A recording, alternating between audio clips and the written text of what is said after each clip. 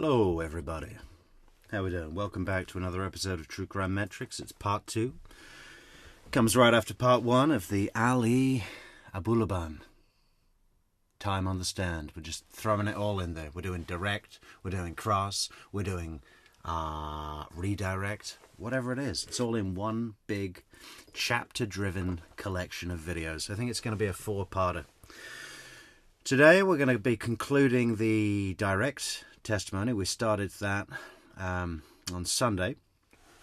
There's a link to that in the description for the video. It says link to part 1 somewhere down there. If you haven't seen it already, I suggest you check it out because it's intense. We were doing it for 5 hours, but it felt like 45 listening to this guy drone on like a narcissistic dead turtle on the stand. I mean, you know, but today we're also going to be beginning his cross-examination, where if you think you've seen some disturbing behavior from this man so far, you ain't seen nothing yet.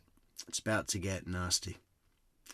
Anyway, welcome everybody in the chat. We hope you enjoy tonight's video. Please remember to leave a like on the video, subscribe, share, leave a comment to True Crime Metrix, fantastic family of true crime aficionados. Where's Scott Reich? Has he ever been in yet? Out of Denver, Colorado. You know Scott Reich from, what is it? Crime Talk. I loved him when the whole Chris Watts thing was happening. He's obviously very close to Frederick, Colorado, where that crime took place. And he was great. I haven't seen him in a while. Welcome everybody in the chat. Okay, so where is tonight's video? Oh yeah, that's what I was saying. But there is definitely... We should get through... like I said, we're going to do the rest of direct testimony of Ali Abulaban. And we're going to begin cross. But then there's going to be at least a third chapter of this series with a big section of cross-examination and redirects, because the final video from YouTube that we've got to cover on that is over 3 hours long, baby. So, you know, generally as a rule, a True Crime Metrix video is around twice as long as whatever the length of the video that we're covering, so it should be like a 6-hour video. Maybe we'll split that into 2. We might have another 2 videos to get through this series. We'll see how it goes. Anyway. Here we go. We've got a video right here.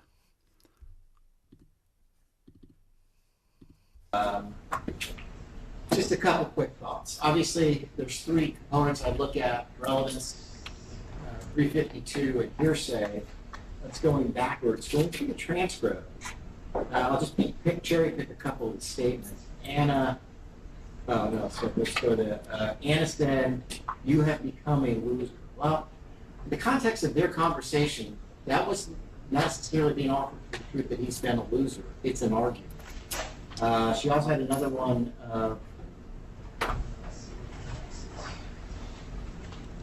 I have come back here for a reason. Is it true or is it real? Which is a question. Again, it's not an assertion.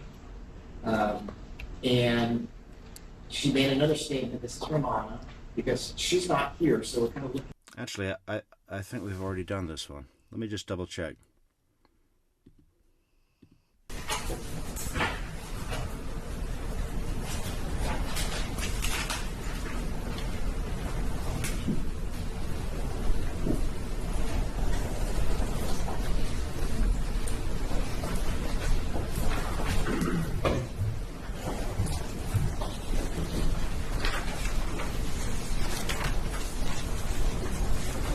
Yeah, we've already been through this.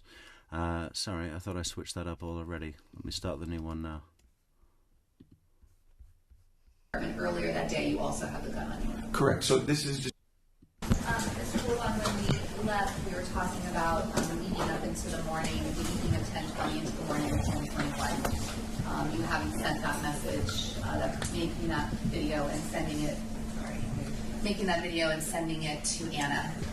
You were telling us that you had not slept prior to sending that message from the night before, and that you had been using cocaine. Does that summarize where we left off for you? Yes.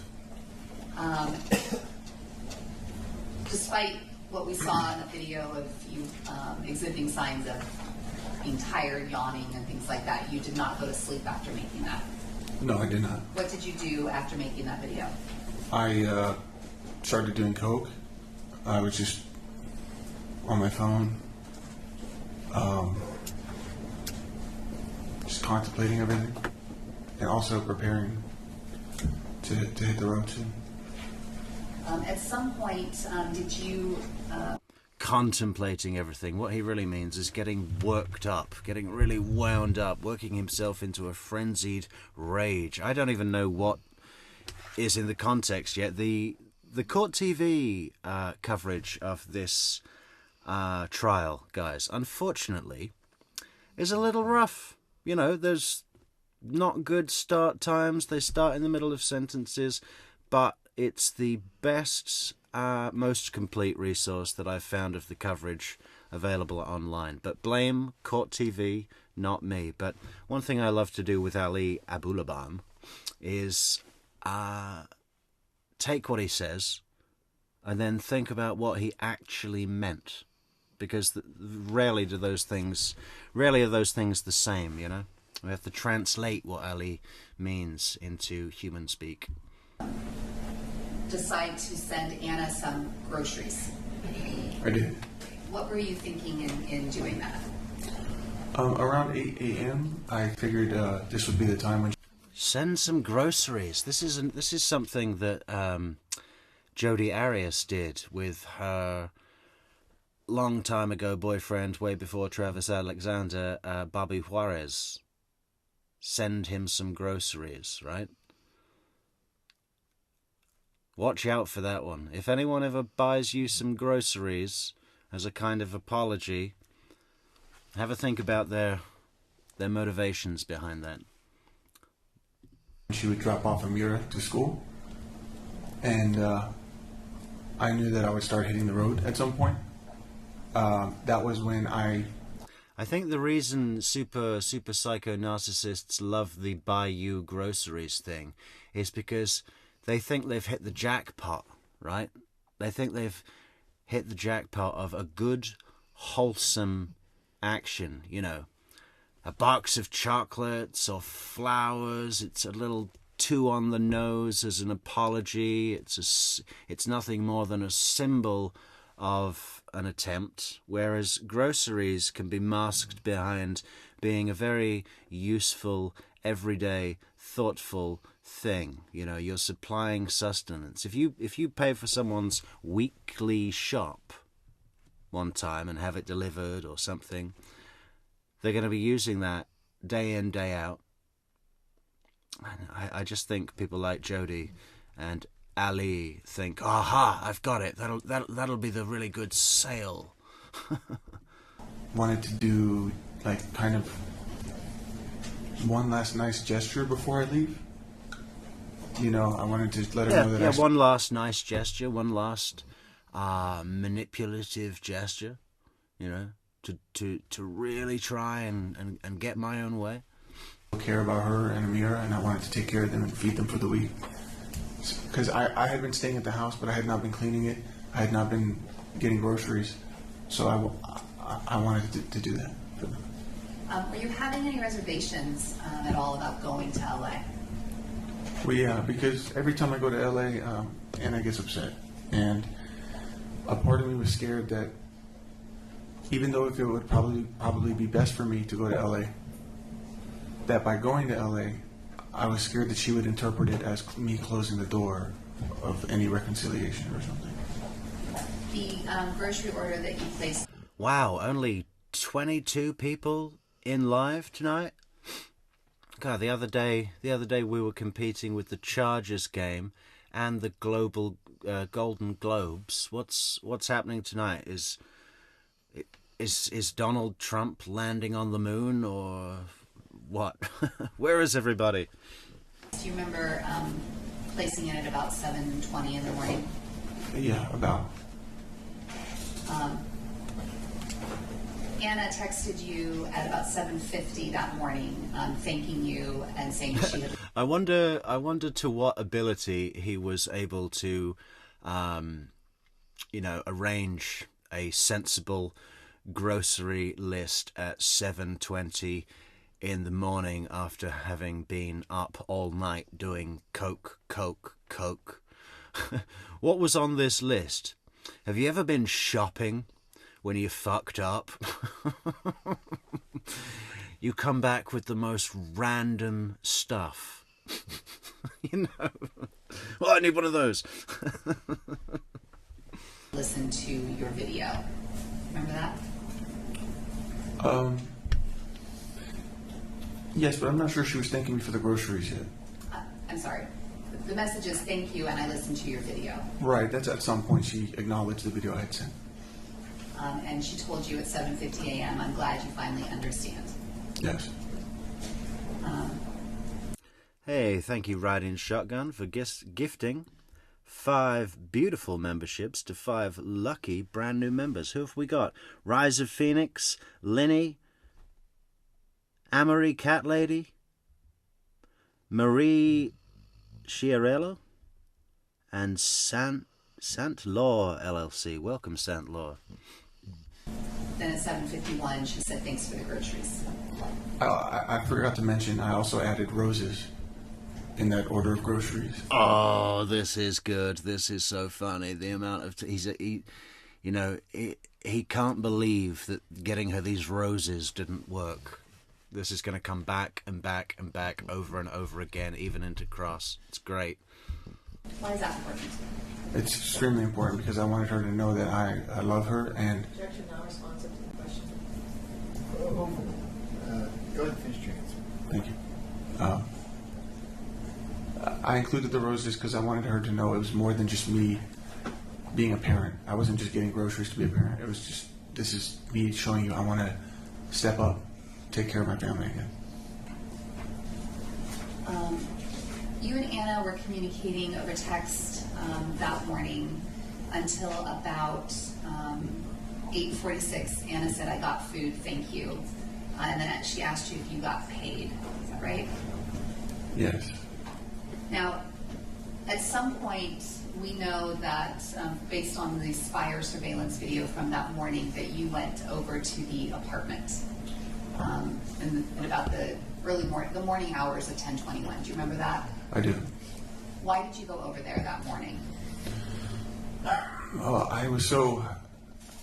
When I had made the order for the groceries, I was really hoping that the roses would make an impact on her, a positive impact on her. I was really banking on it. I was really hopeful. Just the level of immaturity that this guy continues to display never fails to baffle me. What do you think? She's going to get these fucking supermarket roses and forget all of the horrible things you've said and the injuries you've caused to her and the years of a controlling relationship, and it's these roses, these fucking supermarket roses, not even from a proper flower shop. I mean, even if he went out... Hey, Soap, stop snoring in my microphone. Even if he went out and spent like $150, how much is a big bouquet of flowers? Like from floralapology.com or whatever. I bet you could spend $200 on a big bouquet, right? A big arrangement to send over. Even in that case, it doesn't mean a fucking thing. Your little gas station supermarket roses aren't cutting it, buddy. I was waiting for the notification that the groceries were delivered.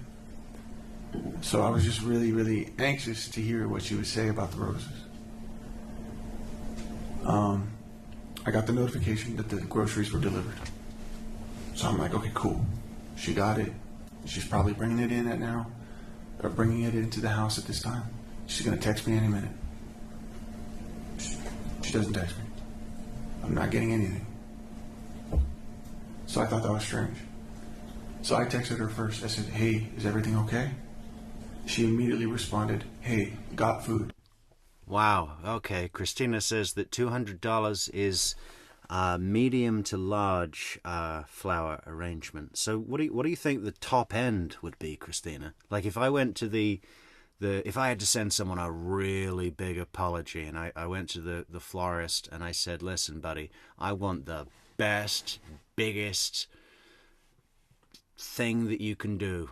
Get it done and send it over. What's that gonna set me back? $400? Can't be more than that, surely.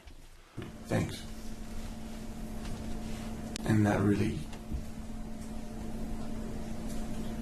caught me off guard because it's very dismissive, it's very short. She did say thank you, but she didn't acknowledge the whole, like, whatever. She didn't acknowledge the roses. And I thought that was so strange. Objection, non-responsive, narrative. Overruled. Keep coming. Okay, I think the next question. So you're waiting for an acknowledgement of what in your mind was a nice gesture and a romantic gesture. Correct. She responded to the groceries, which you recall receiving a thank you for that. Correct. But as you're waiting, did you ever receive any acknowledgement of this romantic gesture that you had done for her? No. At some point, did you try to call her before you went to the apartment? I believe so. And I'm not sure she responded or answered. You, after placing that phone call and her not answering and not acknowledging what in your mind was this romantic gesture, what was going through your mind? The cocaine had started to take effect. My anxieties, my worries, the same things that I'm worried about were starting to come back to me. This is not normal behavior from Anna. And again, buddy, cocaine has never helped anyone with anxiety. Okay? Or de-escalation of tensions. Quite the opposite.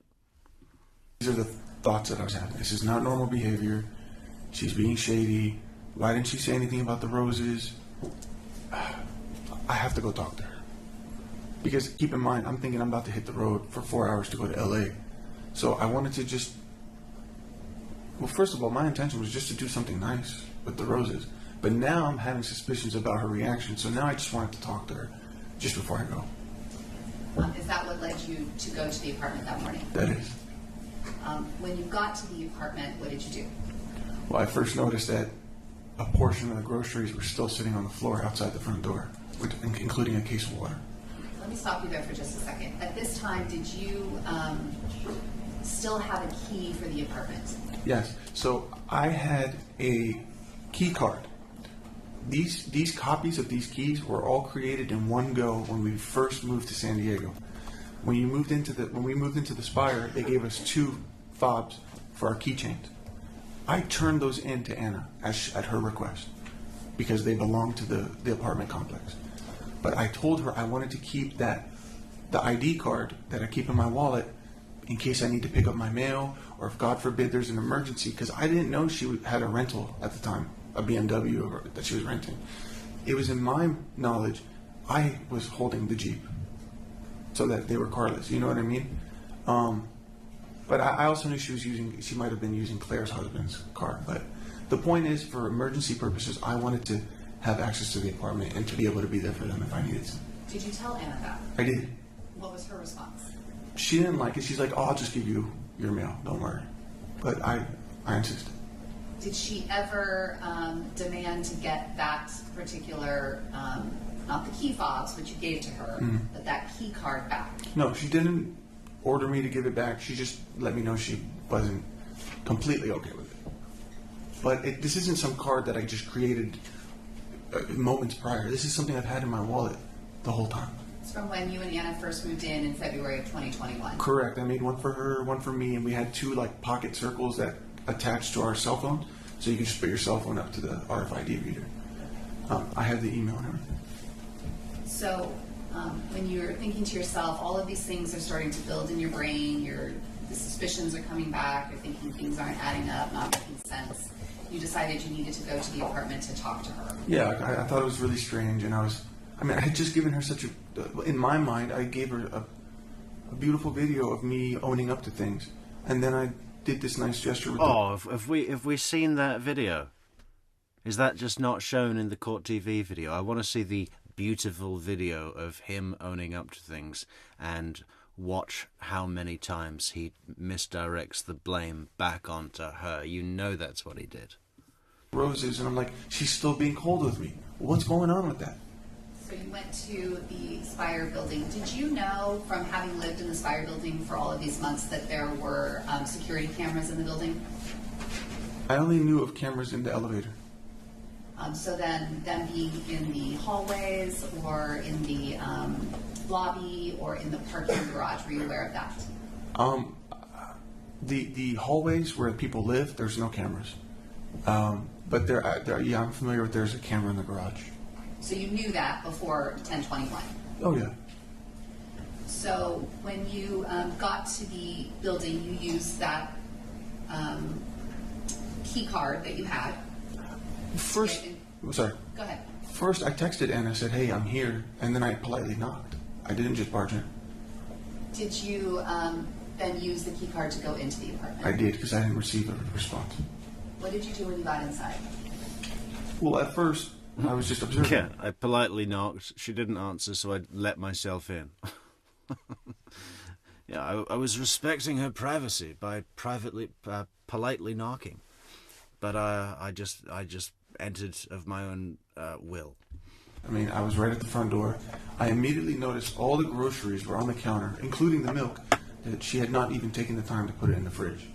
And the first thing I see is my roses, or the roses that I sent, on the counter, and they're crushed by this like mini luggage makeup kit that she had, this makeup bag. That makeup bag doesn't usually leave her vanity. She does it in front of the vanity mirror. So for me to see my roses crushed like this, and her makeup bag right on top of it still open, I'm trying to piece this information together. I'm thinking, okay, first of all, she didn't give a shit about the roses. Second, Yeah, correct. Why would she? her makeup bag is here. It's open, so that tells me she's quickly putting her makeup on to go see somebody. That's how I interpret it. As you were standing in the apartment, did you start to go through some of the things that you were seeing in the apartment? Yeah, I immediately realized she's not there. So I started looking around. I first opened up the second bedroom, which is the office, what used to be my computer room, and where Amira would sleep too. It was a huge mess. Just there was 2 luggages there, partially open. It was a lot more organized, but I started to rummage through it and throw things around. When you went into the apartment, prior to entering it, did you turn your audio recorder on your cell phone? Yes, because again, I expected that this was going to be another one of those interactions with Anna that might go not the way that I had intended. So, yeah, I started recording. I'm going to play for you a recording that you made from inside the apartment. Can I see? You're going to hear it in just a second. I was texting Anna also at the same time. Non-responsive. Okay, so, I'm sorry. This will be Defense Exhibit 27 for the audio and Defense 28 for the transcript.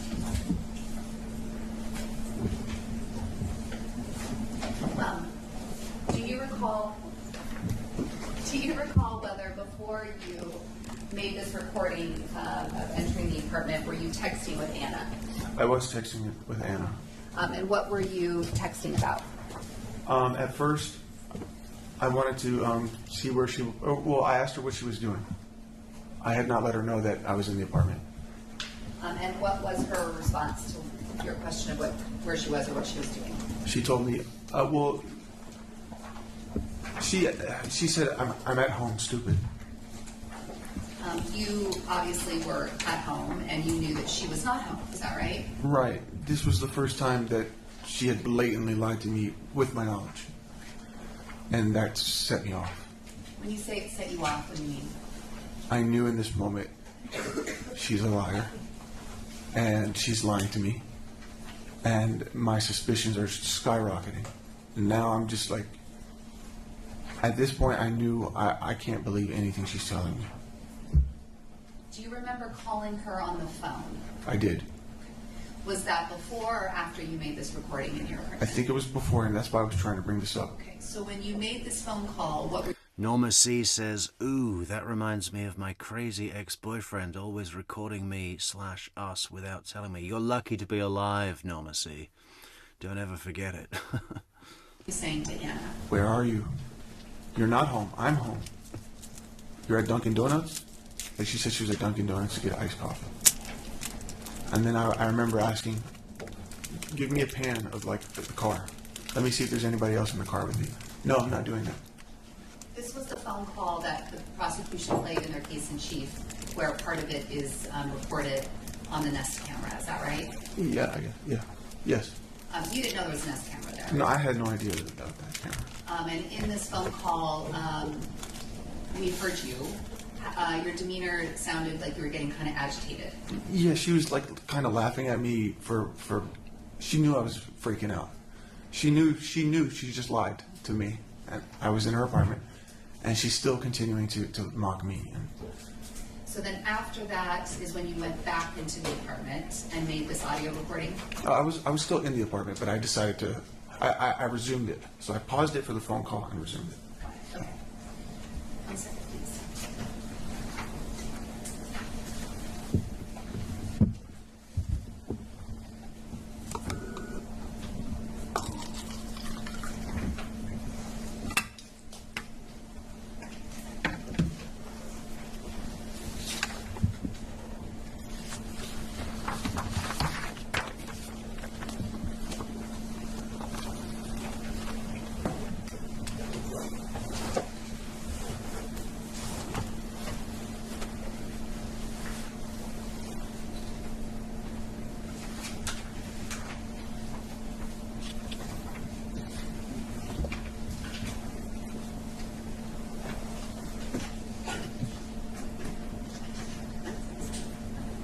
Excuse me, just 1 second here. I want to make sure I...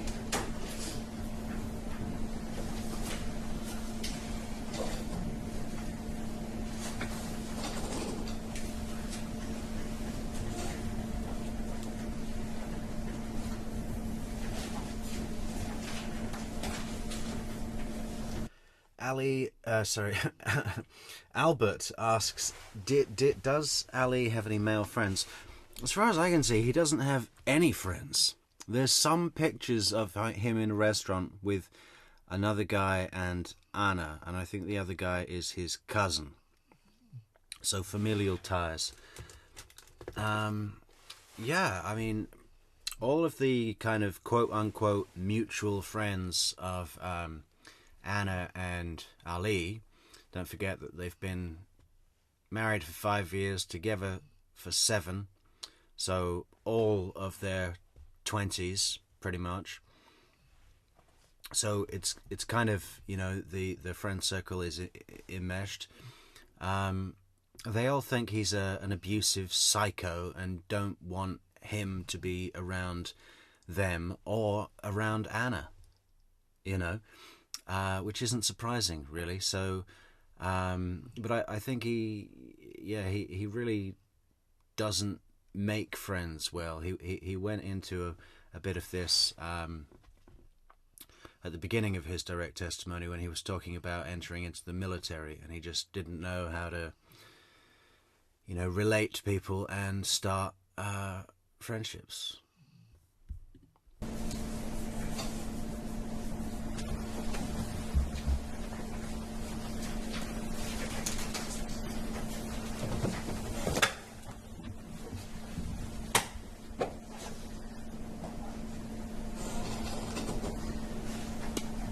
Hello, Barbara O'Keefe from Dublin. If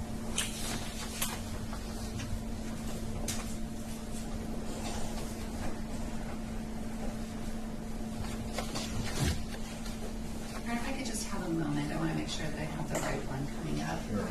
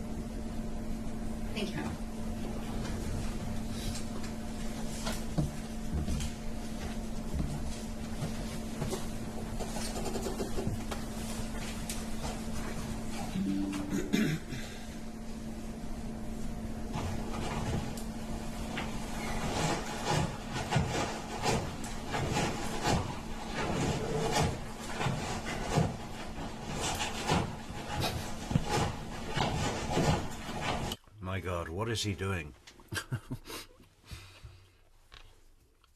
Rummaging through her stuff, probably.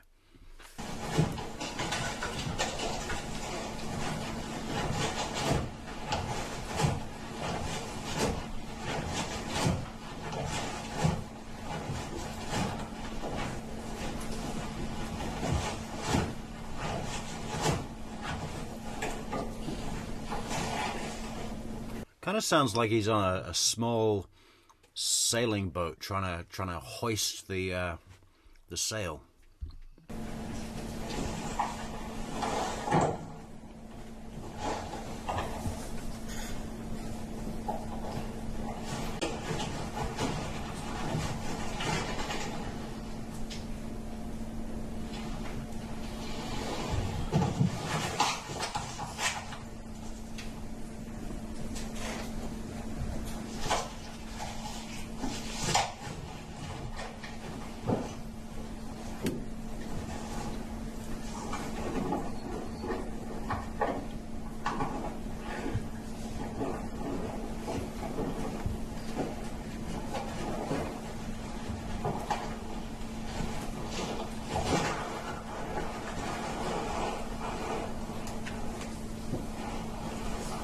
At 128, Mr. Bullivon, as you were entering this apartment, did you run into anyone on your way into the apartment on this day? No. You didn't see the neighbors or anything like that? No. Okay. And so as we're listening to this audio, this is you walking up or walking around inside the apartment and sort of outside the apartment? I believe it might have been shortly entering in and then observe it, it's inspecting the apartment. Resuming it at 128.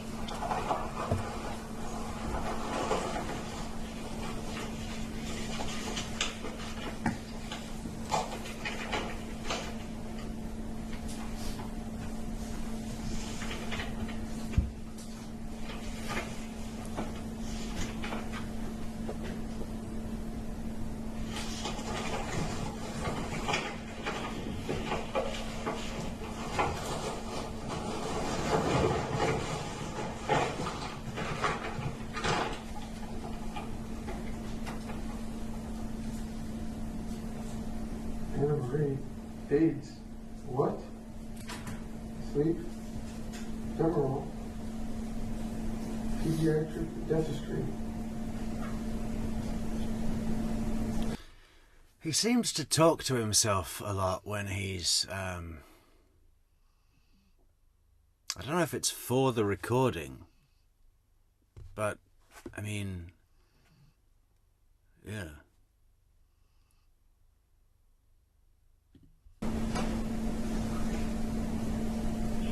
What's she giving? My kid.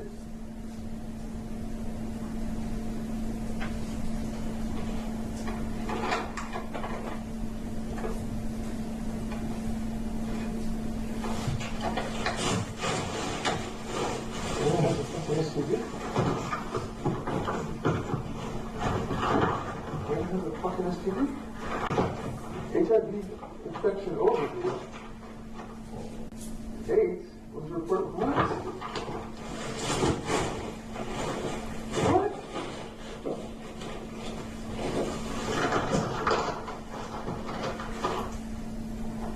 Because there's no vaccine for AIDS. What the fuck? Exam one. It was AIDS?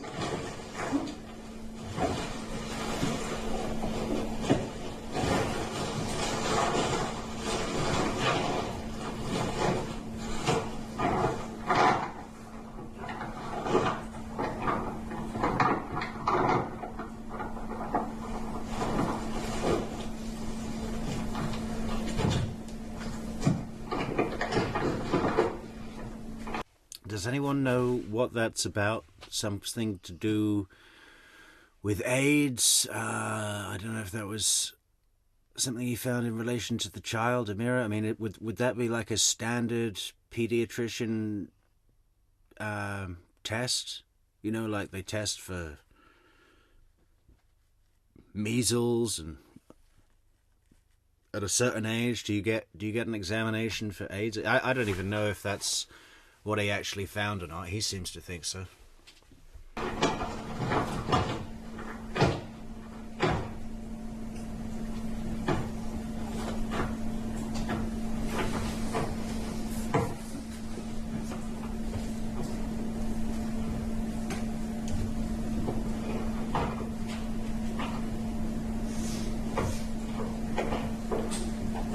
Oh my fucking God.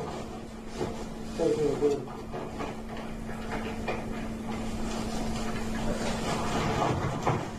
Fucking God.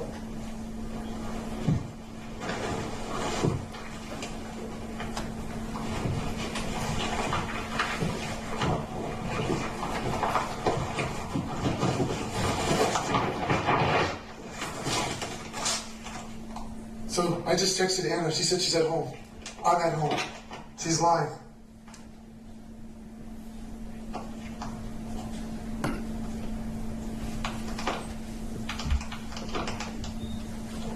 She's lying. Oh my God, she's fucking lying.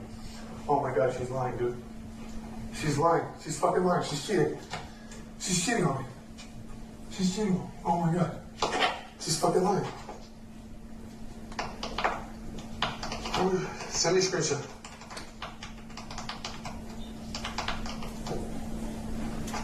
I'm going to stop it there at 508. It sounds like we're hearing like a clicking sound as though you're texting. Yes.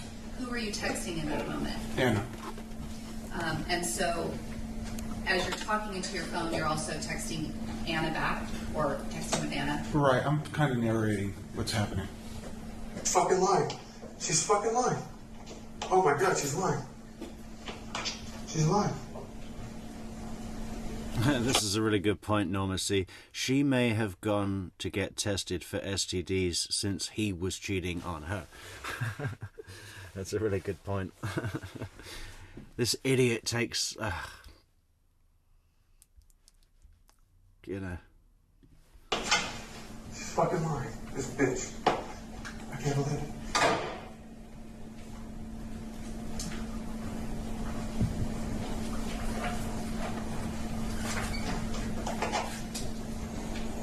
She's lying to me. She said she's on a fucking new hire training call. 1 hour training on her phone. I said, where are you? She said, I'm at home. She's fucking lying. I'm at home. Bearing in mind he's completely alone at home, talking to himself this frantically, that tells me that he should see a doctor.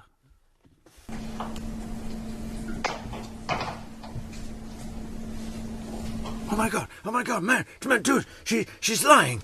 She's lying. She said she's at home, I'm at home. She's lying, she's cheating. She's fucking cheating. She said she's at Dunkin' Donuts. She's getting coffee. I'm here at the house, no coffee. She's lying, a cheating liar. Fucking hell, how much coke do you have to do to get that bad?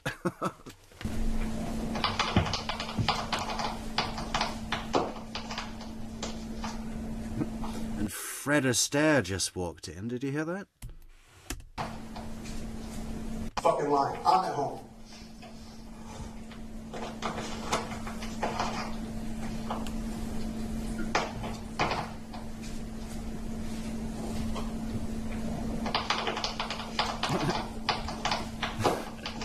Hi, Fred.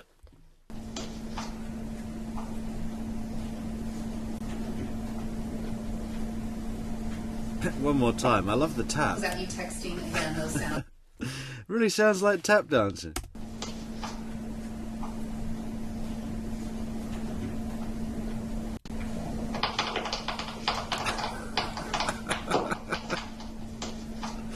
Is it me, or does that sound like Fred Astaire?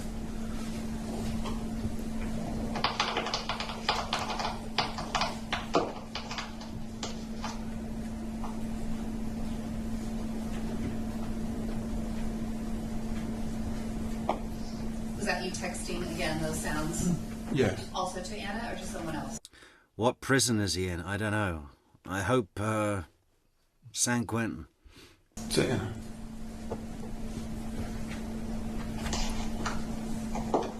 As I fucking suspected. She's cheating on me. She's fucking cheating on me. She said she's home. She's not home. She just blocked me because I wanted to fucking find out where she is. She won't answer my call. Fucking cheating on me. Alright, Anna. You wanna fucking cheat on me? That's fine.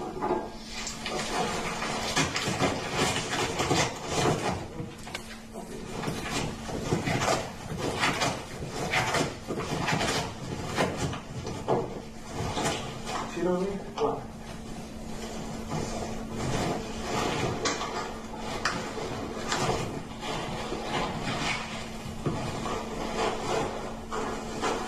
Cheat on me? Okay. You gonna cheat on me? Huh? After you fucking drive me crazy, you gonna cheat on me? Alright.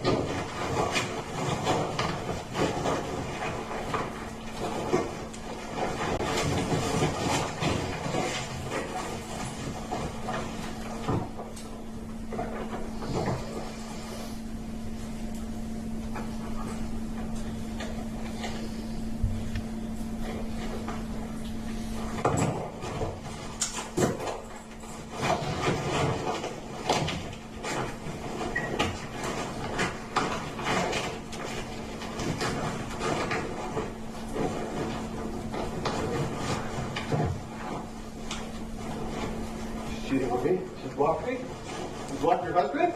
You cheating on me?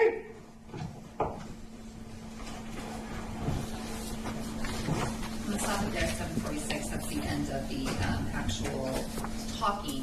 The recording, though, continues to be a total of 12 minutes and 50 seconds. Is that what you recall having the phone on still? Yes. Now,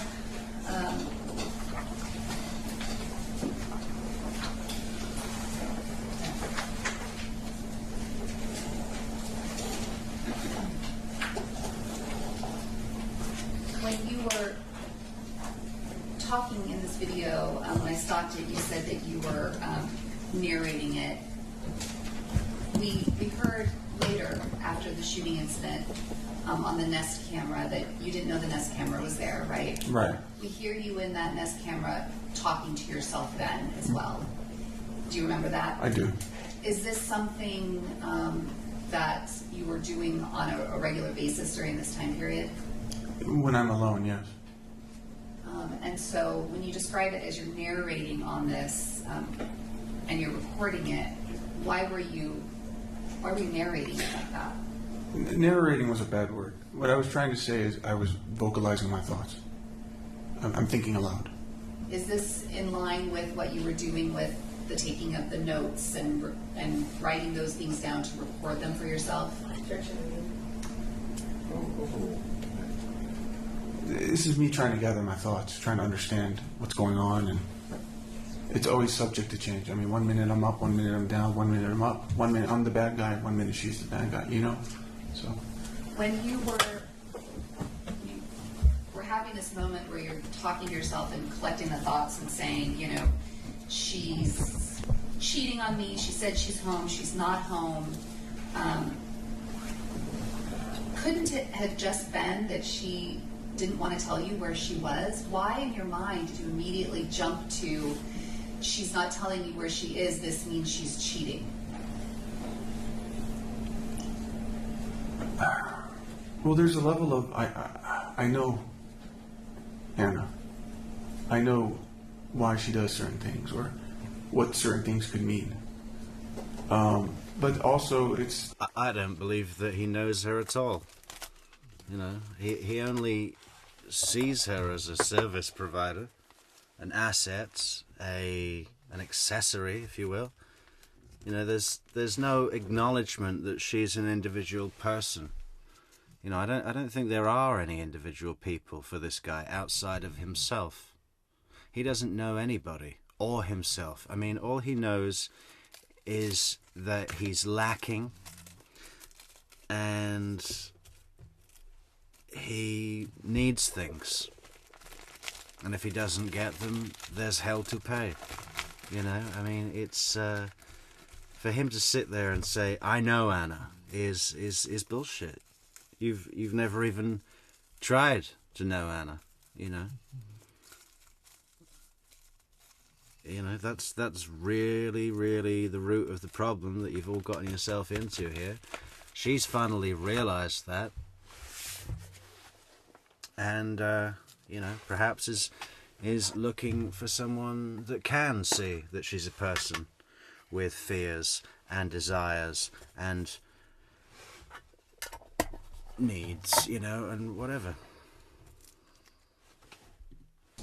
The build-up of like leading up, the circumstances of what I'm seeing. My rose is crushed. The makeup bag open. My roses were crushed with her makeup bag and the milk. She didn't even put my milk in the fridge. She must have been in such a rush to go out on that date that she crushed my roses and didn't put my milk in the fridge. And there's zero acknowledgement how utterly deranged he sounds. He's actually believing. You can tell by the way he's really shaping the phraseology, or not the phraseology, but the what do you call it? The tone of what he says. In his mind, the jury are all sitting there and going, "Oh my God. She didn't acknowledge the roses. Are you kidding? You went to all that trouble to go to the website and click purchase on a $4.99 set of half a dozen roses and had them sent over by a delivery person with the milk and bread? And she didn't even give a damn. Of course you went mad. We would have all gone mad with you. If we'd have been there with you in that house, Ali, we'd have probably burnt it to the ground. Because she didn't acknowledge your roses. Our heart is with you, Ali. Our heart is with you, Ali. The jury are with you, Ali. That's what he thinks. That's really what he thinks. Saying she's home, but she's not. The lack of acknowledgement of my... the cheating thing was going on. The suspicion of that she's cheating on me has been going on for months. And I'm constantly, one minute I'm thinking it's happening, it's prevalent, and then sometimes I just brush it under the rug. Maybe I'm just crazy. And then again, I start to think. And then sometimes she'll tell me something, and I believe her, that she's not cheating on me. So, the whole cheating thing, it's just been going on for so long. Like, the whole me suspecting that she's cheating has been going on for so long. So that's, of course, going to be my first conclusion. Okay. Now, after making this recording, did you stay in the apartment? I started rummaging the apartment. I started throwing some stuff from her stuff away. I threw away her makeup. I smashed some of the groceries. I threw the roses on the ground. I was having a huge tantrum. Like, you see how that ended, the level of my voice? That's how that continued off recording. Or on, I don't remember. So we hear on the Nest camera footage from that time in the morning sort of a loud banging sound. And the garbage chute on your floor is very close to your apartment, is that right? Just outside my door to the left. And so that loud banging sound that we hear on the Nest, is that you throwing things of hers down the garbage chute? It's the door. It's the trap door of the chute shutting and closing in between while I'm throwing things away. He's taking her stuff out into the hallway and throwing it down the garbage chute. So the way that video ends, like you said, with your voice being very ramped up and agitated, that's what led into the throwing away of her belongings and damaging the apartment. Right. At that point, I had been, like I said, I was set off. I was triggered. I was explosive. At that point, I'm just acting on impulse and rummaging, and I'm throwing away her shoes, I'm throwing away her bikinis and stuff like that. After that, did you at some point calm down? I did. So what happened was I started to feel severe exhaustion. I felt so completely drained mentally and physically. I didn't know what to do at this point. I'm like, okay, I think she's cheating on me. Should I stay and wait and see if maybe she'll come in with the guy, or no, I'm too tired for that. I need to go to sleep. I have to go to sleep. I have not slept. So that's what I decided, that I'm going to go back to the hotel. But I also realized that, you know what, this moment is the most that I felt that this is actually, that my suspicions are actually real. I didn't want to lose this opportunity to catch it.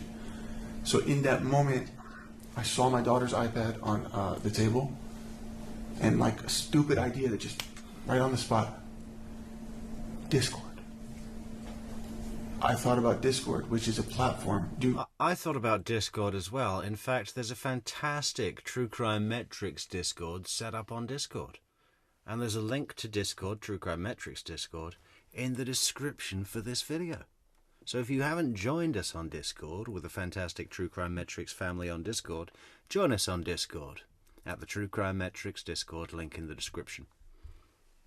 Do you want me to describe that platform or just keep going? Do I have it? I'll ask you. I don't know how to describe the platform, Ali. People ask me that all the time. It's basically like a chat room, but really, really good. And it's fantastic. You know, there's a whole bunch of us in Discord from True Crime Metrix family.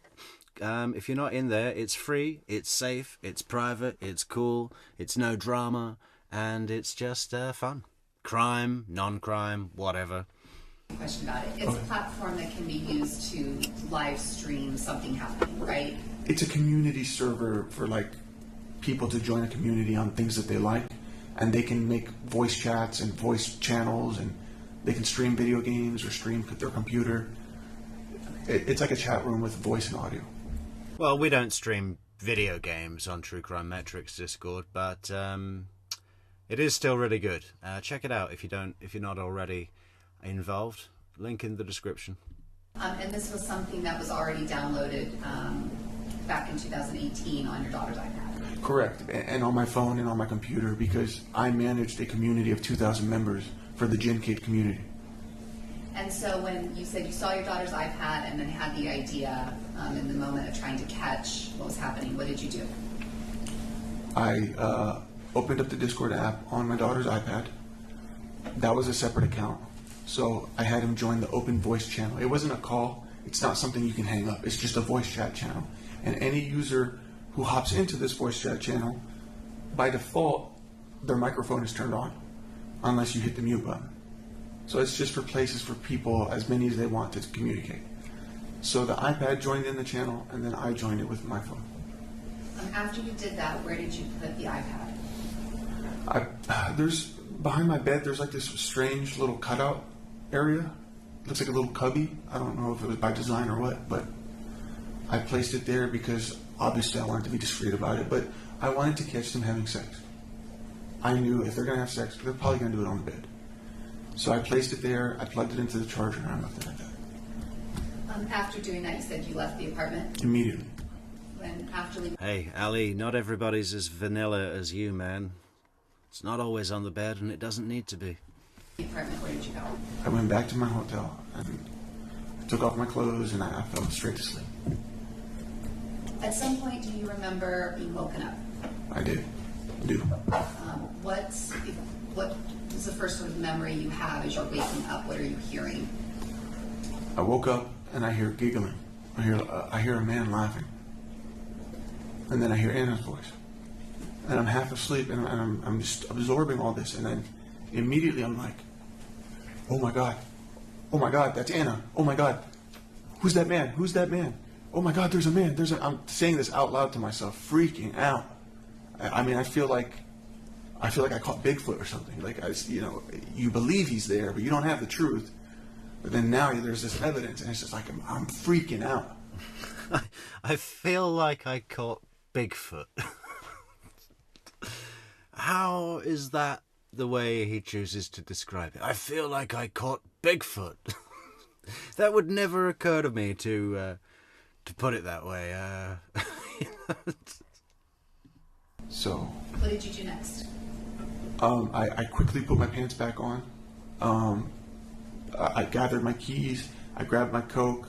I started to do a couple bumps because I knew, okay, there's a man in my house. I need to be focused because I want to be in the zone here. You know what I mean? Because I was still half asleep. So I was just slamming back some Coke, and yeah. How much coke do you think you did in that moment? I want to say 4 or 5 bumps consecutively.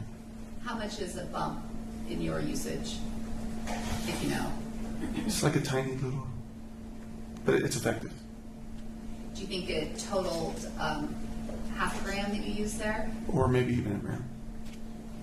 When you said that you 4 or 5 key bumps is a fucking gram.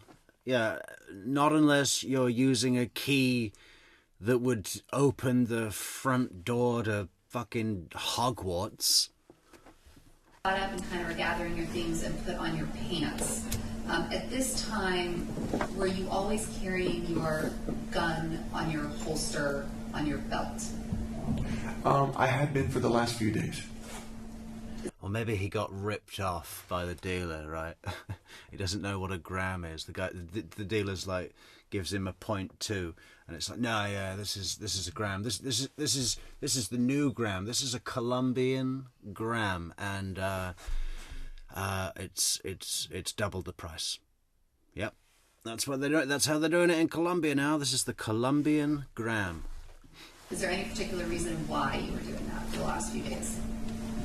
Well, I'm a concealed carry permit holder in the state of Virginia, so yes, I used to wear it regularly, concealed every day. But that doesn't apply here in California. However, when I had moved out, or when I left the apartment on the 18th, all my expensive belongings were in my Jeep. My Jeep, my iMac computers, my personal property, it's all there laid out in the open. The windows are not tinted. So I wanted to carry conceal in the event that I found a break-in or a robbery or something like that. So when you put on your pants, your belt was on your pants, Correct. and the holster was already on your pants. And the gun, yes. So you throw all of that on and you get into the Jeep. Correct. And where did you head from there? Does that make, in the words of Dan Rashbaum, does that make any sense? I was wearing my gun on my hip because all my expensive equipment was in my Jeep while I was staying at the hotel, and I left my expensive equipment in the Jeep, my iMacs, and there's no tinted windows. So I wanted to wear my gun on my hip in case there was a break-in or a robbery. Well, in countries that I live in, where I don't wear a gun on my hip, and I want to prevent my expensive possessions, if I had any, being stolen, I take precautions. I cover them up, or I take them inside, or I don't leave them in view of an unattended vehicle. Perhaps that would be a better idea than wearing a gun. I had that gun on me when I visited the first time that morning. Okay. And it's bollocks anyway. He's wearing a gun on him because he's amped up and angry and wants this vengeance on Anna. Yeah. So when you were at the apartment earlier that day, you also had the gun on you? Correct. So this is just something I was carrying, basically. When you got into the car, where did you go? I was only wearing the gun because I had to leave the house with all my stuff because Anna was such a bitch. You see how he's, without even saying it, he's created this version of reality where it still comes back to being her fault, right?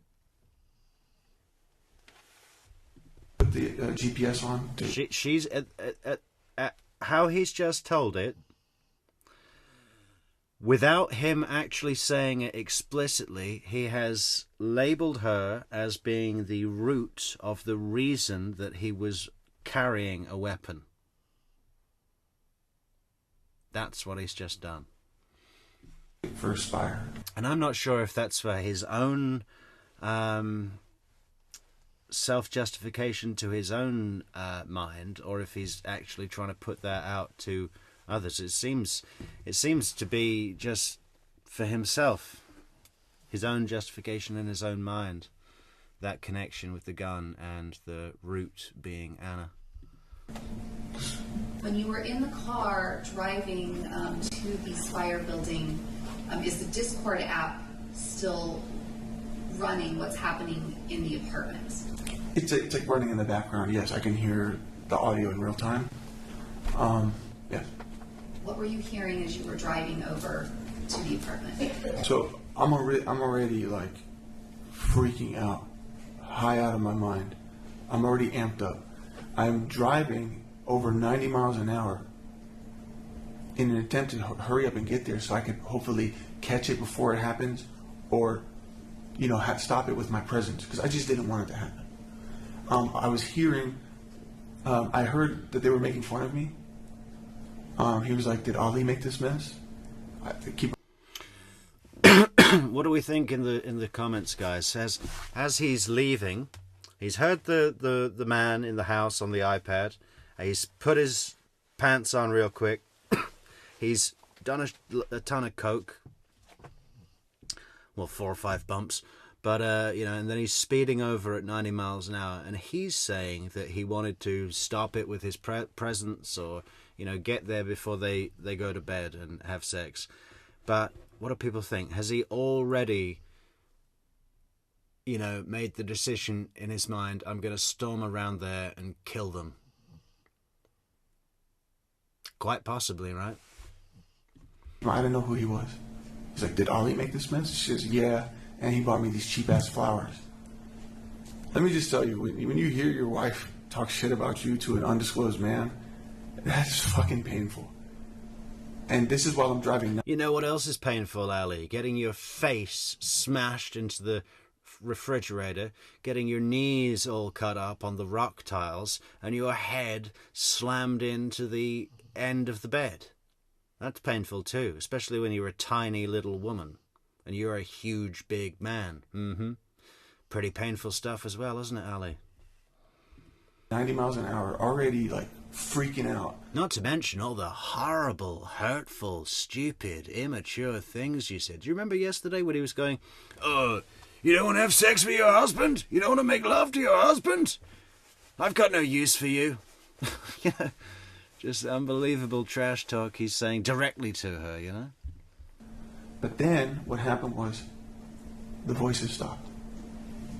Suddenly there was silence. And I'm like, "What? Why don't I hear anything? Why'd they stop talking?" Next I start hearing R&B music playing. Let me stop you there. Oh my God, R&B music playing. What if he heard some Barry White? My darling, I can't get enough of your love, babe. You know, R&B music was playing. That's what everyone puts on before they make love. That's what he means, isn't it? I heard R&B music playing, so I knew what that meant. As you were driving over there, you were texting with this friend, Sammy, who you had planned to go and see later that same day. Is that right? Yeah, I texted him that there's a man in my house. And you told him not to contact Anna. Do you remember telling him that? Yes. Why would you tell him that? I had asked him to intervene at one point between me and Anna to see if maybe he could be the middleman of reconciling us. So I know he had her number. My intention was, when I had told him that there's a man in my house, I was concerned that he was going to tell Anna, thus giving her a heads up, and then she was just going to have the guy leave. So then I would be at square one again. So. Well, I thought that's what you wanted, Ali. You know, I thought you just wanted to prevent them from entering into the physical act of love. But now, what you're revealing, at the very least, is that you want to catch her just before being in the act with the guy so that you can use that as leverage, or to execute them both. Basically my intention was to just not show up at the apartment and then just like, "Oh, where'd the guy go?" You know what I mean? So you're telling me. I love this, Patricia Burns. And Ali, I don't do Colombian grams for everyone, my friend. That's special to you because you're a good customer. Yeah. It's just double the price. Double the price. Yeah, it looks smaller, but that's just because it's compressed. You know, because when they smuggle it out direct from Colombia, they have to compress. And that makes the gram look really, really small. But yeah, once you chop it up, you won't know the difference. You told him that you're driving over to the apartment, you're listening, it goes silent, and then you hear the music. How long did it take you to get from your apartment, from your hotel to the Spire apartment building? The commute was 15 minutes. When you got to the Spire building, where did you park? Right outside the garage on the red curb where it's like illegal to park. But I just, When you got to the Spire building, why did you go in through the parking lot instead of through the parking garage instead of through the front door?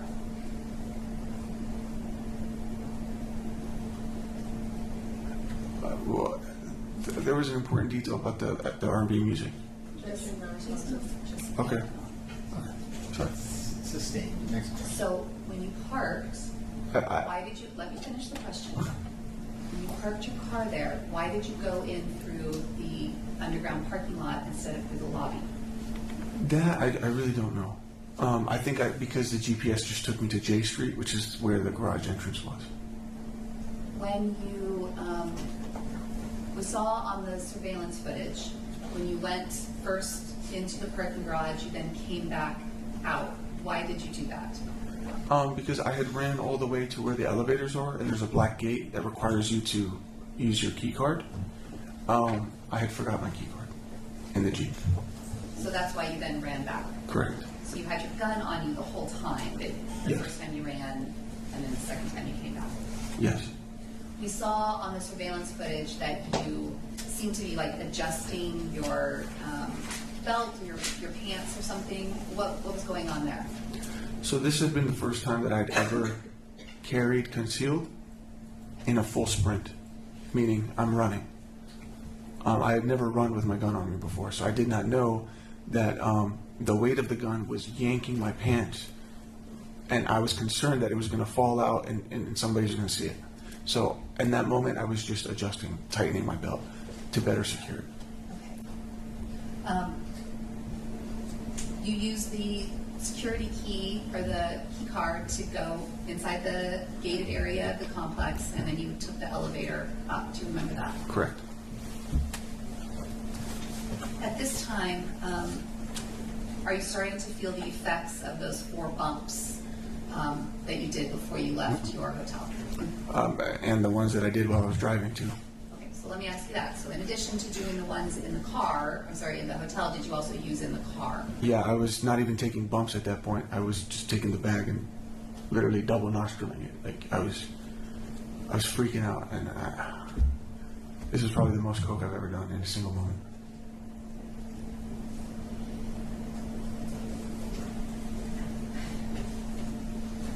When you're on your way up in the elevator, what are you thinking? I'm thinking, oh my God, she's probably having sex right now. I wonder who it is. Hurry up, we gotta get up there.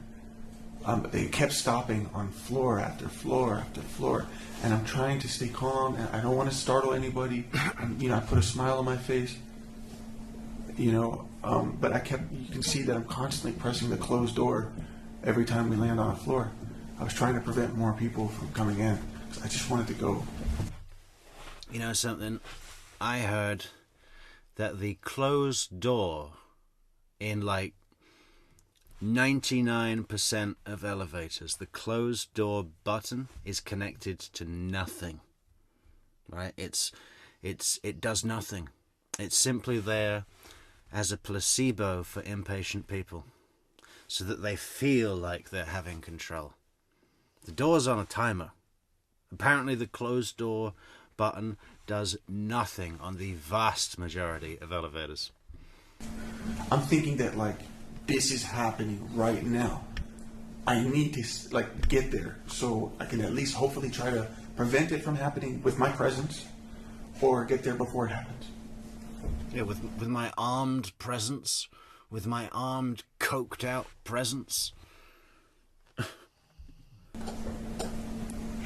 Because you knew that you put the iPad with the Discord channel on in the bedroom, as you're coming up and getting ready to go into the apartment, what are you expecting to find when you open that door? Well, I put it in the bedroom because I was trying to catch them having sex. So when I heard their voices loud and clear, my mind thinks they're in the bed doing whatever. So I thought that by entering my apartment, I would have that little leeway from the front door to walk to the bedroom. I thought I'd have that cooling off point to be like, okay, I don't know what I'm about to see. Just calm down. I thought from the front door I'd be able to just kind of bring myself together a little bit. Their objection calls for legal conclusion. Overruled. So you were thinking, because you put the iPad in the bedroom, we know from the way your apartment is set up that you would open the door, walk in, there's the kitchen, a little bit of a dining space, and then the couch. And then off to the side of that is the bedroom. Is that right? It's almost straight ahead, but to a slightly slanted. Yeah. And so you expected, because of what you were hearing, that they were going to be in the bedroom. I'm like prepped to hear moaning and just very disturbing things. And so when you walk in, you're expecting that you're going to have... Yes, please do support the channel with super chats, super likes, super stickers. Any way you can support is super appreciated. And if anyone has an idea for a goal, we should add another goal. The goals seem to do quite well at the top of the chat. But if anyone has an idea for a serious goal that we should do on True Crime Metrix chat, let us know. And also, fantastic way to support the channel is at buymeacoffee.com/True Crime Metrix. And by the way, guys, this little thing on the video with the merch, the little overlay, does that annoy the shit out of anyone? Should I take it off? Is it in the way? Does it look terrible? Because, I don't know. It always shows up there when I put the merch under the video. It seems to come on here as well. So I tried to move everything so that they're like, you know, not over the top of each other. But what do people think? Should I just take that out completely? Does it annoy the shit out of people? Have time to walk from the front door through the kitchen, small dining area to the bedroom door before you actually see what you are hearing and expecting you're going to find in there. Correct.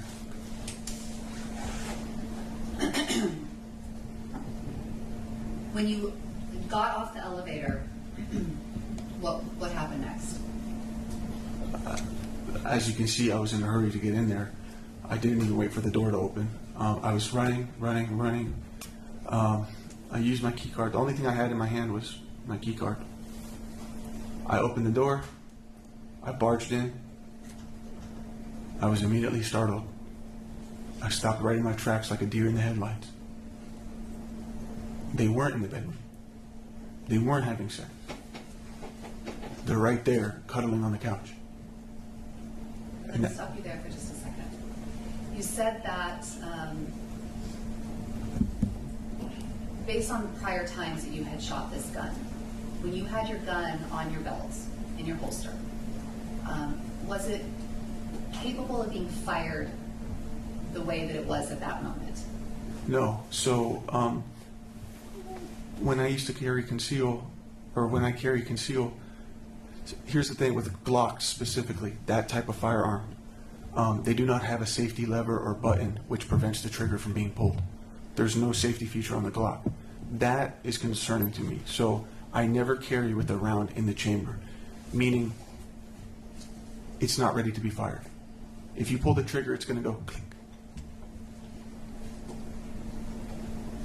We saw, and you described for us, running off the elevator to the apartment. You had your key card in your hand. You opened the door. You described it as barging in.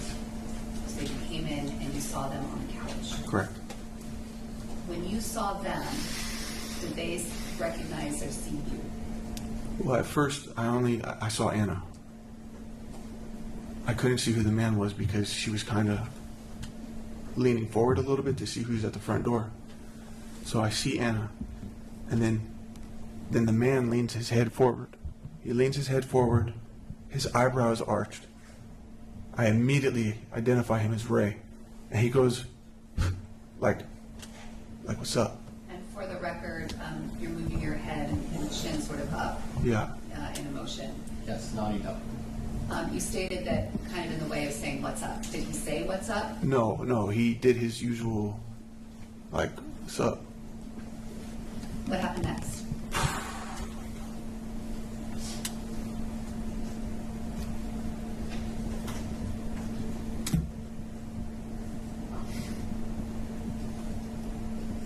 I didn't expect that Anna would ever do that to me.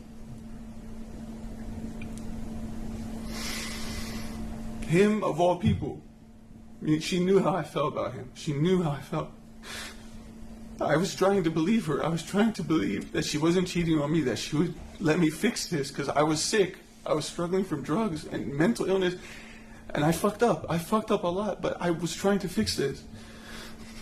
And when I saw that it was him, I couldn't take it. I couldn't take the fucking betrayal. I couldn't believe that she could do that to me, to our daughter. And then before I could stop myself, I just fucking snapped. My gun was in my hand, and next thing I'm shooting, and I can't stop. I'm just shooting, and I'm even startled. It's like I'm watching it happen. I'm like I'm in the passenger seat of my own body. I can't stop it, and I hear Anna screaming and crying. And I don't even remember shooting Anna. I just remember running back to the front door, and I grabbed the door handle, and then it hit me. I'm like, did that just happen? And I turn around, and I see Anna leaning forward, and there's blood. And I'm like, Anna. I couldn't believe I did that.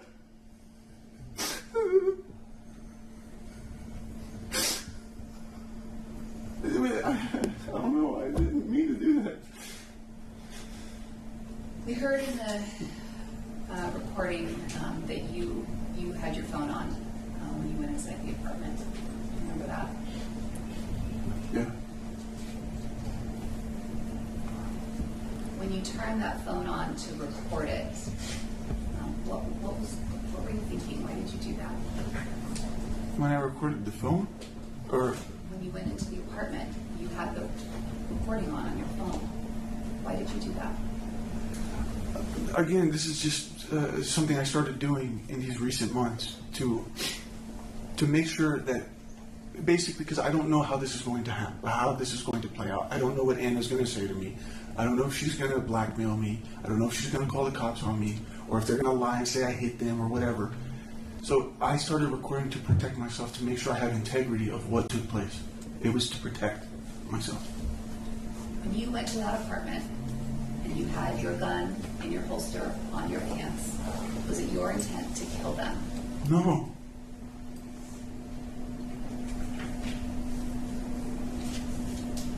You said that when you walked in, you saw her and saw him, it was like you snapped and were walking towards them with the gun.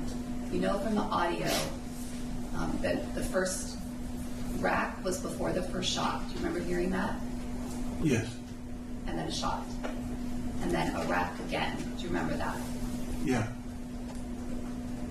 Based on the experience that you have with shooting this gun, after that second shot, do you need to rack it again to shoot it?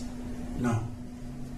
When you're hearing that on this recording, do you have any memory of racking that gun again?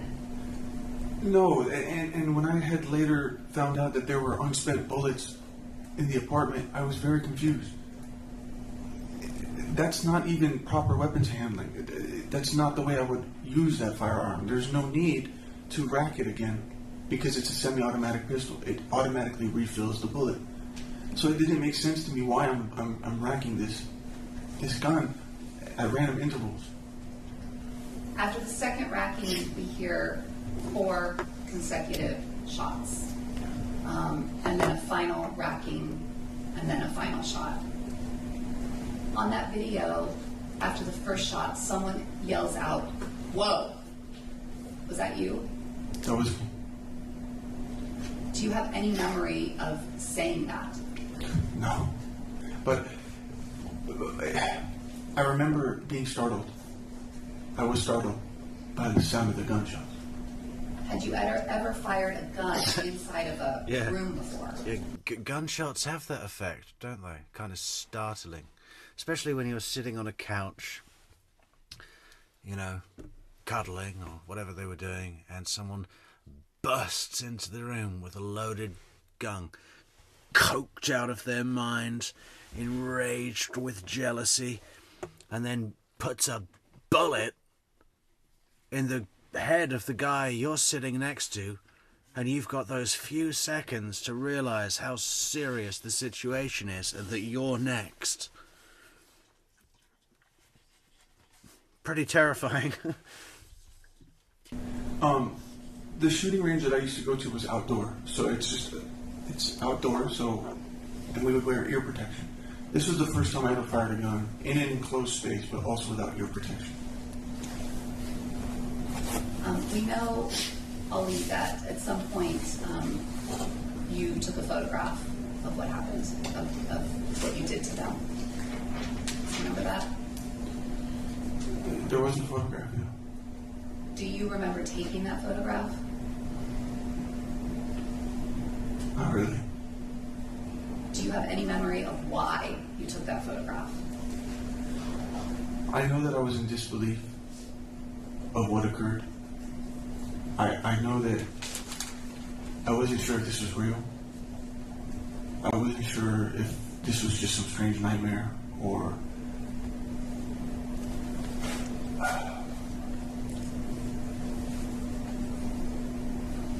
yeah, I didn't know how to, I wasn't thinking clearly. I didn't know how to process this information.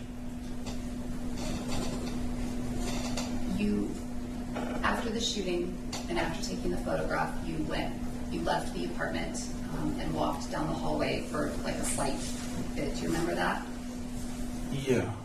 And that's what, having watched the Nest camera, that's the portion in which you're saying, you know, I think your exact words were, shit, fuck, what have you done?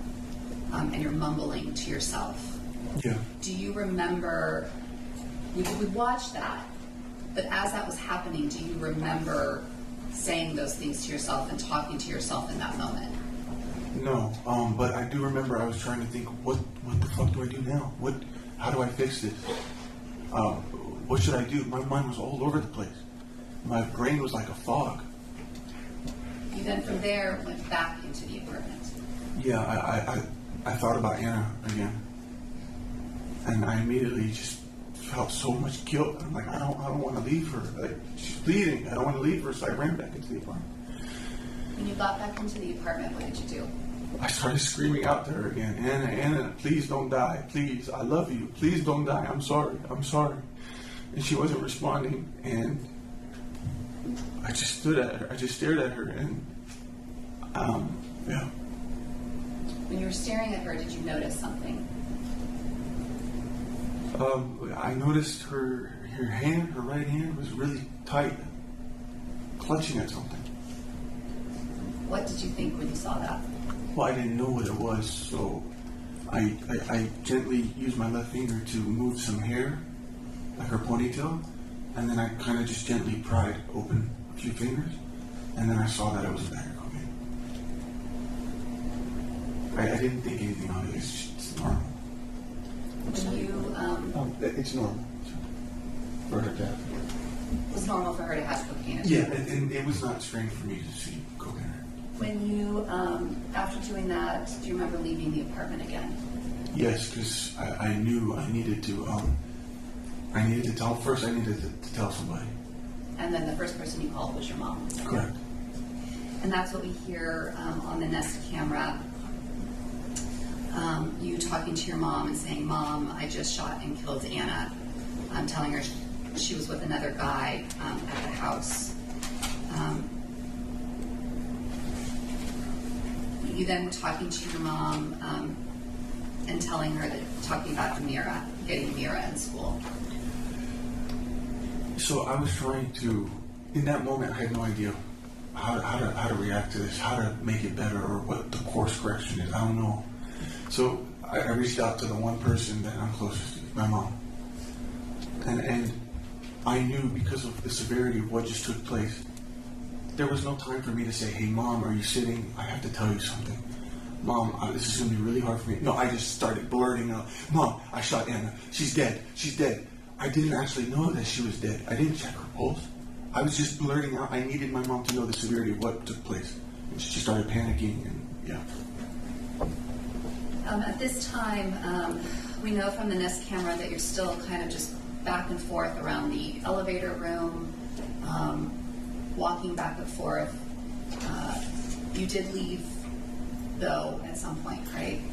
The reason I was pacing is because the elevator was taking so long, and I was talking to my mom, and I was talking to my dad through text, and I'm letting them know these things. My dad's not really believing me. He thinks I'm talking about some TikTok video or something. But yeah, I'm pacing and stuff. When the elevator door finally opened, who was on the elevator?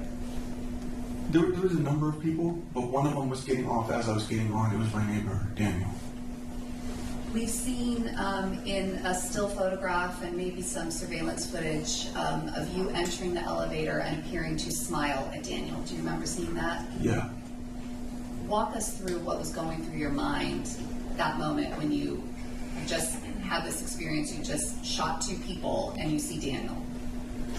Well, immediately he's talking. Hey, I've been looking for you. I got your voicemail. It was really funny. Sorry I haven't been able to communicate with you these last few days. You know what? I'll take the elevator with you. And I'm holding the door. I'm like, no, it's fine. We'll talk later. No. And he's like, don't be silly. Just I'll come with you.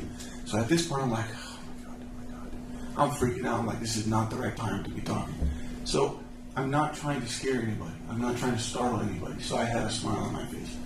I'm being playful, but it's just freaking the fuck out, because eventually, as he's bombarding me with these questions, I look at him and I go, stop fucking asking me questions. It scared everybody in the elevator. When you got on the elevator, it was actually going still up, right? I hadn't even checked that it was going the wrong direction. So you're on there with Daniel, you guys go up a couple floors, you come back down, and as soon as you say this to Daniel, he gets off the elevator and goes onto the floor that you all lived on, right? Correct. What happened then? I rode the elevator, I think, in silence. And then as soon as we got to the lobby, I ran out. I don't know, I guess I couldn't wait for it to go to the garage. So I opted to just run through the lobby and exit through the Pinnacle entrance, and then I ran to my Jeep. When you got to the Jeep, you placed a phone call to 911. I also put my gun away. After putting your gun away, you called 911. Yes, I called 911. Why did you call 911? I called 911 to get medical help for Anna and Ray in the event that there is a chance to save them. I was not ready in that moment to say, hey, it was me, I knew that my mind was on getting them help, and my mind was on the fact that my daughter's all alone in school. And I expect that her mother was the one to go pick her up. I didn't want to, leave her there and have her watch all the kids. Right. Sorry, guys. I've been a bit distracted. I love a good guessing game. And our good friend Dan Bailey's stuck a portrait up on Discord. And I think I got it close. I think Jimmy Somerville was a good guess. But sorry, other members of our audience. I'll be back. I'm fully focused. I'm just thinking whether we should skip to the... Oh, look, we're almost done with this video. And then I suppose that's the end of Direct. I think it cuts off early. Right?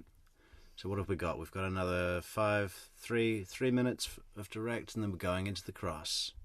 Get picked up by their parents, and she's thinking, where's mom and dad, And I knew I had to turn myself in. I wanted to at least just secure her. I was coordinating with my mom. Like, can you meet me, please? I just want to give you a mirror. Okay, Dad, what about you? Can you come meet me?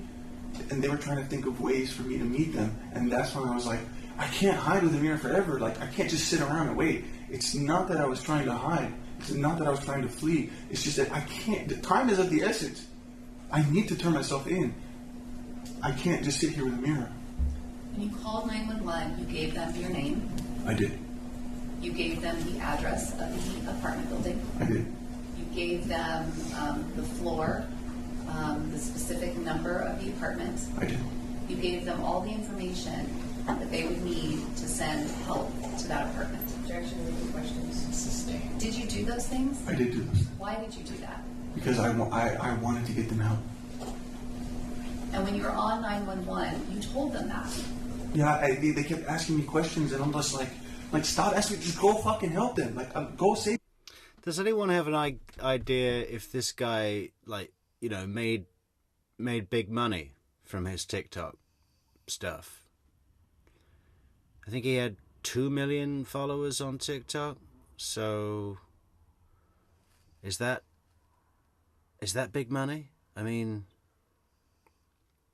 he had that fancy Jeep and a few computers. The apartment looked pretty plush.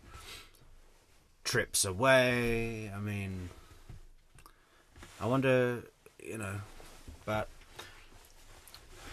And his attorneys do not strike me as cheap attorneys.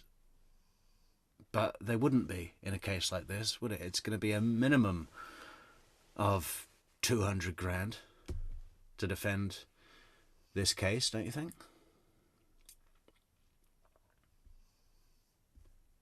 I'm just wondering how successful he was out of all these little Al Pacino videos.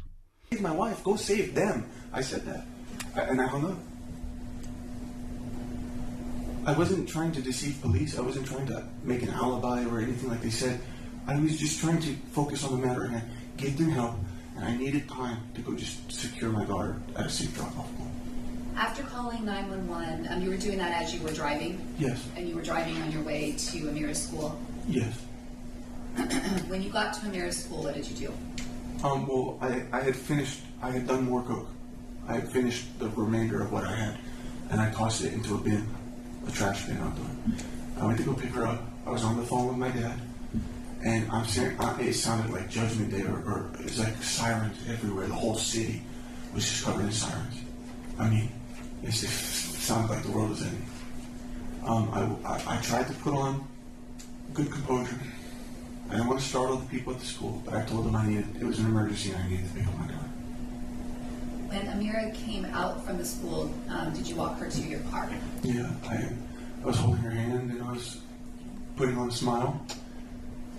And she goes, "Where's Mom?" I started crying. I said, please don't ask me about Mom right now. Please don't. Mom's not feeling very well today. Let's just go to the car. When you got her in the car, you drove away from the school? I did. Where were you headed?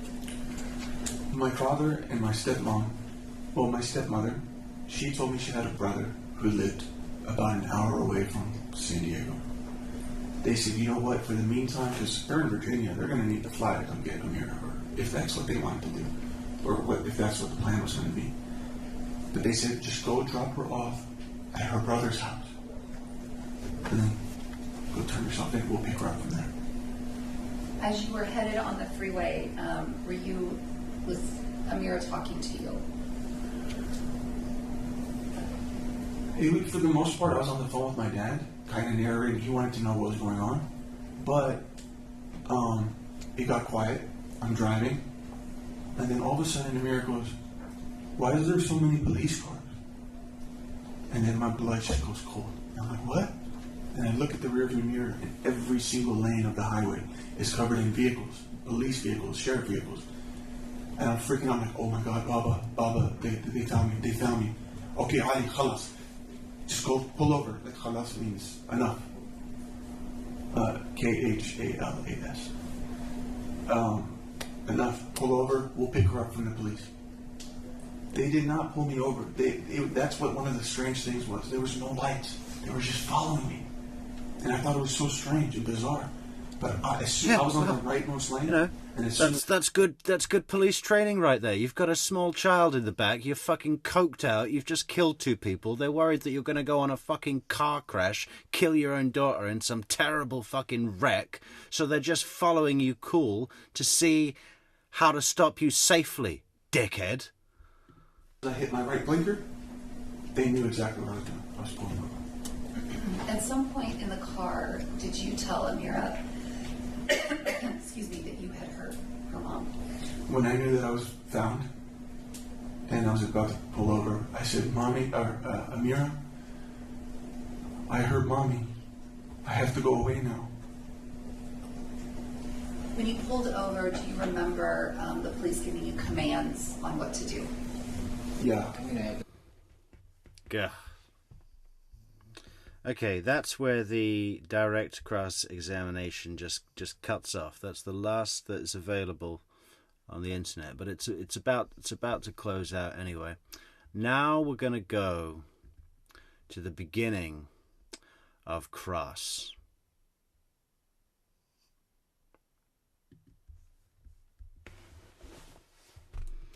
Which again, it starts a little late, but it is close to the beginning of cross. I always like the very first question though. I always, it's such an important question. We don't have that, unfortunately. But what we do have is this.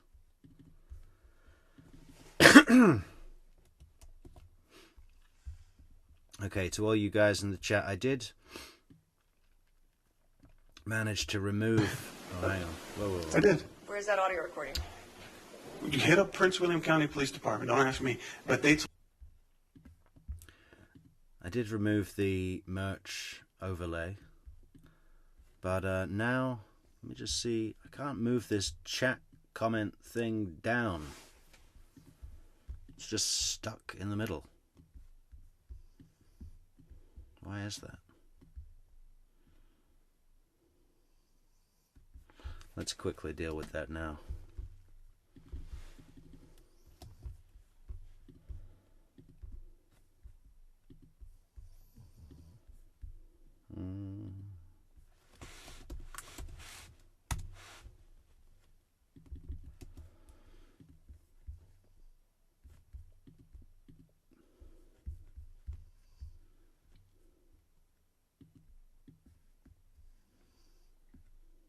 Right.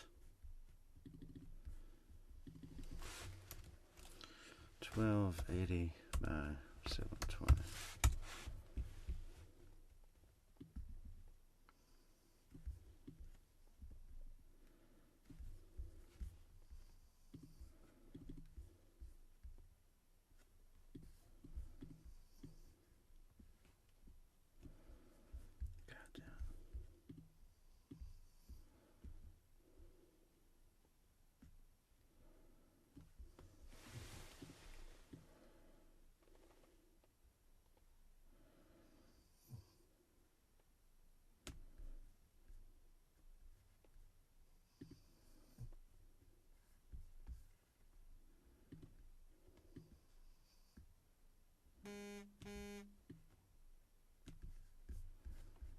Okay, that works. Told me it's just the internet. Relax. Yeah, there's no recording. I did. Where's that audio recording? You hit up Prince William County Police Department. Don't ask me. But they told me it's just the internet. Relax. Yeah, there's no recording, such recording, right? There's a body-worn camera. She was a female officer. All right, you told us yesterday you wanted a gun that was accurate, right? I wanted a reliable gun. Reliable for shooting, right? No, for for dancing. I don't know. Need to answer the question. You wanted a gun that was reliable for shooting, right? Yes. Okay, you talked about meeting Ray for the first time at a party in San Diego in 2020, right? Sure. And when you first met Ray, he didn't say to you, "Is that your bitch?" Right? Yes, he did. When he saw you and he saw Anna, the first thing he said was, "You're lucky to have her," right? No. That's what you told Julia, he said. When was this? Okay, I can't answer your question. Okay. You told Julia that when you met Ray, you were mad because he said, "Oh, you're lucky to have her." Right? This is what Julia said, right? I'm asking you that you told Julia that, right? No, I did not tell Julia that. Right? You didn't tell Julia anything about your conversation with Ray. No, I did actually, because she had been seeing him. Holy shit. California Amy, he was a millionaire? Really? He profited from most platforms. By platforms, you mean like TikTok and YouTube and Instagram and this is like those platforms. That's crazy. He was a millionaire out of those videos? Wow. And I had let her know that I would not be comfortable if she had brought him into the house. But what you told her, you didn't tell her that Ray said, "Is that your bitch?" All you told her, he said, was you're lucky to have her. Right? That's I what you don't- told Julia. I don't recall the exact words I told Julia, but she knew of what had happened between me and Ray. The comment by Ray, you're lucky to have her, translated to you that he wanted to sleep with her, right? Or that he had How you doing, Marianne Emmanuel? his eyes on her. Right. But he never actually told you that, right? No, but body language plays a big part too. What, you're not answering the question. Ray never told you he wanted to sleep with Anna, right? No. Right? That's just something that you're now telling us, oh, Ray said, is this your bitch? Because you're trying to paint him as a bad guy, right? No. I actually tried to be his friend. Even after. And he actually was nice to you, right? He made a comment on your Instagram about someone in your life passing away, and he said sorry for that, right? I believe so. I also DM'd him one time when he was in Mexico, and he... Objection, non-responsive. Sustained. All right. Just get the question, answer, question, answer. Okay? But what happens when the question is like forcing me to say something specific? Well, that's part of the question. She's asking specific questions, so just answer. Yeah, all questions do that, don't they? You're supposed to answer the question specifically, like, that's what a question is. Specific questions. Next question. Ray was nice to you in making a comment. Judge doesn't give this guy any, you know, courtesy of special treatment or, like, you know, legal lessons. It's just like that. Do it. Do what I said. Bullshit me. About someone in your life that had passed away, right? Yes. Okay. So when you told us yesterday there was no hope with being friends with him, that wasn't true, right? Because No. he was nice to you. That was only at one time on social media. I'm talking about in-person interactions. It's a different experience. You hated Ray from the first night you met him, right? I did not hate Ray. Ray disrespected you, right? Of course. You don't like being disrespected, right?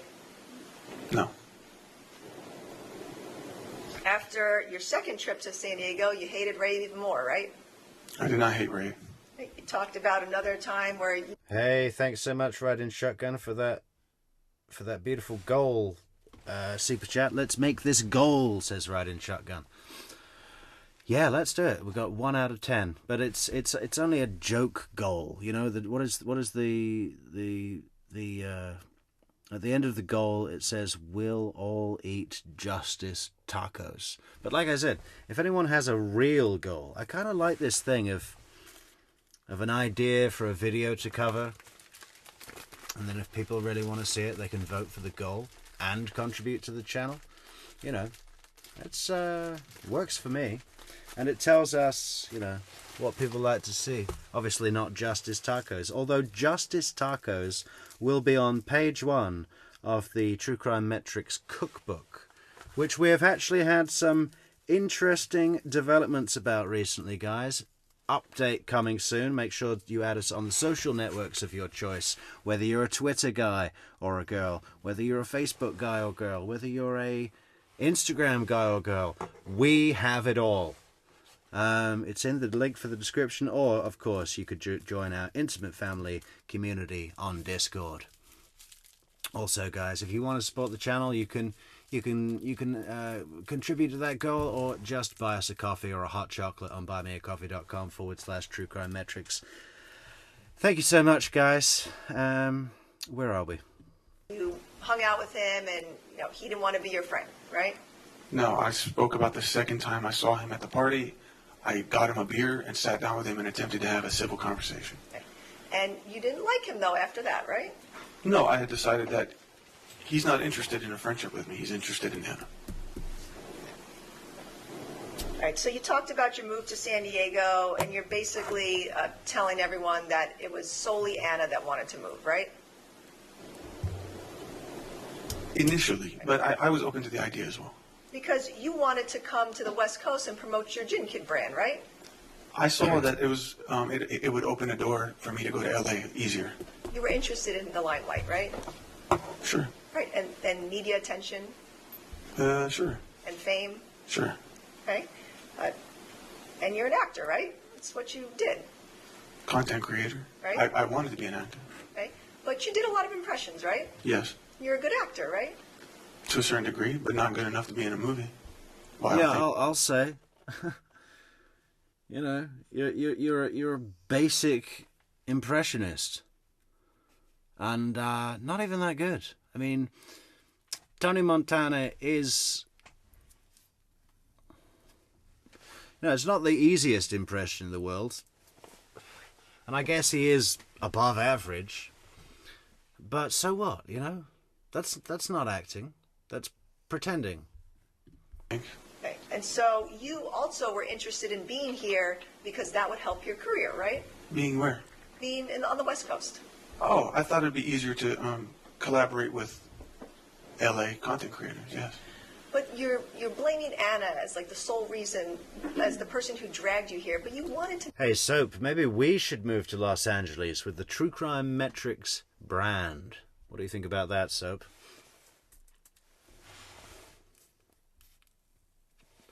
The beaches are nicer here. Be here, right? No, I did want to be here. What I said was that Anna, she put pressure on me to make the move exactly when we did. I had suggested not that we cancel the idea, but that we just put it on hold so I could be there for my brother and my family.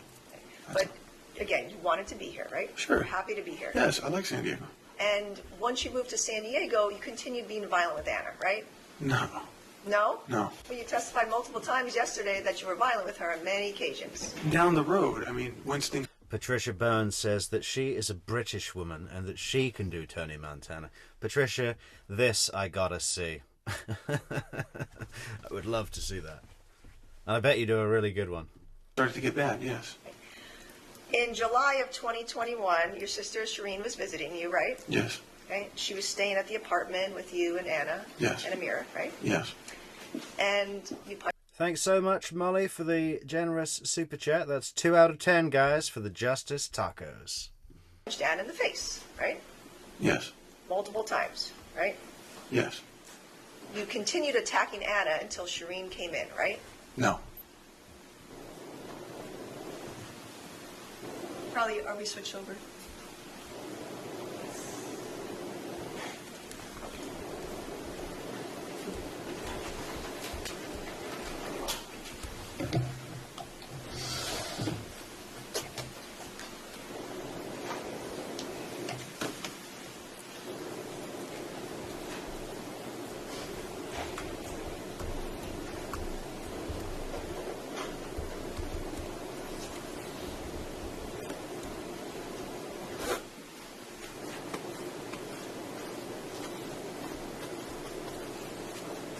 All right, thank you.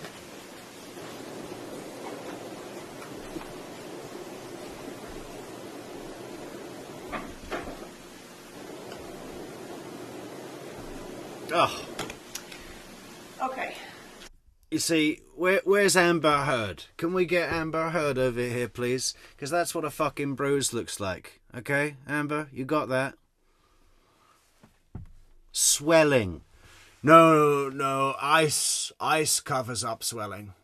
Ice covers up swelling, yes. Yeah, I had to go on to the TV show and I iced it all night when Johnny beat me with his giant rings.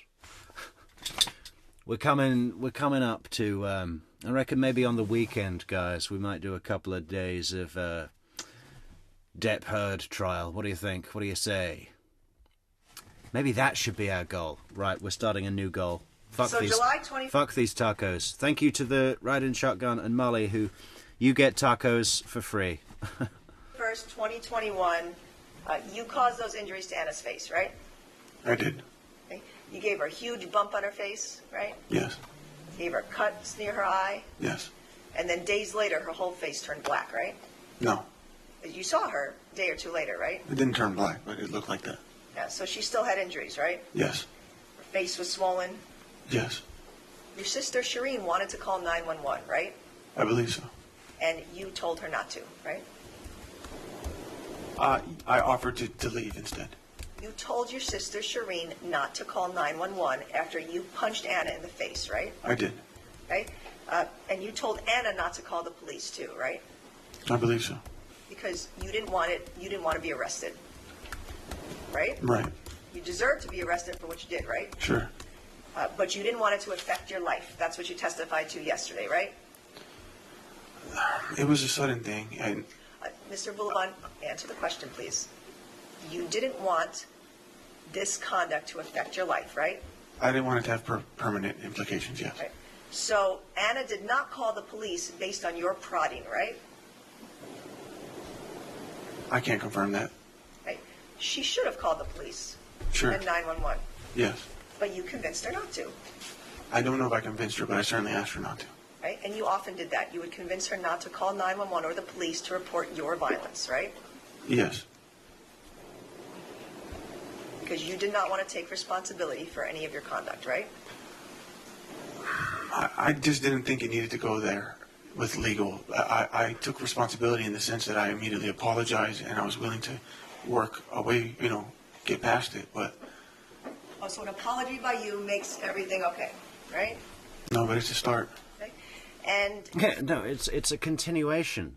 It's like this. It goes abuse, apology, honeymoon, disagreement, abuse, apology, honeymoon, disagreement, abuse, apology, honeymoon. We've seen the big picture, the graph, the schematic that psychologist brought up in the Jody trial. in fact, after you did this to Anna, she took photographs on her phone, as well as your sister, right?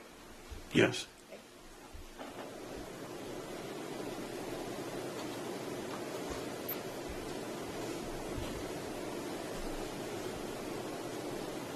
And in July, this is now the next day, you sent Anna some messages on Instagram discussing your violence with her, right?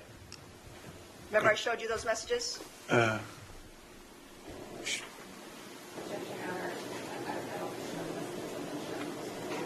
Okay. I'm sorry, not showed you. Show them in court. Oh, yes, I've seen what you've shown in court. Okay. And you remember what you messaged Anna, right? You told her, she told you that you were violent with her and you punched her and Shushu had to intervene, right? Right. She told you you could have killed her if Shushu didn't intervene, right? She said I could have killed her, but Shireen did not stop it. But she said that. She said said that, right? Yes. And you told her that you lost control, right? I did, yes. And you apologized for putting hands on her, right? Yes. You apologized over Instagram, right? Yes, because I wasn't present with her. And you apologized over email, right? You saw that email in court? I did. So you were violent with Anna and then you were later apologetic, right? I'd say almost immediately. Because you were hoping that you wouldn't get in trouble with the police for what you did. It was just because I'm sorry. But you didn't want to get in trouble with the police, right? Who would? And you told Anna in that email that you were an abusive piece of shit, right? Yes. Because you were abusive with her, right? Not on just that occasion, but a number of occasions, right? Sure, yes. An apos, an abusive piece of shit, an apos. Ali Apos. Yeah, thank you so much, Cat H, for the wonderful super chat there. TCM commentary is top tier. You hear that, everybody? Top tier, top of the table. Thank you so much, Cat H.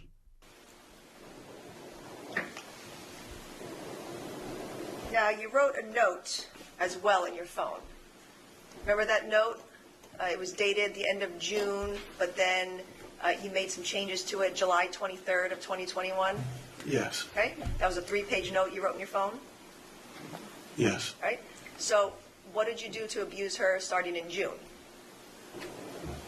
So the original date of that, if I can give some context. No, I'm asking you a question. Yeah. What did you do in June to abuse Anna? So I did nothing on June. The reason why it has a creation date of June is because it was let's say a grocery list or something that I later used to replace it with the new updated message. So you deleted a grocery message and wrote instead a big, lengthy message about stop abusing your wife? Yeah, sometimes I use the notes to make reminders for myself, and if it's not important anymore, I'll just replace the contents with whatever I'm thinking in that moment. Is anyone a big note taker on their phone? Personally, I prefer to use paper if I make notes. It's just, it's this guy's note on his phone is, step 1, don't abuse your wife. Just reminds me of Chandler Halderson. Take your shit upstairs, get a job, door handles, floors, cut up your parents' body and put them in the fireplace.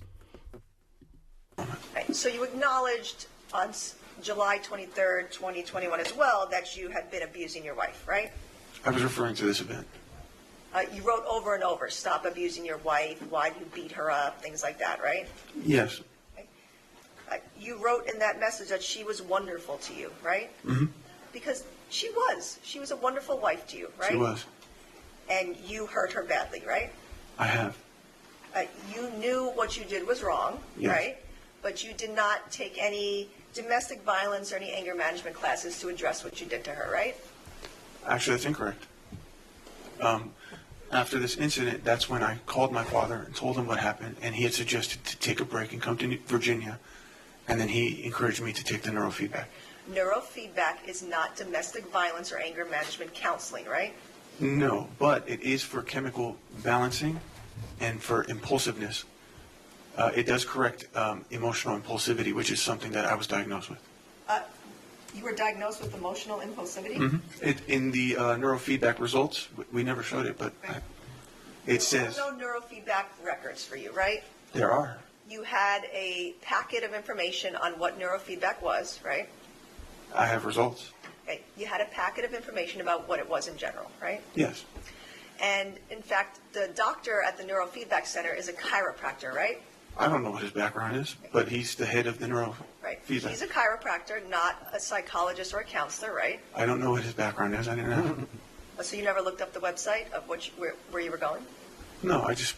So basically he was going to go for a massage. I looked into domestic violence classes. My chiropractor, who said he could rid me of all domestic violence in 3 easy sessions. It was recommended. My whole family had done it. Okay. You described neurofeedback as, attached, like watching a video and having something attached to your head, right? Yes. And then you ended up getting like a kit or a machine to bring home with you, right? Yes. Right. But what I asked you was, you didn't get any actual counseling for domestic violence, right? Specifically, no. I thought it was a bigger issue. There was a bigger underlying issue with me. But you continued being violent with Anna after that incident, right? Yes. Hey, Teresa Luck of the Irish, long time no see. How you doing, Teresa from Ireland? Okay. And when you came home with that machine, you didn't continue to use it, right? I did in the beginning, but I was distracted with the conflicts that were happening at the house. But you did not continue to use it to help you stay nonviolent, right? I was using cocaine and... That's not what I'm asking you. I'm asking you, you did not continue to use the neurofeedback supplies that you got to prevent you from being violent with Anna, right? I did not complete it. Right. So you could have done that, right? You could have said to yourself, oh, I've been really abusive with her. I need to continue getting myself help so that I'm not violent, right? That's what I wanted to do, but there was more conflicts happening, so I was distracted. But you didn't. You didn't address your violence, right? To someone specifically about domestic violence? Yes, you didn't continue to use the neurofeedback machine or any other counseling to address your violence, right? Actually, I sought behavioral counseling by Dr. Stephen Band. You liked being violent with Anna, right? That's why you didn't get yourself help. Why would I like that? No, I do not like that. So you would be violent with Anna, and then you would apologize, and she would take you back, right? Not immediately, but yes. Right. And she took you back every time until the end of September, right? Yes. Right? You were violent with her multiple times between July and September, and she went back to you every time, right? Yes. Anna told you in July that she did not feel safe with you, right? Right. And she told you to stay away from her, right? Right. Right? Because of your violence, right? Because of the violent events, yeah. And because you were controlling with her, right? Yes. You saw those messages where she would write to you that you were controlling, and that's part of the reason why she wanted to leave you, right? That she didn't feel safe around me in that moment. But you wouldn't stay away from her, right? No. Then you took your disability leave on July 23rd, 2021, right? Mm-hmm. And you claimed one of the reasons that you took leave was that your mom had left your dad, right? That was like something going on in your life. One of the reasons, yes. Okay. Your mom had left your dad long before then, right? It was not confirmed until they had their intervention or meeting in my house, my apartment. That was in July? Well, whenever it took place, I'm not sure exactly the. When was it? Well, she had ran away from home, and that was a very big troubling thing for the family. Nobody really knew what was going on, except my mother had confided in me. Right. That she, What I'm asking you though is when did she come to San Diego? When were you all in San Diego on this occasion that you're talking about? I think it was like May, June-ish. I'm not sure exactly. Right, and so your mom had already left your father before May or June of 2021, right? She had left the house, but we didn't know the status of what's going on. Right. So that was not a recent issue in July causing you to take disability leave, right? That was an ongoing issue, and that was just one of the issues that was impacting my mental health. And you took leave because you had just been violent with your wife, right? No. You learned that your mom had been dating a man named Napko Sharma, right? Mm-hmm. A man she met online? Oh, thanks for sharing that coffee link, Amy. I think I'm going to leave that up for a few minutes. It's funny, you know, sometimes people love the coffees and sometimes it's pretty quiet over there. Maybe everyone's just had too much caffeine, but, you know, just to say, to anyone who hasn't heard this before, the best way to support the channel is on buymeacoffee.com or help us reach our goal for the Depp Heard trial coverage this weekend on True Crime Metrix. Right. And your mom left your dad while she was talking to this man, right? At some point she did. And you had learned that your mom had essentially had an affair with this man or was talking to this man, Mr. Sharma, online, right? Yes. Okay. That made you mad, right? It hurt the family, yes, including me. You slapped your mom when you found that out, right? No, I didn't. Anna saw you slap your mom. No, I didn't. But Anna saw you slap your mom, right? She did not see that. You had, and I can't ask her, right? That's not fair. Because you killed her. That's not fair. I'm asking. That's so inappropriate. true, That's so right? inappropriate. All right, first of all, I'll sustain the objections. I'll sustain that as argumentative. And everybody, question, answer. All right, that's how we proceed. Yes, sir. Thank you. Next question. You and Anna had a conversation about the fact that you slapped your mom because she was having an affair, right? I shoved her. Or you shoved your mom. I did. Yeah, I shoved her. I took the palm of my hand and I shoved her face, but really quickly, so it made this sort of slapping noise. And, you know, and then I shoved her and then she fell into the fridge. So you didn't slap her, you shoved her. No, I shoved her. Because you were mad at her for cheating on your dad, essentially, right? She admitted in a very vulgar way in front of my dad Right. that she, yes, so yes, You were mad at her, right? Because you don't like when someone is cheated on, right? that's correct. That's disrespectful, right? Yes. And you didn't talk to your mom for a while after that, right? Maybe a week or two. She didn't talk to you, right? She would have if Because you were physical with her? No. She didn't even think much of that. You heard your mom testify yesterday. There was a time where she wasn't speaking to you, right? She meant she wasn't in our lives. She wasn't purposely ignoring us. Right. but she wasn't speaking to you because you had hit her, right? No, that's not why. And you sided with your dad in this scenario, right? You were mad at your mom and you sided with your dad about your mom being with another man, right? Not quite. I understood why my mom wanted to leave him, and she confided in me alone. But it was the part about her already having been with another man that upsetted me, and I was tormented. I was torn between the two. I wanted to be there for my dad and wanted to be there for my mom. So it was hard to decide where I stood. And you were, in fact, very close to your dad, Yeah. Nasser, right? And I didn't want to take it out on my dad because he'd kick the shit out of me. So I decided to go for the weaker option of the two and beat up my mother. It was like a rock and a hard place, you know? It was like I didn't know where I stood, so I just went for the safest option for me. No, not really. No, not really. You talk to him on a regular basis, right? Look at that. We say hi. Someone.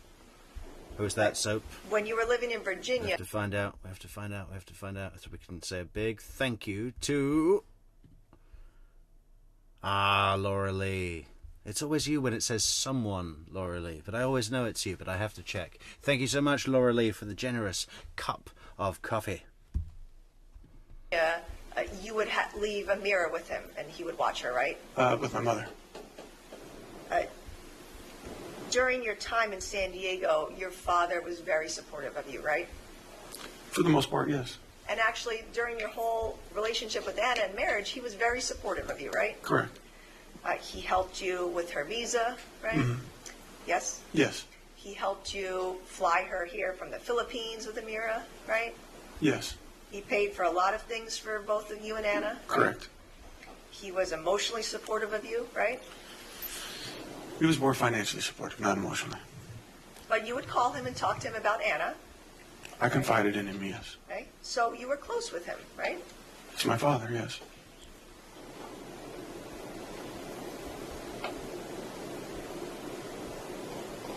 Okay, and so after Anna gave you another chance, Well, it's not how you told it on direct, Ali. You said your dad was this maniac that would beat you with the vacuum cable and and demand things off you, and you said it was incredibly abusive.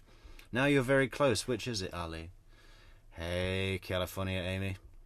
Thanks so much for that wonderful super sticker. in July of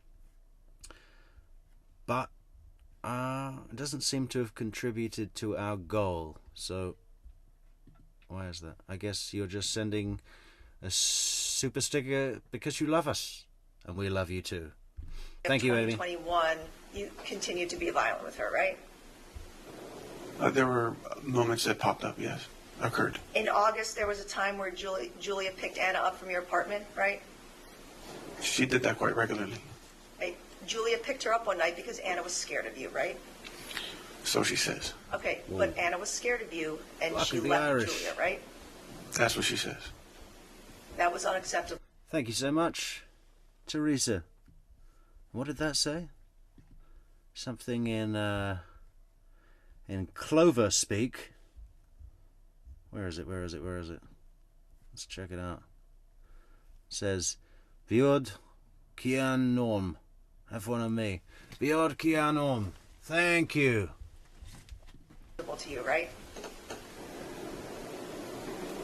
Anna leaving the apartment. It frustrated me because Julia became her to-go, like on call. Hey, we're arguing, come pick me up. So things were not getting resolved.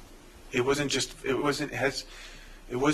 physical violence. It was just me trying to address something or trying to fix something, and Anna would be like, nope, I'm calling Julia. Julia, come get me. And she's just there. And then you followed Julia and Anna in your Jeep that night, I did. right? I was very upset that this was happening. Right. And did you follow them immediately after, or were you tracking Anna's phone to see where she was? I can't track Anna's phone, but I followed them visually. Okay, and you swerved near Julia's car to scare them, right? No, I pulled up to the adjacent lane and side by side, and I told them to pull over. Okay. You're moving your hands indicating you're in the lane next to Julia's car? Yeah, we were just, I was behind her the whole time, and then at some point I moved to the left lane to be window to window. But you were swerving near them, right? Trying to make them scared? I swerved in front of them just to try to stop them, yes. And then you brake checked them, right? I did. That's scary to someone on the road, right? It is scary. And you did that because you were trying to intimidate them, right? I was trying to get Anna to come back with me. Okay. And Anna did not want to come back to the apartment with you that night, right? Initially. Okay. She made that clear to you, right? I don't know if she made it clear to me, but I knew that she was trying to leave for the whole night, and I wasn't happy about it. Now, you testified that Yeah, I'll Anna's bet. friend's behavior created like a weird energy between you and Anna, right? I'm just asking, that's what you testified about, right? At some point, it became weird, but in the beginning, it was very fun and beautiful, and I liked it. And so you're blaming her friends for Anna losing love and affection for you, right? No, what I said was that she now had a moral support group. Whenever something would happen between her and I, or if I'm complaining about something, or I'm upset about something, she could confide in them. I didn't have anybody. Anna was the person I confided in, but I no longer had that. So it naturally felt like I was losing Anna. But you blamed her friends as the reason why Anna lost love and affection for you, right? Not entirely, no. But somewhat, correct? Sure. You didn't like her friends, right? I actually really liked them. This is my really genuine voice. I actually really like them. Told us yesterday that there was issues with her friends that you had. Yes, down the road, yes. All right, let's talk about September. You know, guys, I was just... Strangely enough, I'm finding tonight's episode a little dry. It's kind of... Yesterday's was... no, it was a couple of days ago, Sunday, we did one. It was really late. Lots to talk about. This is a little dry, but that's okay. But I was just thinking to myself, to spice things up a bit, what Ali could have done. And legally speaking, I don't think there would be anything to prevent him from doing his entire testimony in the Tony Montana style. Does anyone in the chat have any legal knowledge that would tell us whether there would be anything to prevent him doing the whole thing in character as Tony Montana on the witness stand? You say I didn't like her friends. You say I didn't like her friend. I haven't practiced that. I can do, and I will, and I'll be back with a good impression. Multiple instances of violence that month, right? Yeah. On September 8th of 2021, you made that audio recording of Anna, right? Before you had pushed her down? Was it a video first? I'm sorry, video recording. Yeah. Yes. Okay. You would constantly video and audio record people without their consent, right? I mean, it's in my home. But that's something you would do on a regular basis, right? In this time frame, I started doing it. That's another good way to lose friends and ostracize yourself from all social groups, by obsessively and consistently recording them without their knowledge. That's like trust loss 101, right? I mean... No one gave you consent to record them, right? Anna did not give me consent, because she's the only person I've recorded. In fact, during that, well, we'll get there, but you recorded other people too, right? Have I? I'll get to that. I don't remember. It wasn't only Anna, right? Okay, sure. Okay, so you, that video recording that we saw, Anna knew that you were recording her, right? Yeah.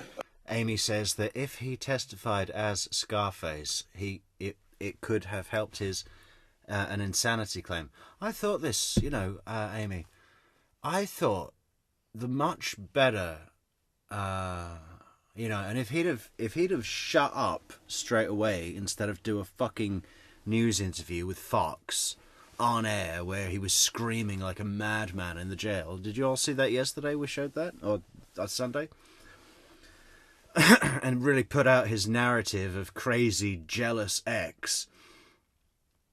If he hadn't have exposed his true motivations and everything post-arrest, possibly his lawyer could have come up with a really good, like, listen, this guy was consumed with grief, so his personality migrated to his online persona, where he did receive admiration, where he did receive,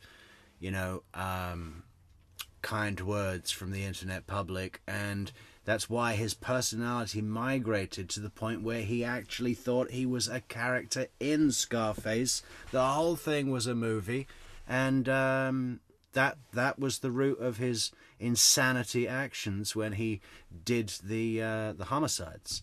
That would have been better than it was all her fault. Most of the time, yes. Yeah, she made a comment on that recording that she knew that you were recording her. Yes. And she saw the phone out. And she was making comments about not wanting her kid, right? Yeah. Yeah, she wasn't being serious about that, right? Overall, based on your opinion of observing her. I found that to be extremely shocking for her to say those things, so I took it very... Yeah. What's that? That's, is it Scent of a Woman? You know, a really, really, really young Philip Seymour Hoffman's in that movie. I never knew that until I saw a clip of it the other day. Out of order. The whole courtroom's out of order. No, or is it the one where he's Al Pacino's in the court? I don't remember. It's one of them. Seriously. But she was joking, right? No, there was not a joke. Anna was a great mom to Amira, right? She was. She always took her to school, right? You didn't. No, actually, I drove her to school before this whole stuff began. Anna always picked her up from school, right? Sure, because I would be at work. You actually didn't even know what time Amira ended school, right? Yes, I do. You actually had to text Anna and ask her that, right? To confirm it, yeah. Sometime in October of 2021? Oh, yeah, she's been out of school for a while, so I forgot. Oh, but it's because you never picked her up, right? No, because I would be at work. I would drop her off in the morning. But you weren't working July through September, right? At that time, yes. But initially, when she first went to school, that was the agreement. I would take her to school, and I would pick her up. But during this time frame where you're being violent with Anna, she is the one taking care of Amira, taking her to school and picking her up, right? No, she pulled her out of school. Every time Anna left the house because you were violent with her, she would take Amira with her, right? Not all the time. She never left Amira at the house to stay with you, right? She did a few times, actually. When you were violent. Mr. Boulevard, you keep looking at your attorney. I just need you to look at me and answer the questions. You never, Anna never left Amira with Good one, prosecutor. you after you were violent with her, right? I'm going to overrule that at this point, but I tell you, we're going to need to take our 10-minute recess in the afternoon, so everybody 10 minutes, all right?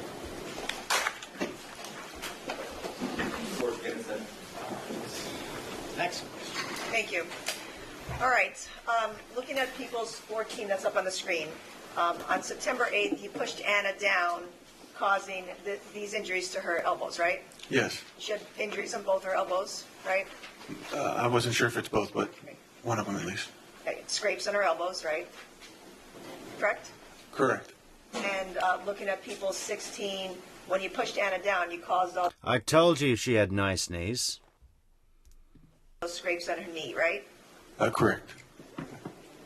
And then you made her feel badly about calling the police, right?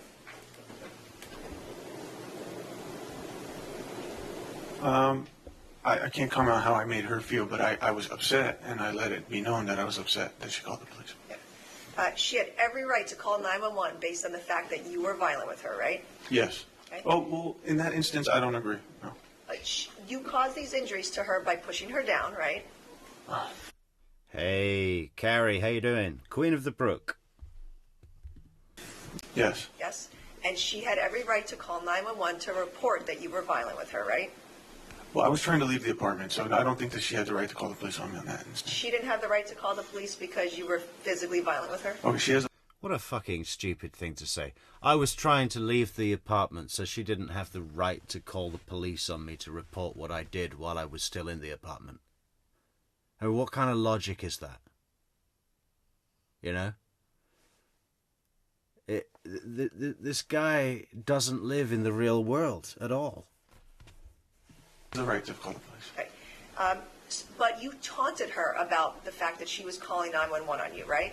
I was upset that she was already midway through the call. Yes. But you were taunting her on your social media feed, right? Yes. Okay, we watched that video where for multiple minutes you were cursing her out, right? I was. And you were still yelling at her while she was on the phone with the 911 operator, right? I was yelling on the live video, not directly to her. But you were yelling and you were calling her a fucking bitch multiple times, right? Yes. Okay. And you made that recording on your own, right? Yes. You decided to click play or however it is that you made that recording, right? I went live. Okay. Right? And you hurt Anna and then you were posting about it, right? That's not why I was doing that. You didn't have any remorse for what you did to her, right? That's not true. Well, you saw the post you made. Do you have any remorse for what you did to her on that post? In the moment, I felt that I needed to. Okay. On the post, did you have any remorse? No. Right? And you are blaming that post on your cocaine use, right? I'm blaming how it went down.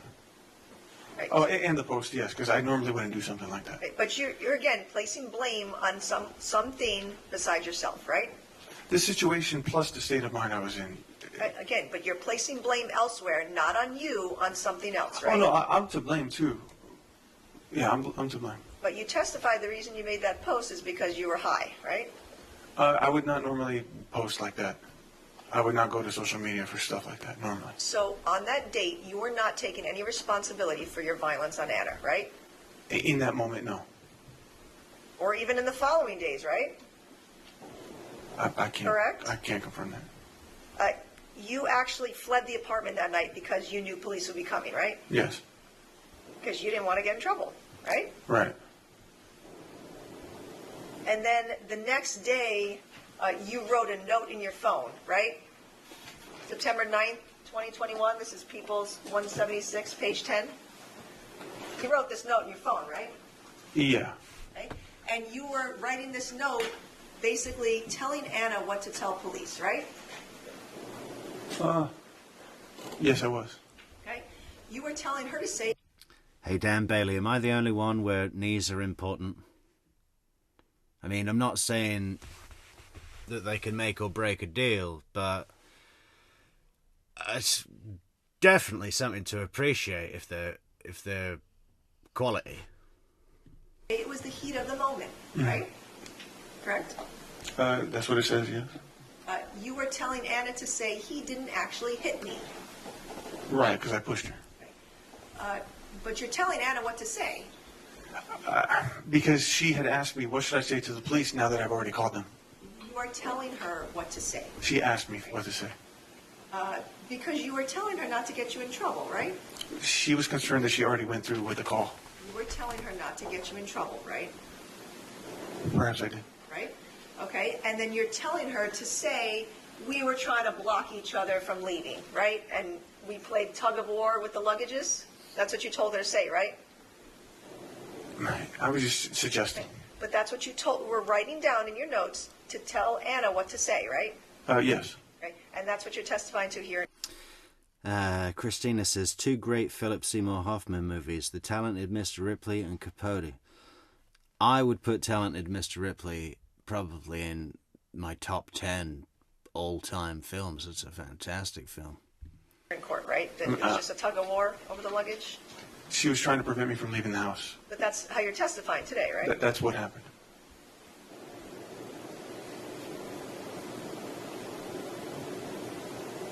And you knew that if you told Anna various things to say about it being the heat of the moment and he didn't actually hit me, that would help you not get in trouble with the police, right?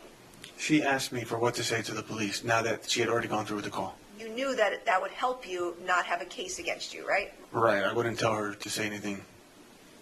Oh, you didn't tell her what to say? No, I'm saying I wouldn't tell her contrary to that. I mean, the goal is to diffuse the situation. Correct. And you not getting in trouble, right? Correct. All right, and then on September 10th of 2021, you made another audio recording on your phone of Anna, right? Of a conversation you and Anna were having, right? Perhaps. Right? You heard part of that in court, right? I'm bad with dates, but Right. But you heard what I played in court. okay, right? I've heard everything you played in court. And that was a longer conversation, right? A longer recording, right? Correct? I don't know exactly which recording, but I'm not denying it. All right. You had an argument with Anna on September 10th of 2021 about the fact that you were no longer welcome at Julia's party, right? Oh, yeah. Right. Yeah. That was what that argument was about, right? Yes, it started And- it. Okay. And you were mad at Anna because she wouldn't convince Julia to let you come to the party, right? No, I was mad because she wouldn't stick up for me at the fact that they uninvited me at the last minute. I was already invited. But you were mad at Anna because you wanted her to stand up to her friends, Yeah, right? yes, Because you felt disrespected, right? correct. And you wanted Anna to respect you and talk to her friends. Well, it was more so I hope she would have done that. You wanted her to respect you, right? I mean, I would love to be respected, yes. On that recording, you called Anna fucking stupid, right? Sure. You said fuck you, right? Mm-hmm. You said a respectful woman would not go if her husband couldn't go, right? Yes. So again, you were telling Anna that she wasn't being a respectful wife, right? Yes, because of how it played out.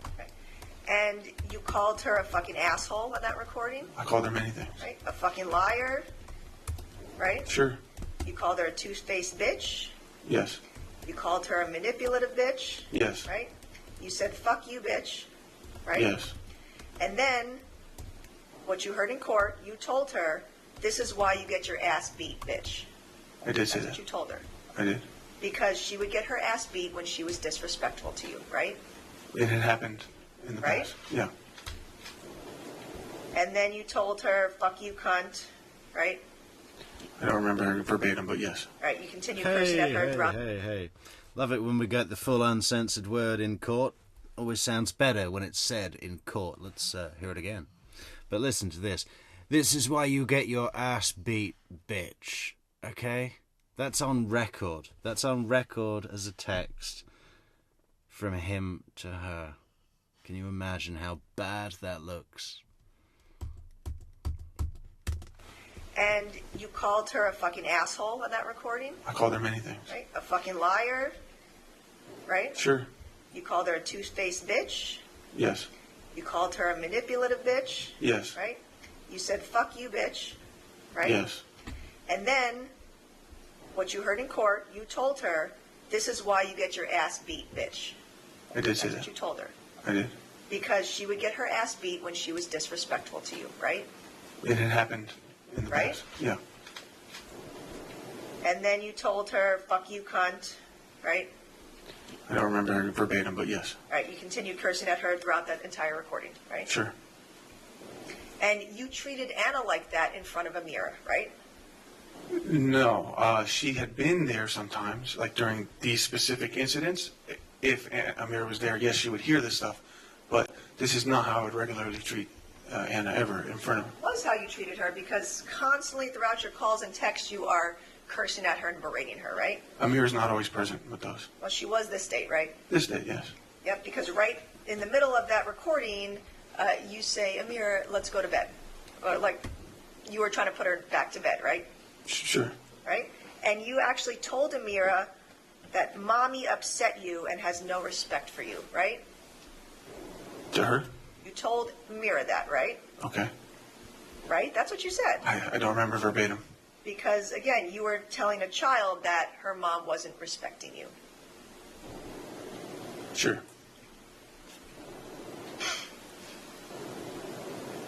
It took you 4 days after that September 8th incident to apologize to Anna, right? I don't know.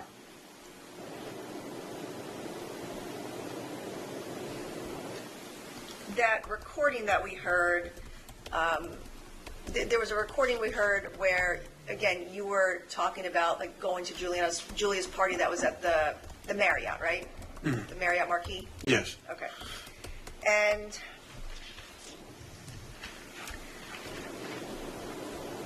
the party that Julia had was on September 12th, right? Or whenever her birthday is. That sounds like the date, right? Yes. September 12th? Yes.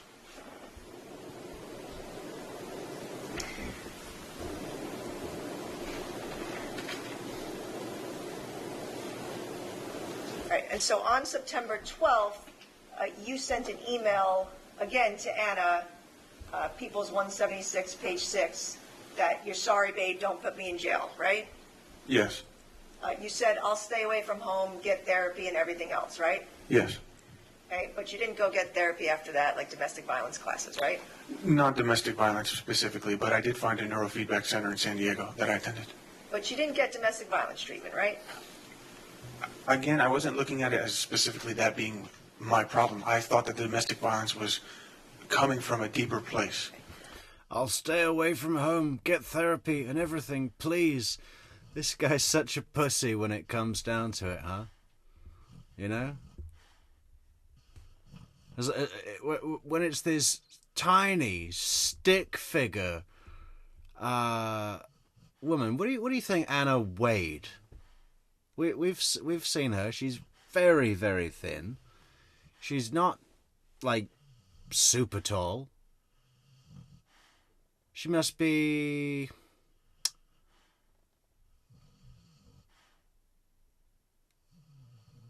I'd say about what, like 95 pounds?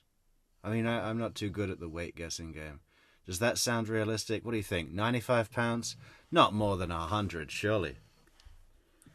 Which was be the drug addiction and the mental. Ali's really big, you know. He's got a big chest. He's broad, heavy. Even, you know, and big head, huge nose, and just hits her with his big nose.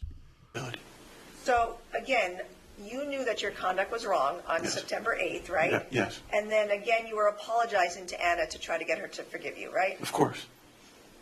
And you were trying to prevent her from putting you in jail, right? That's what you told her? Of course. Yes. Now, this 9/12 email, was that apologizing for 9/8, or was there another domestic violence incident that you were apologizing for? No, this would have to be the same.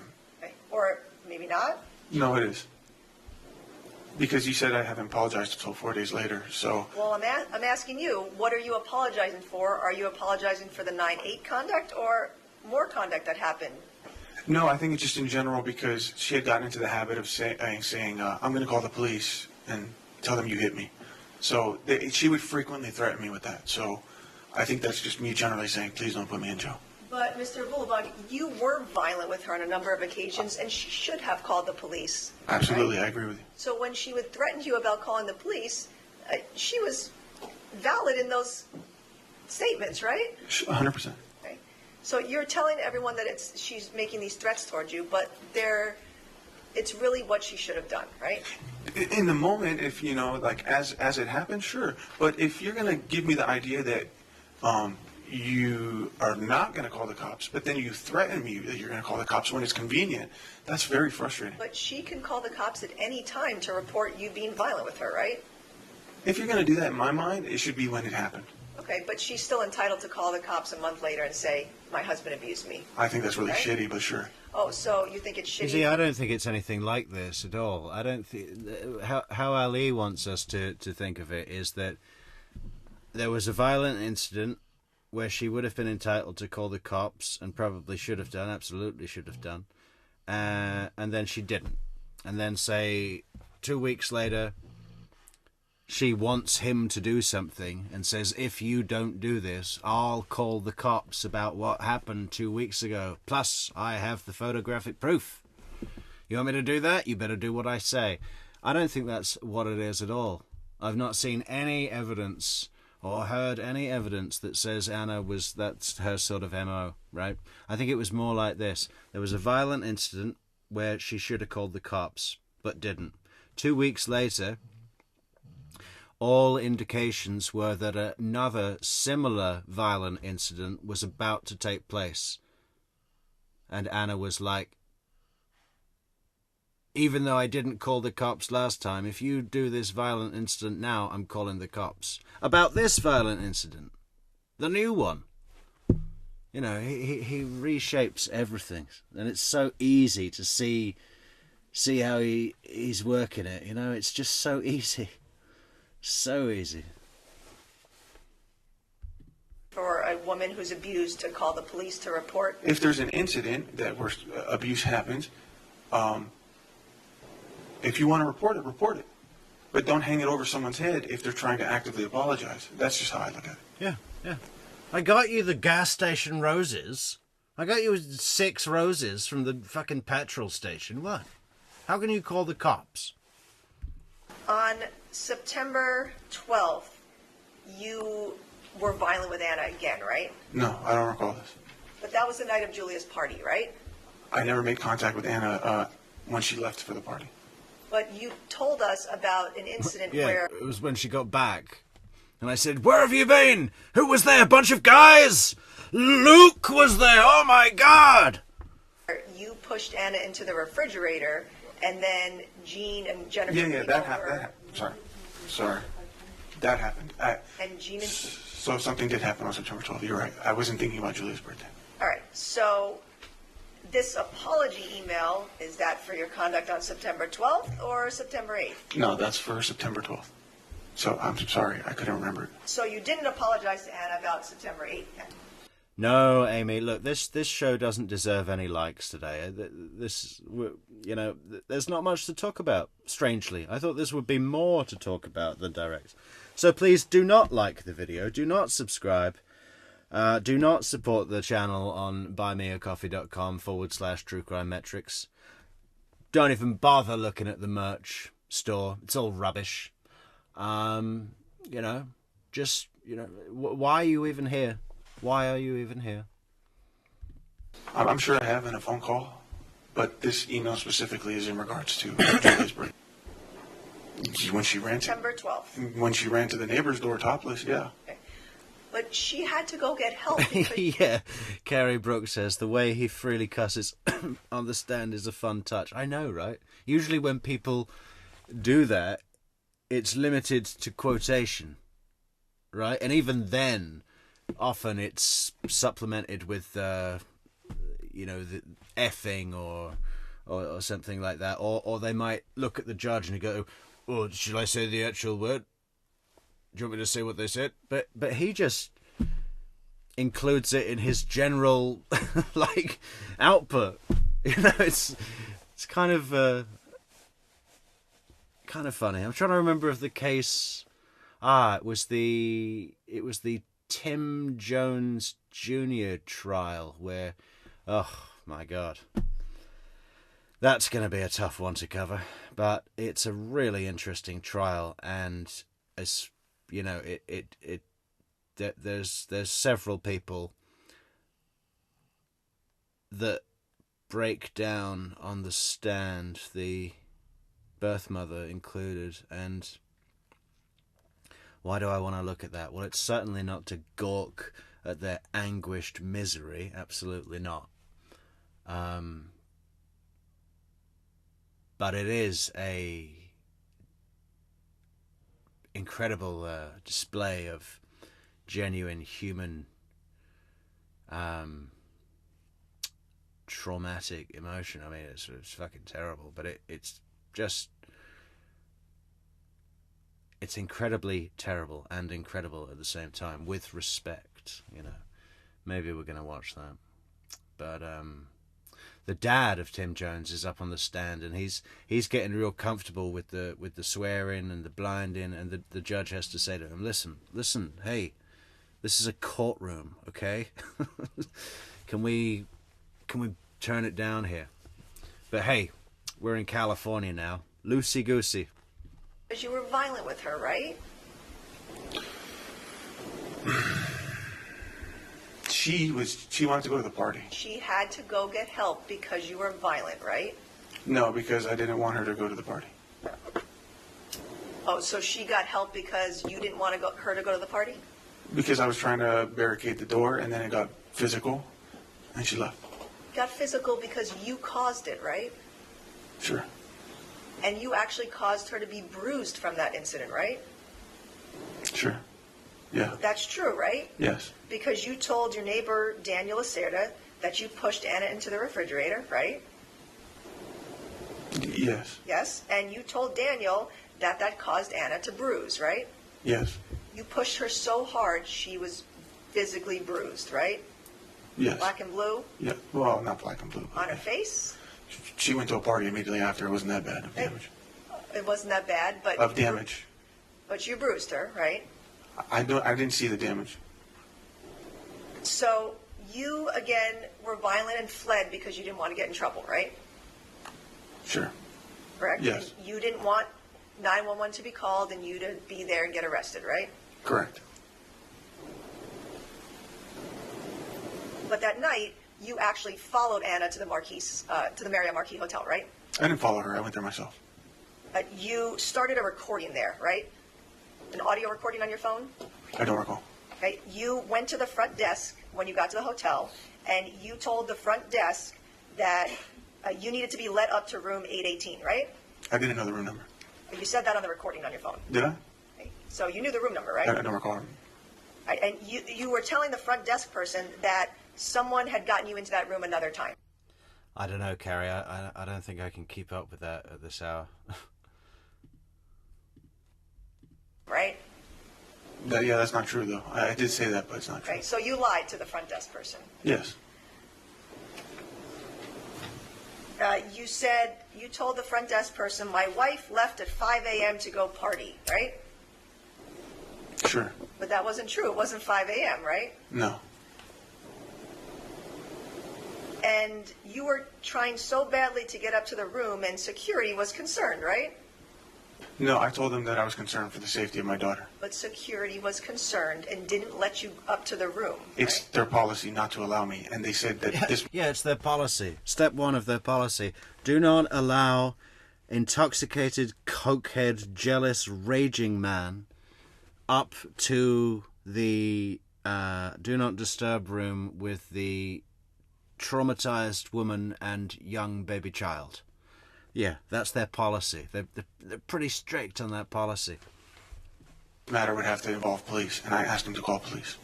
And you actually told the... They've already called the police, hopefully, on you. Yeah, there's this guy in our foyer demanding to be led up to 308. He's got this white powder all down his nostrils, beard, and shirt. He's raging something about someone called Luke. We don't know what to do. Could you send someone? front desk person that you almost went to jail today, right? I don't remember saying that. Well, you said that on the recording. So... Yeah, that opens all doors, doesn't it? I almost went to jail today! Oh, go on up. Here's a key card. You said that because Anna could have called the police because of your violence, right? Is there a transcript I can refer to, please? You can't ask me a question. I'm asking you. This is a recording on your phone from September 12th. These are the things that you said to the front desk person, right? I can't confirm. Ooh, what a power grab. Can I have a transcript? You can't ask me questions. This is what you said, right? I can't confirm. Ooh, who's wearing the pants, Allie? And again, you had been violent with your wife, and then you're trying to follow her, even though she doesn't want to be with you, right? That's not how it went down. But that's what you were doing, right? No, I was going because I did not want her to take my... Oh, hey, Victoria Girl didn't get a notification. Did everyone else get a notification? I put it up. I put it on Discord. And on YouTube, and on Twitter, and on Facebook, and on Instagram, and all the places. My daughter at that point. I was trying to retrieve my daughter. All right. At some point in September, Anna left. Did you you were afraid of my client? I'm sure you were. I'm sure you were. Did you call the police? Oh, you know what, Kerry? I kind of miss Rashbaum. Is that too much? Is that crazy? Should we go back and do the whole opening statement, closing argument again? One big show, one tribute to Dan Rashbaum. You know, I feel like we've come from Rashbaum, and now we're here, and maybe we need to come full circle and go back to Rashbaum, just to remember who we are. You know, there was so much to do with Dan Rashbaum. Puzzle pieces. Oh my God! What else does he say? Does that make any sense? Did you call the police? Puzzle pieces. The only way you're getting out of jail, ma'am, is in a box. It's been too long. I'm coming up in a withdrawal Rashbaum rash. You because of all the violence, right? No. She would often leave the house in September after you're violent and stay with Claire, right? She would go to friends' houses for periods of time. And she would take Amira with her, right? Yes. Because she didn't want to leave Amira with you, right? That's not true. Calls for speculation as to why. Rule based on his interaction with her, he can answer. Right. That's not true. Right. Anna would tell you that she doesn't want to leave Amira with you, right? Sure. And Anna told you various times in September that she didn't want to be with you anymore, right? She did. Right? And she was living with Claire, and you were still living at the Spire apartment, right? Yes. Because you wouldn't leave your apartment and give it to Anna and Amira, right?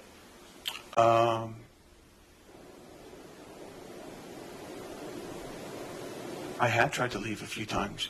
But you didn't want to leave your apartment, so Anna had to leave with Amira, right? Yeah, she had told me she wanted me to be out. Right. But you wouldn't move because and let your wife and your child stay at the apartment instead of you, right? That's not what I wanted to happen. And now he's going to paint this as a noble action, how he allowed Anna and Amira to stay in the apartment. This is not a noble action, right? This is a control action, right? If he stays in the apartment and she moves out with the kid, he relinquishes control because he then does not know where they are. He will assume that they're with Luke or Ray or a bunch of guys this, bunch of guys that, whatever. But if he, quote unquote, allows them to stay in the house and goes and stays in a hotel himself, number one, he's the martyr for losing his house. Number two, he's a gentleman for allowing them to be there. But the most important one, number three, he maintains control. He maintains access for keeping or stealing the key card. I can't remember if Anna knew he had access or not. But, you know, how he's going to paint this of like, oh, I let them stay in the apartment and I decided to move out is just such bullshit. Like everything with this guy. This guy doesn't have one single noble action in him. Not one single one. It's not like, oh, he's a bad guy when he's on coke, or he's a narcissist when he's on coke, or, you know, it's just general and constant, full constant. Sure. Right. So instead of giving your wife and daughter the apartment and you staying somewhere else, you let Anna take Amira and stay with friends while you stayed in the apartment by yourself, right? I asked her to come back many times, and I eventually did remove myself from the apartment. That was over a month later, right? Sure. Now, you testify that you were frustrated that Anna blocked you for periods of time, right? Yes. She had every right to block you because you were violent with her, right?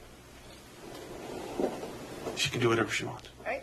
But that made you mad, right? Because right? Yes. Because she wasn't respecting you, right? It wasn't about respect. It's because I felt like I was being shut out. Okay. And you, in fact, in September, had a sexual encounter with another woman, right? It was an attempt. You met Ashley Sanchez on the elevator September 15th, right? Mm-hmm. Yes? Yes. Yep, she was crying, right? She was 19, right? Sure. I didn't know her age at the time. Well, she told you she was 19. She did not. You heard her testify to that, right? Yeah, I did. She did not. We did not ever talk about age. All right, and you brought, as a 28-year-old at the time, right? You brought a 19-year-old to your apartment and gave her wine and cocaine, right? I offered, and she willingly and consentingly did it herself. I didn't bring her anywhere. I'm not saying you forced her. I'm saying you gave her wine and cocaine, right? Hey, hold on. Did you get, where did you get that? No, I didn't get it. All right. Guys, again, one at a time, so next question. You gave Ashley Sanchez wine and cocaine, right? I offered it, and she took it herself. Oh, I think the prosecutor's about to get into some embarrassing questions now. And you told her that you wanted to have sex, right? No, I did not. You kissed her in your apartment, right? After she had asked me if we wanted to have sex. You kissed her, though, right? At some point, yes. Yes. Okay, you touched her body, right? We became intimate. You touched her body, right? Sure. Yes. Okay, you took off her pants and her underwear, No, I right? did not. And you had sex with her, meaning for some period of time you put your penis in her vagina, right? No. You heard her testify to that, right? I heard a lot of things. Right? You I saw just how got to go back. Soap just gave me an alert, but everything seems to be okay. Is everything okay, Soap? We got to go back. After she had asked me if we wanted to have sex. you kissed her, though, right? At some point, yes. Yes. Okay, you touched her body, right? We became intimate. You touched her body, right? Sure. Yes. Okay, you took off her pants and her underwear, No, right? I did not. And you had sex with her, meaning for some period of time you put your penis in her vagina, right? No. You heard her testify to that, right? I heard a lot of things. Right? You saw how uncomfortable she was testifying, right? Objection, Your Honor. False or speculation? Sustained these observations. You also used a vibrator on her vagina, right? I did. Okay. So you did multiple types of sexual acts with her that night, right? But I didn't have penetration sex. I'm asking you, you did multiple types of sexual acts with her, right? One. Right? You were kissing her, touching her, using a vibrator, right? Sure. You're only claiming you didn't have intercourse with her, right? That's correct. And you told her at some point to take a shower, right? In the beginning, before any of that happened. You told her to I didn't tell her. I offered it. Okay. You told her to use Anna's body wash, right? I gave her the only female body wash we had. So, Not exclusively. But you told her, oh, use that one, right? No, I just gave her body wash because she's taking a shower. And you lied to Miss Sanchez about your wife running out on you months prior, right? That's what you told her? No, I told her that she had left the house. Right, but you told Miss Sanchez that it was months prior, right? I don't remember Made it exactly. seem like it was a while ago, right? No, I'm pretty sure I made her clear that it was going on now. You started contacting her multiple times after that night, right? The only time I contacted her is to alert her that I had given her number to Anna. You heard her testify to Oh, I bet she loved that. multiple times where you reached out to her and called her to try to hang out and get dinner, right? I don't recall ever doing that. Okay.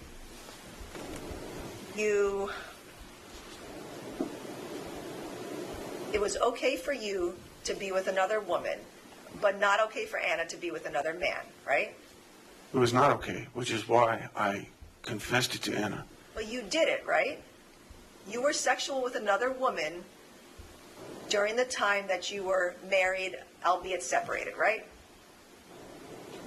This was something that just popped up. Yes or no? You were with another woman sexually while you were still married, albeit separated from Anna, right? We- Objection, Your Honor. Compound. Overruled. Do you understand the question? No, sir. Okay. I'll So- go ahead and rephrase. Sure. On September 15th, Thanks so much, Monica, for that fabulous super duper chat. Here's to coil stoves. If you know, you know. 2021, it was okay for you to be sexual with Miss Sanchez, right? You did it. So that's two questions. You said, is it okay? And did I do it? Whether or not it's okay, it's not okay. But to my understanding, Anna kept telling me to go see other people that were not together, and I argued against it. She continuously confused me about the situation of our marriage, and I was alone. I'm responding. I'm responding. Are you done? No, sir. I just lost my train of thought. I have verbally let her know that I miss her. Now it's objection narrative. And I feel lonely. And Ashley Sanchez and I, when we talked, we both made it clear we were both experiencing struggles within our own relationships. We both equally desperately needed some kind of companionship or some kind of, you know what I mean? So. But you were with another woman, but Anna couldn't be with another man, right? Yes. Neither of us were supposed to be doing that. Okay. You were with another woman, but it was not okay for Anna to be with another man, right? It's not okay. And Miss Sanchez actually wanted nothing to do with you, right? Objection as to pay the time. Do you understand the question? I understand the question, but it just doesn't. Well, go ahead and answer if you understand. I can't speak for someone else, and obviously her actions showed she did want to be with me. So. I'm not talking about that night. After September 15th, Miss Sanchez made it clear to you that she wanted nothing to do with you, right? Yeah, based on how the night went, it was obvious that it didn't go well. So. But again, So, should we recount that night, how that went? He was like, oh, so this sugar daddy thing, what would I have to do? It's like I pay you, but then you have to do whatever I want, whenever I want, because I really like the sound of that. Oh, you're on your period? Well, you could just go and wash that thing off in the shower. Yeah, be sure to leave some bloodstains and some pubic hair all around, just for my wife to see, because that's going to help my argument. And then we're going to do so much blow that I won't be able to perform. And then I'm going to use the vibrator that belongs to someone else on you, and then you can go. What, she didn't want anything to do with you after that? Get out. Get out, Ali. Come on. and she told you on multiple occasions that she wanted nothing to do with you and not to contact her, right? No, that's not true. I never contacted her more than once. You told Miss Sanchez to lie for you if Anna called her, right? This was the same time I informed her that I gave Anna her number. But you did, yes or no? Yes, you did lie, right? You told her to lie. Yeah, I was trying to prevent damage. Okay, so yes, you told her to lie. Mm-hmm. Yes, and you told Miss Sanchez to lie to Anna because you didn't want to be caught, right? Or get in trouble? I had already fessed it up to Anna. What I was trying to say is,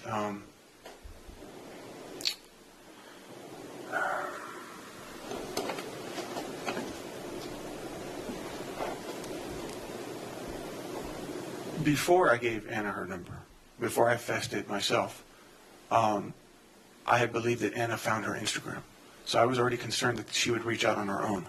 So yes, I did at one point tell her to lie and deny any kind of contact whatsoever. What's Miss Sanchez's first name? It slipped my mind. Who's got that information? Let's look up her Instagram. But then eventually I fessed it up to Anna myself. At that point, her responses between Anna, it was completely her real responses. It has nothing to do with what I said. But you blatantly told somebody else to lie for you, right? Initially. And you actually didn't tell Anna the truth right away, right? No. And we went over already, there were multiple times where you lied to Anna. Nikki Sanchez. Well, I'm guessing there's only going to be about 45 million of those. Let's try it. Nikki Sanchez.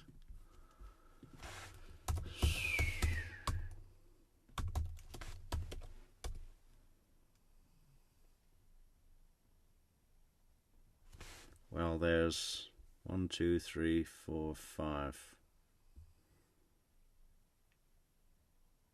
What else could we put? San Diego? And didn't tell her the full truth about Miss Sanchez, right? Yeah, in the audio recording. Actually, in multiple texts too, right?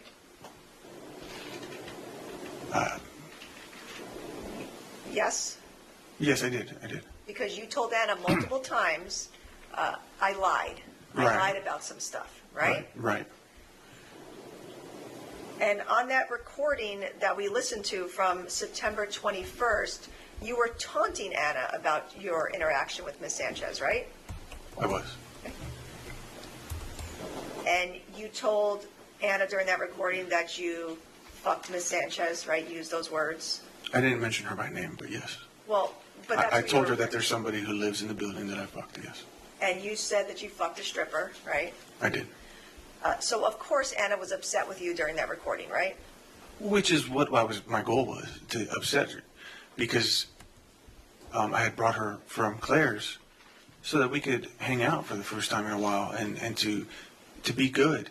But then she went crazy over this bike that a guy who I was hanging out with left. You said... And so I got mad that she had left again, and now it failed. And so I was taunting her. I was saying very mean things. You said in that recording that I don't need to lie, but then you did lie, right? That's what I'm trying to get at. The things that I'm saying was purposely with the intention of trying to get a reaction out of her. Now, you testified yesterday that 9/21 was the first time that Anna had told you that you hurt her, right? That's how you testified. It was the first time that she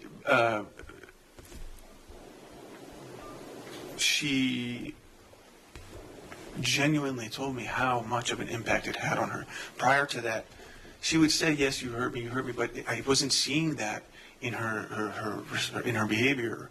But she's told you multiple times before September 21st that you've hurt her, right? Right, and I know I've hurt her.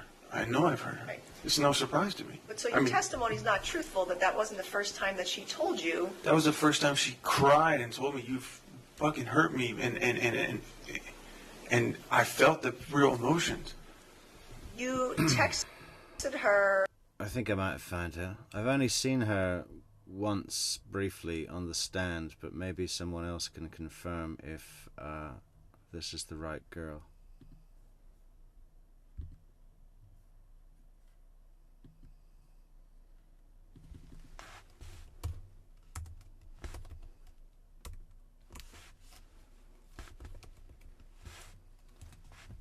Ah.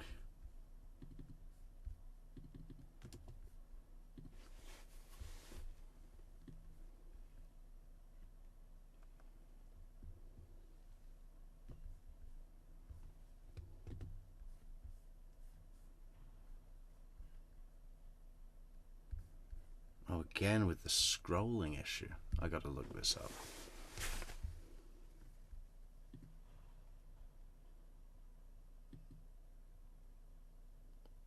It looks like his type. Is that her? I think that's her. But I've only seen her once, briefly. Let's pull up the chat.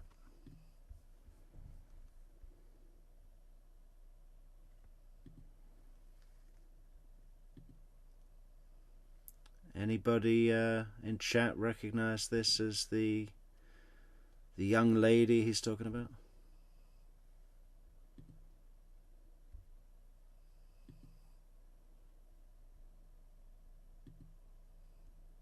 So it's Chicago. Well, there's a lot of pictures. Well, Paris. The Louvre.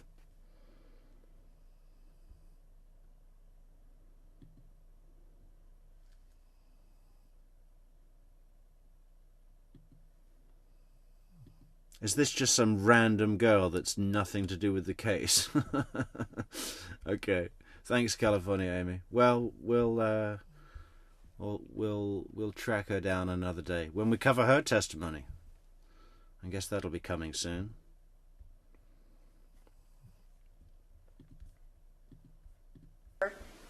After that conversation, conversation on 9/21, you sent her multiple texts, including, "I did not cheat on you. I've never touched another woman. That's the God's honest truth," right?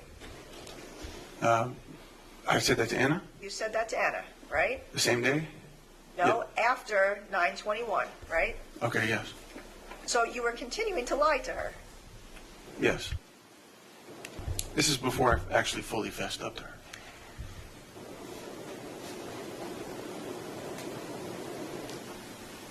Right. I'm just going to go through these briefly. But you were shown a lot of text messages earlier, and basically read a lot of different messages about conversations you had with Anna, right? Yes? Yes. I just need you to answer out loud. Okay. On 9/22, you were asked questions about, or you talked about meeting up with Anna that night, right? Yes. Okay. But in fact, she was out, and you kept texting her, "Show me respect, respect me, please," right? Mm-hmm. So she ended up meeting up with you because you were demanding that, right? Also speculation as to why Anna did something. I'm asking him what he did. Yeah, overruled. Do you understand the question? She asked me why Anna met up with me. I can't answer that. No, I said you demanded that she meet up with you, right? And you said that's why she did it. And that she should respect you, right? I don't believe that that's why she met up with me.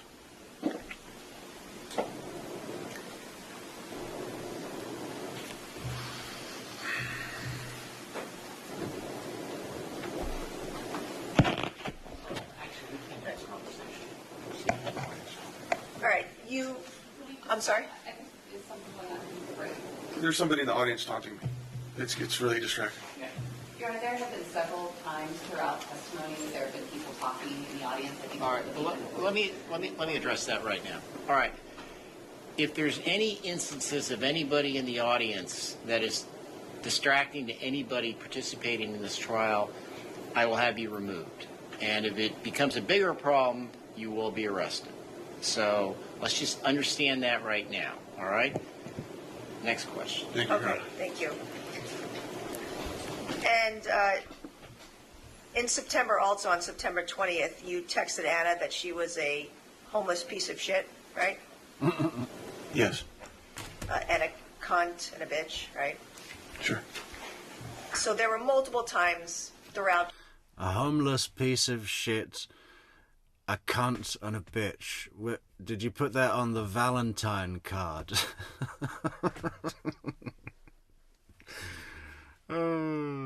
Was that the little flower card on the roses?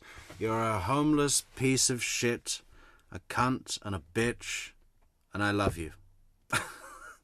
It does rhyme already, doesn't it? That you're a homeless piece of shit, a cunt, and a bitch.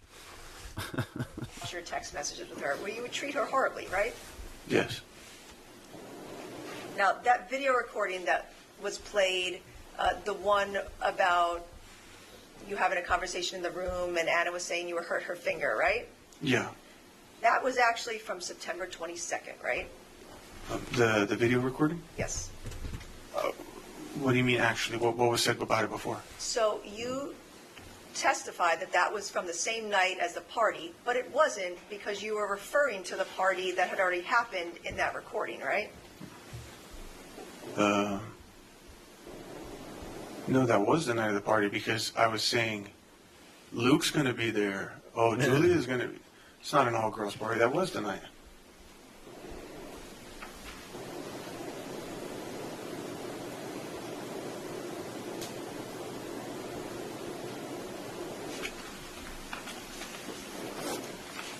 At the beginning of the recording, you had Anna's phone, right, because you had taken it from her, Yes. and she was just trying to get it back, right? This is the 22nd? Yes. Yes. You closed the door, and you kept her phone, and you kept looking through it, right? I was looking at text messages between her and Julia. Okay. And you said Marriott Marquis, that's the fucking place you had the birthday, right? So that birthday party had already happened, right? I'm not sure what I meant by that because I've only been to the Marriott Marquis once, and that was for the night of Julia's birthday party. So there was another occasion where you hurt Anna's finger.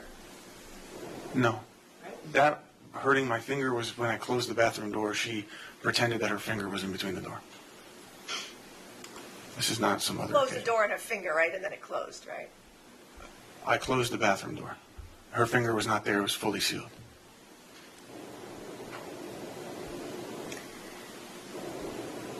Right. On 9/23, you sent Instagram messages to your friend. This is People 79, page 5. And you told your friend, she's mad now because I fucked some Latino chick from upstairs. That's what you said to your friend, right? Some Latino chick. It always adds to the romance when you include the slang ethnicity of a woman, isn't it? You know, I fucked some Jap. I fucked some Latino chick, Chiquita. I fucked some Latino Chiquita. What else could you do without getting too, over the top? I fucked some... well, this is a bit of a dangerous game, isn't it? Let's skip ahead. Yes. Right? So you were What telling are these other messages? She's mad at me because I fucked some Latino chick from upstairs. 3 fucking weeks, Anna neglected me and said she's single. I begged her to come back, blah, blah, blah.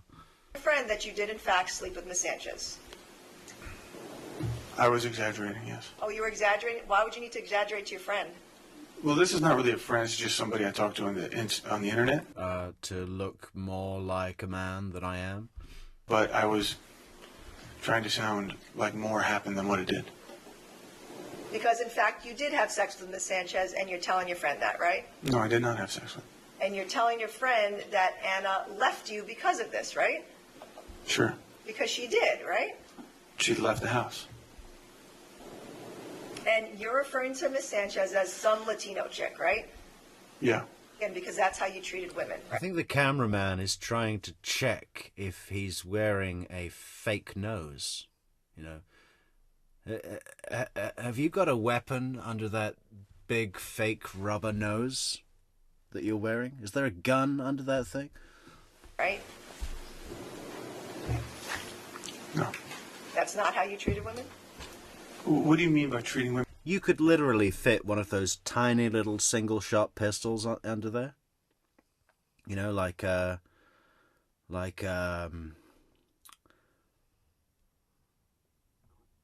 Biff Tannen, Mad Dog Tannen was able to smuggle into the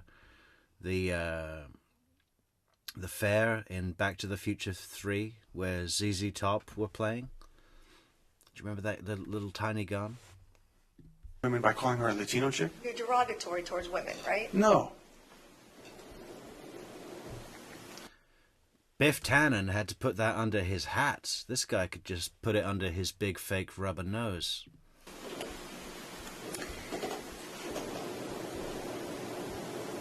On 9/26, you sent Anna a picture of a broken leg. That's why the cameraman keeps zooming in. It's for security, for all our security, for the court's security. Right? Mm-hmm. You tried to pretend your leg was broken, I did. but it wasn't, It wasn't. because you were hoping that she would come comfort you. No, actually, I was trying to get her to unblock me so that I could communicate with her while I was in Miami.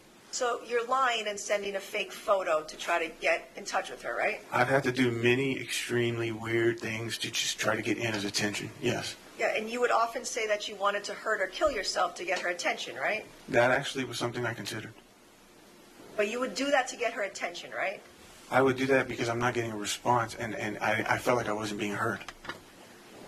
And you asked your cousin, Anthony Elias, to say that, right? That you wanted to hurt yourself, and you wanted him to reach out to Anna and say that to her, right? Yes. Okay. So you would often lie and have ask your friends to lie, right? Well, that's just my cousin, one guy. Okay, your cousin. You asked your cousin to lie, right? In that moment, sure. Yes.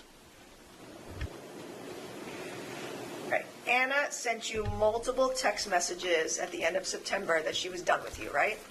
She had done that a lot. But at the end of September, after finding out about Miss Sanchez and after all the violence, she told you many times that she was done with you, right? After I told her about the Ashley Sanchez thing, there was many moments where it seemed we were okay. But what my question is, she told you many times that she was done with you, right? Right, but I took it. That's what she told you, right? Yes. Okay, and on October 1st, People's 176, page 2, I know it's hard to read, but this was the message exchange with your cousin Anthony Elias where you said, I'll kill him, right? Right. And you said, I'll beat his fucking ass, right? I wasn't talking about anybody specifically. Right, but when you said, I'll kill him, you meant that, right? No. Because 3 weeks later you did that, right? Sustained. Any man that Anna was with, you wanted to kill, right? Jesus Christ. No.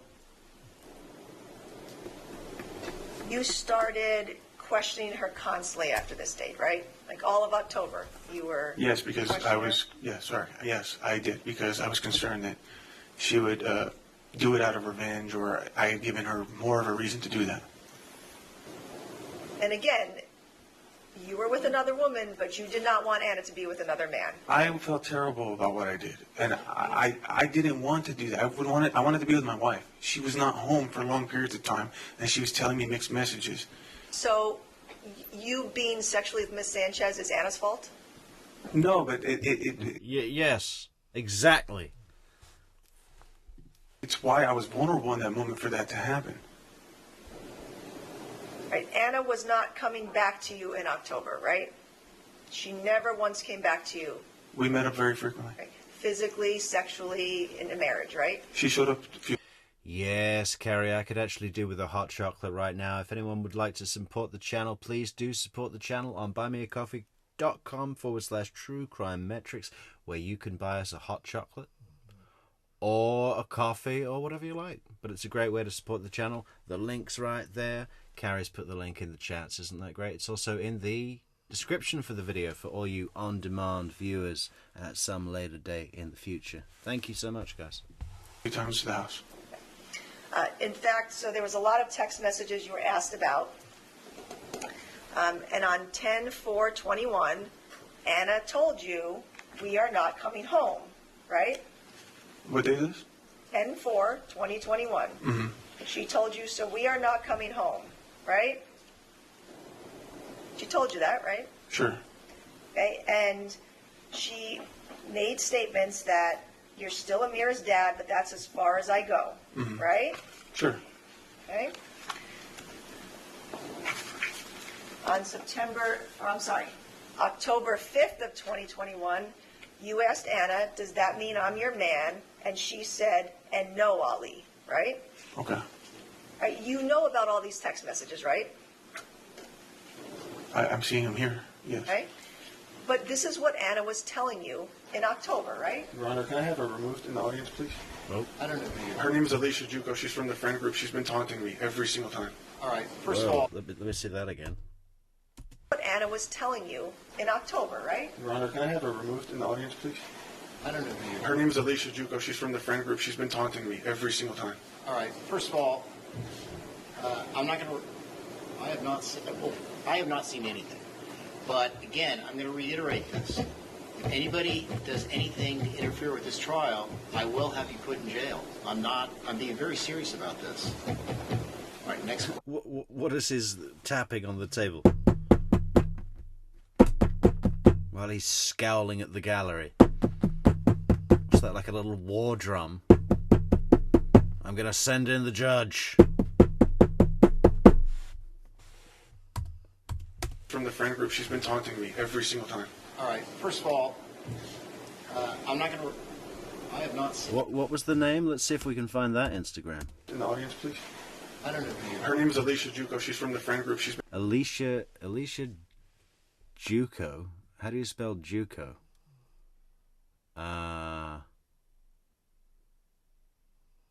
Would that be a Spanish spelling?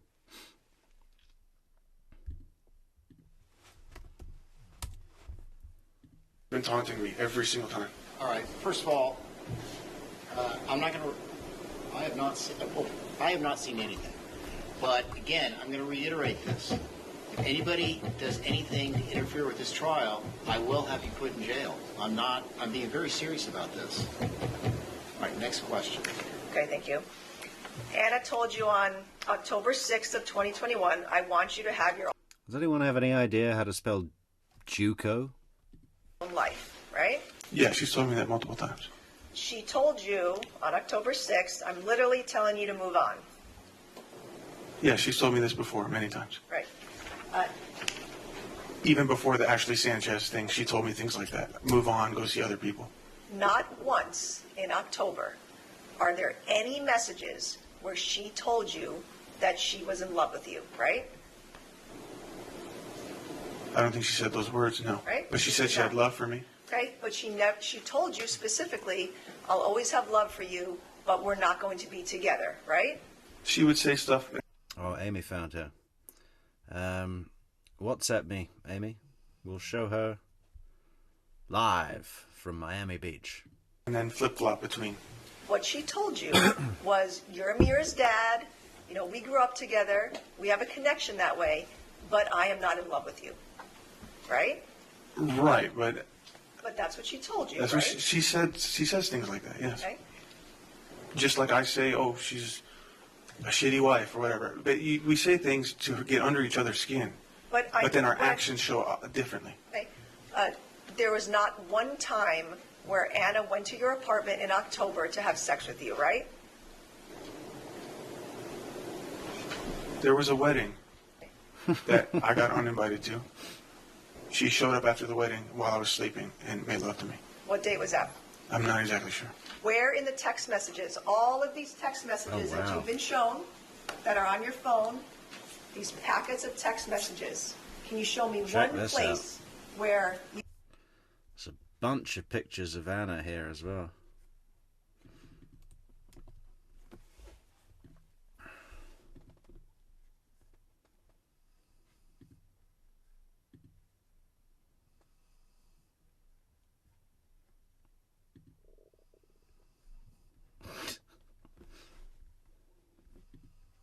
How do we play it? This is a video, I think. Why doesn't it play? Nope.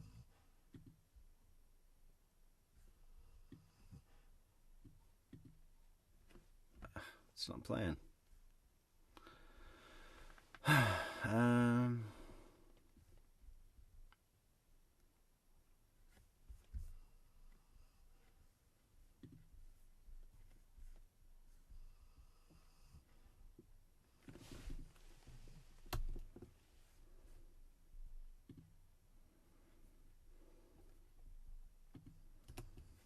Try this.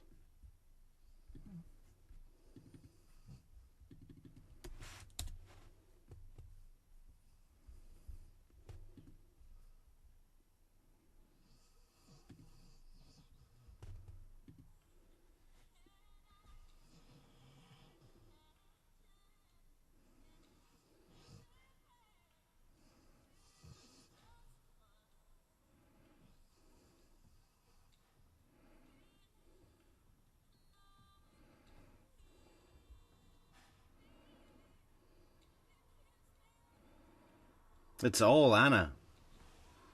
Anna's everywhere. It must be a tribute.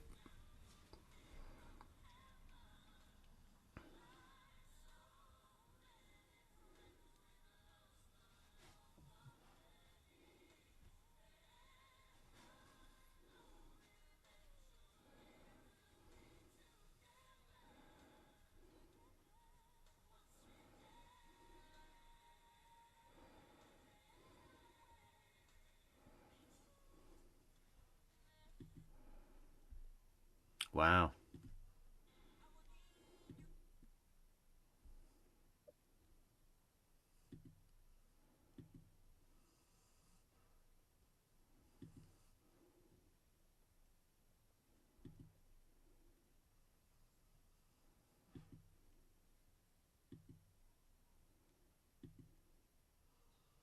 Ooh, hello.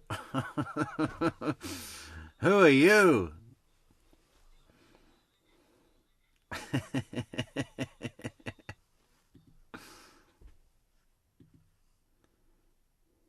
Okay, so she's taunting.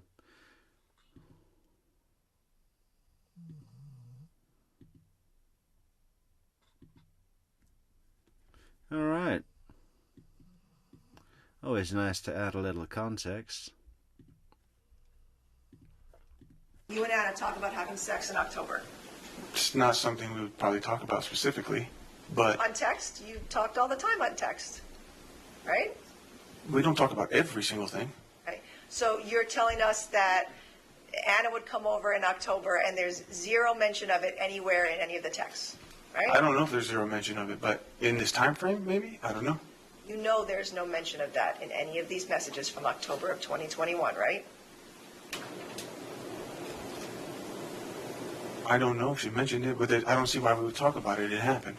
Okay. You talked about She the mentioned that I sex- kicked her out. That was in response to that. You talked about the sex on September 21st, right? You talked about it over text, right? After it happened, Yes, right? That was the last time you ever talked on text about having sex, right?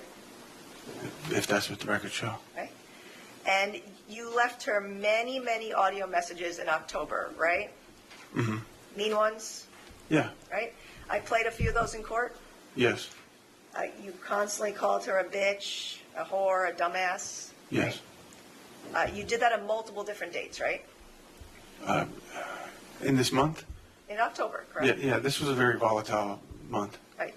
You didn't make all those recordings on October 15th, right? There were many different dates, Well, a lot of the ones you played were actually on the same day. but you made a lot more With you, Ali, every month after month 6 was volatile. recordings than that, right? Sure. Correct. For different instances, yes. And you specifically said on one of those recordings that Anna has not had sex with you in a month, right? Okay, So you had not had sex with her in a month, right? okay, September 21st was the last time you had sex, right? okay. Right? I could be. I remember, I don't remember when the wedding was, but she did have sex with me that night. But you're telling us that Anna would come to your house in the middle of the night in October to have sex with you, and that is a lie, right? No, that was, Overruled. You can answer the question. Go ahead. I had mentioned that as one time that happened, but I wasn't exactly sure when in October, but she did frequently show up to the house to do various things. But you're testifying to that, but Yeah, she showed up to the house to do various things, like get her belongings, and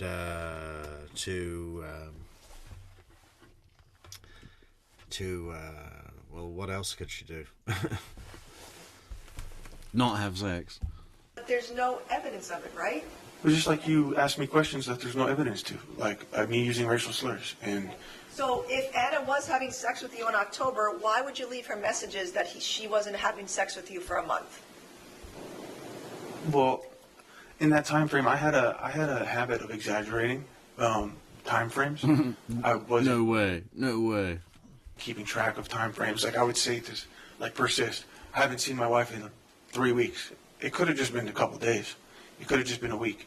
Yeah. But the impact. Jane's World 2's got a good comment here. His idea of a woman's obligation to satisfy him sexually, show him attention, not go to the party if he can't go, all V from another country, Iran. He's from Palestine. Who's with me on this? Asking for a friend. What's all V? I don't know. But his whole thing with this sex thing, when he's filming her to embarrass her and being ridiculously mean to her and saying, well, you didn't come here to make love with your husband. And it's like, it's he just expects it to be like something he can press a button for, you know, like I require sex now, and that's it. You know, that takes all the fun out of it, man. It's like, you know, there's a process, and you have to do that process, and that's the nature of getting busy, right? I mean, so, you know, you missed a meeting, and now you get nothing. Act was the same. You were telling her multiple times in those audio messages that you're not having sex with me. Why the fuck do I need you, right? Right. So she wasn't having sex with you, right? Right. Okay. And again, So when you're- statements like that. I mean, correct me if I'm wrong. I mean, do I need to even mention this? It's like, if you make a statement like that, like, that says, the only thing I need you for, you know, you're not having sex with me, why the fuck would I need you? Implicit in that is, you are only useful if you are my sexual, you know, slave, basically. I mean, is it slave? You know, just sexual object. That doesn't turn a woman on. I mean, maybe some women. But, I don't know. Obviously not this one. Trying to tell everyone that she's coming back to you to have sex in the middle of the night. That's not true, is it? I was referring to one night, and that is true.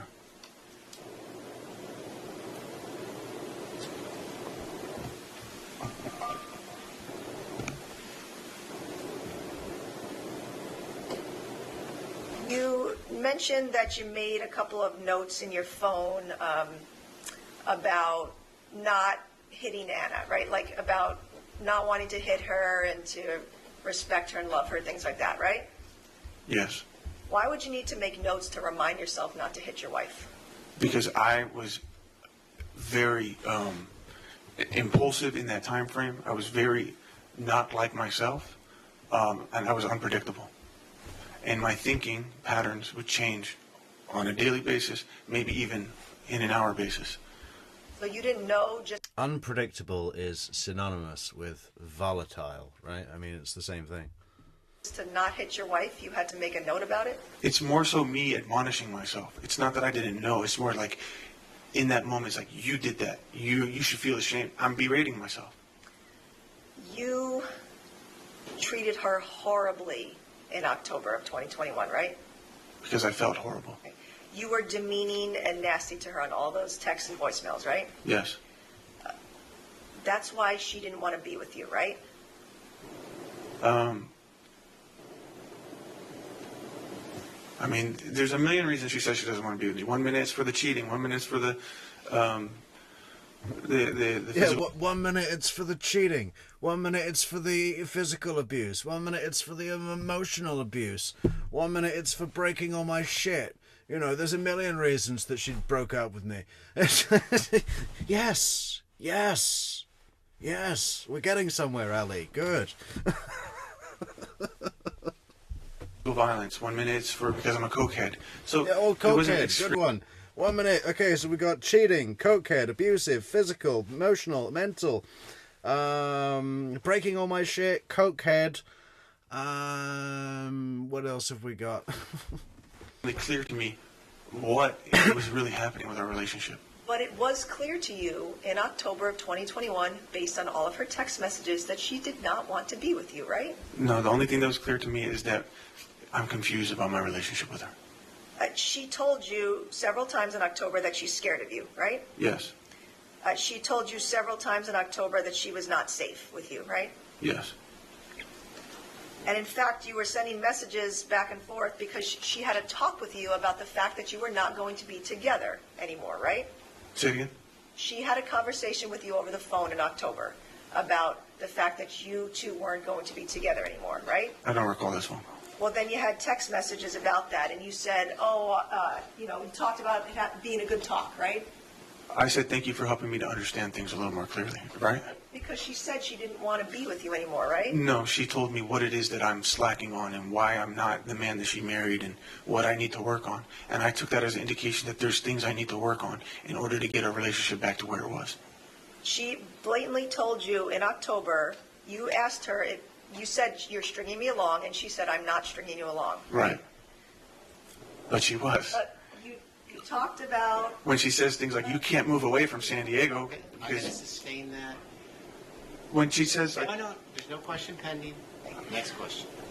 You testified earlier about meeting up with Anna on October 16th of 2021, right? Sorry, I didn't hear the question. You testified that on October 16th of 2021, you met up with Anna that day, right? Sure, yes. Okay. And in fact, the only reason she met up with you is because you texted her, hi, Anna, are you sleeping still? I was hoping to take Amira to Westfield UTC, right? Yeah. So this was you reaching out to her to hang out, not the other way around, right? Yes. Right? It usually is me that has to... Right, because she did not want to willingly see you, right? Sustained. Anna did not want to hang out with you, right, in October? There's occasions where she says, we're going to the dentist. Do you want to come with us? There's little family things that she would include me to. I was supposed to go pumpkin patch with her in October. I mean, when you look at certain... Pumpkin patch. We had a date at the pumpkin patch. There was these mixed signals. 1 minute she's moving out, next minute it's pumpkin patch. things from a specific angle, you're going to get a specific side. But it's not just black and white. Is that like what is that like a business or something, like a Chuck E. Cheese or something, or is he literally talking about a pumpkin patch, like a field with pumpkins in it, or what? There's multiple layers to this, and 1 minute she tells me she doesn't want me, but 1 minute she'll tell me she cannot, that I have to be within distance of her because I'm Amira's father still. So she's not giving me leeway to leave. And I would say, tell me what you want. Are you seeing somebody else so I can move on? I was giving her cues. Tell me what I need to want to know so that I can do this. Non-responsive narrative. I was begging her to give me. Overruled. Answer will stand. Next question. In none of those texts do you see anywhere where she, again, is telling you, I want to be with you, right? She wouldn't say that because we're already together. She would meet up with you so that you could see Amira, right? But she wouldn't have to stay, would she? But she would meet up with you so you could see Amira, right? And on that date specifically, October, 16th? Right, but she didn't have to stay with me. There were times where she would bring Amira to see you, right? And drop her off. On October 18th, again, you were asked a lot of questions about what Anna said to you that day, but she specifically told you, nothing's changed, Ali. She was referring to my behavior. She was telling you that nothing has changed, that she doesn't want to be with you, right? Maybe she said that, but maybe she meant that, but she says a lot of those things. It's common for her to say those things. On October 17th, you were the one that asked Anna to meet you for dinner, right? Yes. Okay. You wanted to see Amira, and you asked them to go meet you at that sushi place, right? I wanted to see Anna and Amira. Again, Anna did not initiate that dinner, right? It was you. Which is normal. Okay. And she told you multiple times that night that she did not want to be married to you, right?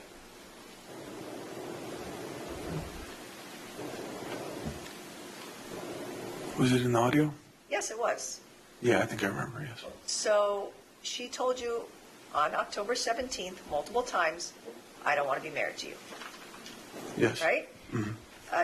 She was making it crystal clear to you that she did not want to be with you, right? She was saying those things. She was telling you that, right? Yes? She was saying those things. Okay. And she told you multiple times to get out of her car that night, right? Right. You wouldn't get out of the car, right? Right, because I wanted to talk. Again, you were trying to control the situation, right? I was trying to, the whole point of the dinner was so that we can try to communicate some of these things that have been lingering, so we can move forward. But I wasn't getting that. So yes, sometimes I had to be a little more assertive in trying to get her attention. So yes, I wouldn't leave the car. You realized that she wanted to essentially divorce you, right? She didn't want to be Essentially? married. Right? She didn't want to be married. She did not want to divorce me because I gave her many opportunities to work with me on that, and she refused it. That night, that's what she was telling you. She also said she's been saying a divorce since July. Mr. Boulevard, I just need you to answer the question. She told you that night that she did not want to be married to you, Yes. okay? And that made you mad, right? I got mad when she threatened to call the cops. Okay? Because you weren't leaving her vehicle, so she wanted to have you removed, right? Like I said, she got into the habit of calling the cops as a means to push me away. She wanted you removed, and she was telling you that she would call the police, right? Yes. Okay? And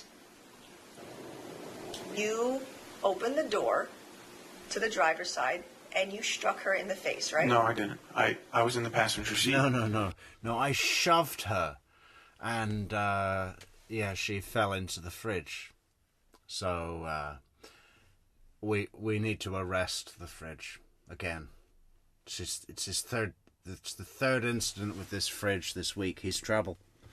Okay, that fridge, the fucking abusive fridge. I hopped out. She hopped out of the driver's seat to make that phone call. At the same time, I said, "All right, I'm leaving." I hopped out of the passenger seat. She hopped back into the driver's seat, and I hopped back into the passenger seat. But you struck her in the face in the car, right? My intention was to grab her phone initially, and My intention, what I did is I grabbed her phone, and then as I grabbed her phone fell, and I went to catch it and accidentally shoved her into the fridge. Oh, God. Yeah. So, arrest the fridge and arrest the phone, and we're all good. we were talking, and then ultimately I did. Okay, you struck her in the face, correct? Yes. And I mean, I'm familiar with the picture. You don't have to show it. right, People's 167, page 4. Hey, buddy, we're not showing it to you to familiarize its evidence, okay? This is to show the jury what you did to her face. This guy, he's like, oh, I'm familiar with the picture of all her bruises, her facial bruising. I don't need to see it. I know what I did. So I don't need my memory refreshed. It's not for you, buddy. This is for the jury. That's why it's on the big screen up there. You see all those bruises up there on the big screen? That's so the jury can see what you did, yeah, to that tiny little Filipino woman. Okay? He's an idiot. Look at him. Oh, I'm familiar with the picture. You don't need to show me. Like, unbelievable. The driver's seat, and I hopped back into the passenger seat. But you struck her in the face in the car, right? My intention was to grab her phone initially, and we were talking, and then ultimately I did. Okay, you struck her in the face, correct? Yes. And I mean, I'm familiar with the picture. You don't have to show it. right, People's 167, page 14. You caused that injury to her eye, correct? Yes, And you hit Anna in the face in front of Amira, right? I did. And that's not the first time Amira has seen you be violent with Anna, right? No.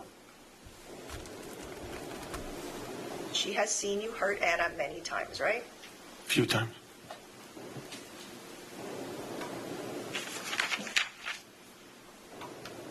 Now, you could have stopped being violent with Anna in front of Amira the first time it happened, right? Not necessarily. My cocaine usage was increasing. My behavior was getting worse and worse. I was becoming more erratic, more impulsive. My condition overall was not improving at any point. But you could have physically stopped yourself from hurting your wife, right? I don't think I could. No?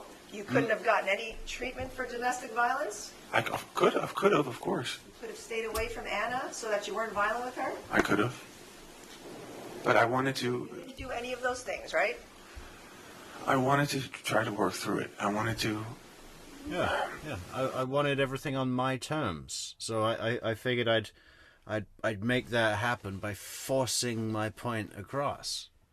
Okay, with violence and contempt and rage.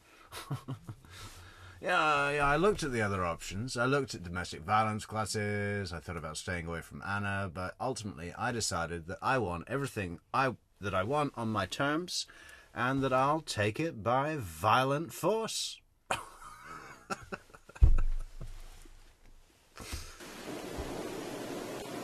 I'm not saying I wanted her to forgive me overnight, but I'm the type of guy that doesn't like to leave problems lingering. I like to just address it and try to fix it as soon as possible. What I'm asking you, though, is you did not get any help to stop your violence on Anna. I tried to get help from her overall condition. But you... I'm the kind of guy that doesn't like to leave problems lingering. There's nothing lingering, man. It has concluded. Your relationship is done. Okay?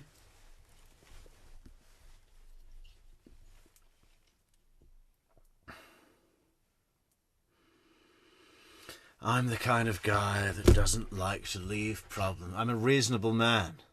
And a reasonable man would not leave problems in the wind, lingering in the wind. Oh, God. I'd love... I know the jury aren't supposed to talk about the testimony as they're going through the trial. I believe that's how it works, right?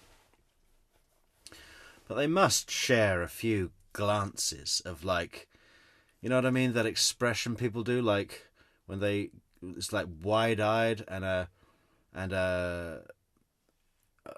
mouth that almost looks like it's going to whistle. Like, whoa. It's like you're saying whoa, but not saying anything. kept being violent with her up until October 17th, right? Because my condition wasn't getting any better. Right, on October... Yeah, my condition wasn't getting any better. The fridge wasn't getting any better. You know, the fridge didn't attend any domestic violence classes either. You know? Her cell phone that made my hand hit her face inadvertently. October 18th, you had dinner with your cousin Louis? Yeah. Right? And you were flirting with his friend Danielle during that dinner, right? No, I wasn't. You took out a big bag of cocaine during that dinner? No, it was in the car. Right, you took out a bag of cocaine. Carrie B says, didn't he bust the pumpkin when he trashed her apartment the day he killed her? I'm guessing he wasn't included in the pumpkin patch outing. Man, nothing spells domestic dispute like a smashed jack-o'-lantern on the kitchen floor, does it? What a mess. But it is actually... Have I ever broken a pumpkin? I suppose I have, when they're done. It is a fun thing to smash, because it's big, but it's not gonna break anything. Kane, and you said, I'm Gin Kid, I can do whatever I want. That was a joking response to Louis said, put that away, the cops are going to see it. And I said, I'm Gin Kid, I can do whatever I want. I mean, I'm just... Because you thought you could do whatever you wanted, right? I was a little over my head, you know. And that night, October 18th, you tried to convince your cousin Louis to bring Danielle back to your hotel room, right? So that did not happen. What did happen was we all went out to Ocean Beach, but it was a very dry night. There was nobody out. There was nothing much to do. So they went to go drop me off. I offered that they can come and hang out at the hotel, and I said I had wine if they want. Her brother was there. But you texted your cousin Louis, and you wrote to him, bring Danielle. Was that before we actually met up? Because the whole... No, Victoria, he didn't backhand his daughter. He'd probably beat her with a shoe or a slipper. point was he wanted me to meet Danielle. But you wanted another woman to come back to your hotel room, Not right? my hotel. I said, bring somebody, you can pick me up. They picked me up. So I was saying, bring Danielle so I can meet her. Sorry. This was, the whole point was for him to meet me. He wanted me to meet his friend. You weren't allowed... I wanted to meet Danielle in my hotel room alone with a big bag of coke. As you know, I just wanted to meet her. To flirt with other women, but Anna couldn't flirt with other men. I was not With other flirting men, with right? her. I was not flirting with her. I hardly spoke to her that night. All right, ladies and gentlemen, I'm going to go ahead and break for a recess. As I indicated, there's some other events going on today. Just to kind of give you an idea of scheduling, the attorneys and I talked yesterday. We do anticipate this case will be wrapped up this week. All right, so we're getting there. Yeah, yeah. We think deliberations are going to be pretty quick.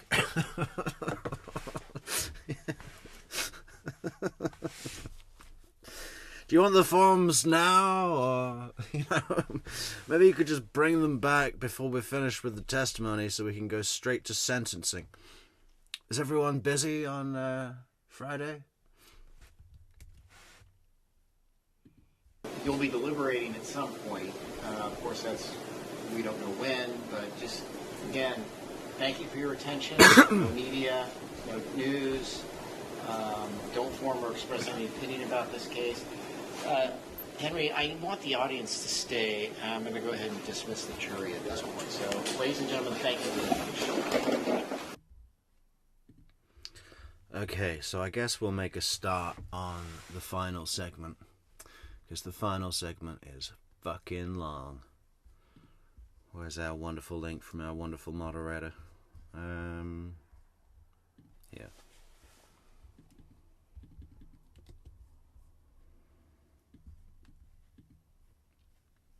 What time is it? 3:52. How long have we been going?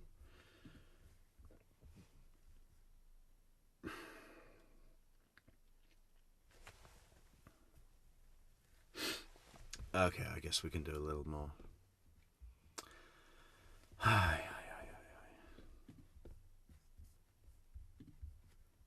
I'm Gin Kid. I can do whatever the hell I want. I make shitty Al Pacino videos. Put them on TikTok. Responsibility for things I could have done better. It was a moment. The Honorable Jeffrey F. Frazier, Judge presiding. Please be seated. Come to order. All right, ladies and gentlemen, we're meeting once again on time. Awesome. All right. Thank you, Your Honor. Good morning. Good morning. Yesterday we talked about you going, or Anna coming back to the apartment to have sex with you in the middle of the night, right? You said that happened in October? It was my belief that it happened in October. Again, I like the choice of prosecutor. She doesn't look like Anna, but she's, it's in the ballpark. You know what I mean? I'm sure that's not wasted on the jury.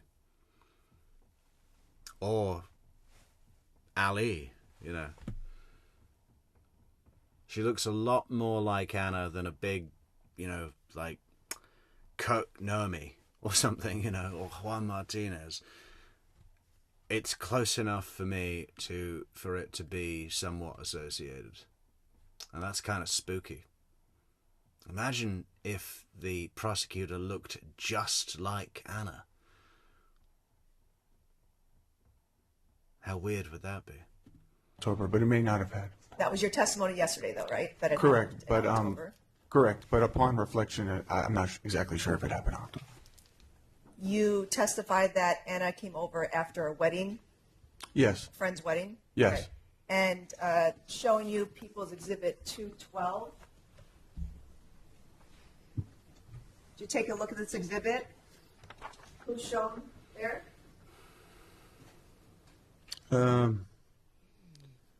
Julia, Anna, and Alicia. Okay. And this was Anna going to her friend Christina's wedding on September 18th, 2021, correct? Yeah, that's what it says. Okay. So if she came over to have sex with you in the middle of the night, it was on that date, not October, right? Correct. It's a misunderstanding. And you said upon reflection, you mean upon seeing this exhibit? No, prior to me even entering the courtroom today. What? Okay, looking at People's 79, page 16, this was a conversation that you had with... She does look a little bit like Nicole Kessinger, I guess, and even has a little bit of vocal fry, but not the kind that I hate. I actually really like this prosecutor, including her voice, and, you know, I don't have a problem with her at all. Another woman named Julia on October 14th, correct? It's not in that packet in front of you. You can just look on the screen. Okay. But do you remember me showing these exhibits to the detective? I do, yes. Okay. There was a picture of a woman, Julia, that she sent to you. Correct. Correct. And you had a full-on conversation with her on October 14th, ending with calling her a goddess. Yeah. Your goddess. Not my goddess. Well, You said, "Night, my energy healing goddess of Venus." yeah, I was being a little, A little. I was joking around, but a little the fucking. primary, A little what? Night, my. What was it? Healing goddess of Venus. Yeah, I wasn't flirting. goddess. Well, You said, "Night, my energy healing goddess of Venus." Okay. Ladies in the chat, that work on any of you? Night, my energy healing goddess of Venus. yeah, I was being a little, I was joking around, but the primary reason that I was contacting her was she was offering me, she said she was a spiritist, some kind of medium. She had told me, she had reached out to me on Instagram with a voice message. And she says, and I thought this was weird because I don't normally believe in like mediums and spiritists, but she said, Yeah, unless they've got a nice set of tits. "I'm being told to tell you that in order for you to get to the next stage of your life, you have to let go of what you're holding on to." And I thought that Ooh. was so strange that I immediately gave her my phone number and said, "Let's talk about this." And so she told me that she does that for a living, Let's talk about this. where she does energy healing through like FaceTime or any kind of video communications. Right? Yeah. You were flirting with this woman. Yeah, it's $80 an hour. Hey, dude, get with the program. She saw a client, okay? She saw a client. She picked out a generic, blank reading, works on anyone statement like, "In order to achieve your next phase of life, you're going to have to let go of what you're holding on to." Instagram, correct? I was, yes. Okay. And that's okay for you to do, but not Anna, right? Anna's free to do what she wants to do. Oh, she is. So she was free to see Ray. No, she wasn't. You just said she was free to do what she wants because you were separated, right? You asked me if Anna was free to speak to other people. But she was not free to speak to other people in your mind, right? She has plenty of friends. She has plenty of people she can speak to. I'm not talking about friends. I'm talking about. If you're talking about a flirting. sexual relationship, no. Sorry, if you're referring to a sexual relationship, no. You are flirting with another woman, and my question was, you are entitled to do that, but Anna was not entitled to do the same with other men, correct? I'm not exactly sure if she did that or not. She wasn't entitled to in your mind, correct? That's not how I look at it now. But that's what you told her. You constantly told her about her being with other men, seeing other men, cheating on you, things like that in October, correct? My concern was I understood that I had done something terrible multiple times. But you said those things to her. And That's my question. intentions with saying those things to her was, I understand if you need space, you want to stay at your friend's house, but I want to understand, are you going to be seeing some other people? She would never directly answer that question. She would leave me in the loop. She would leave me in some kind of void of confusion. She would tell me often to go talk to other people, and I would argue that. But these like flirtations, conversations, or like Ashley Sanchez, these are moments of my loneliest moments. These are moments where I was hurting and alone, and I'm not sure what the status is of me and Anna's relationship because I'm confused. But again, you were allowed to do these things, flirt with other women and be with other women, but Anna was not free to do that with other men, correct? I don't know whether or not she was doing that with other men, but I'm if she asking did, in your mind, she was not free to do those things with other men.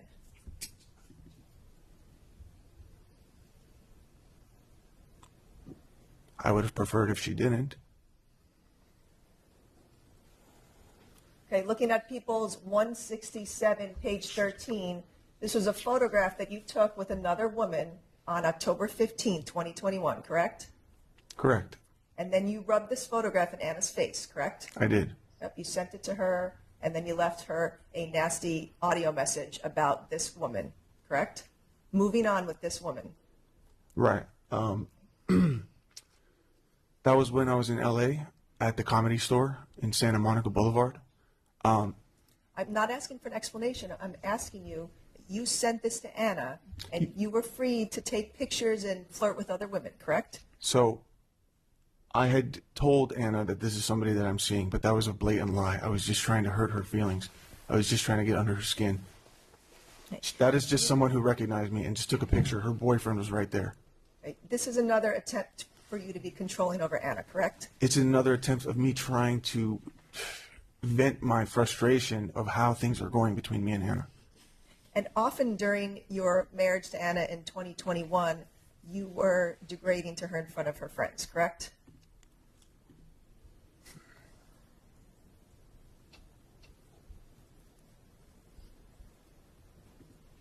No, I would not be degrading to Anna. What I would do is blatantly state if I have a problem with something her friends are doing right in front of them. You would call Anna ugly in front of her friends? I would never call her ugly. She's the most beautiful woman to me. You would tell Anna what to wear and what not to wear, right? I don't. My fashion is terrible. I love her fashion. You would tell her what males she could or could not be around, correct? No, she was around a lot of males that I was hanging out with, but I would tell her if I felt somebody was not someone good that she would talk to. Yes. You would tell her that she could not go out with other people without you, correct? No, that's not true. Right. You actually always had to be with her going out, right? That's not true. I worked 9 to 5, Monday through Friday. What do you think she was doing at those times? She was out at the gym with her girlfriends, going to get... What do you mean he worked 9 to 5, Monday through Friday? As a TikToker? Why? What do you mean? Did he have another job?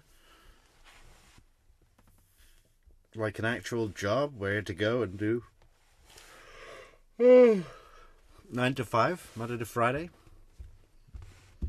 Get her nails done, going to lunch. Is that what a TikTok millionaire does? Taking the daughters to the park. These are things that don't include me. Going out at night to bars and clubs and other things, you would often tell her that she couldn't go out without you. I would say that I know that if she were to just go out with her girlfriends, of course she could go out. But I know what the friend group consists of. It is not just girls. It is men that these women are sleeping with. And these are people that I'm supposed to be friends with, that my wife wants me to be friends with. So of course I'm not comfortable me being left out of that. So yes. You sent Anna a text message on October 15th telling her, hope you and Ray enjoy each other, right? When did I say that? I'm asking you. I'm not showing you anything. I'm asking you. You sent her that text on October 15th, 2021. I don't recall that text. It's not a surprise to you that she and Ray would go out together, right? Are you kidding me? I had no idea about it. The fuck? Looking in front of you at the packet, 176, page 56, this was a text message series that you sent to Anna on October 15, 2021, telling her, by the way, when I fucked Nikki, she was on her period, right? Yeah. So you were telling Anna that you did, in fact, have sex with Nikki. Again, this is me just trying to hurt her emotionally. And you were laughing at her. Ha, ha, ha, ha, ha. Look at this here. By the way, when I fucked Nikki, she was on her period. And then the next message is, and you sucked my dick the day after.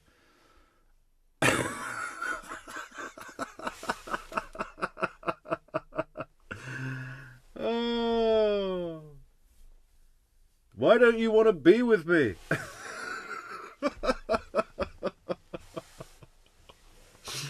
What a guy. What a catch. What a great catch.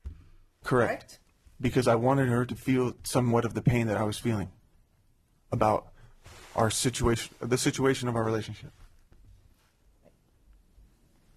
There's multiple text messages that Anna sent you, including October 18th, 2021, where she said to you, I don't love you, correct? Sure, yeah. Multiple times. Mm-hmm. In those days before the shooting, correct? Right. But she also has told me that she does love me. I'm asking you. Okay, and I'm telling you. It's in none of these texts, correct? Not specifically in those texts, no. On October 19th, you were harassing her. See, this is People's 176, page 41. You were harassing her and telling her you're coming over to the apartment, and she told you to leave her alone. This is harassment, right? Yes. You texted her that, right? Sure, yes. She didn't want anything to do with you, and you just kept badgering her, correct? I wanted to see her at times, yes.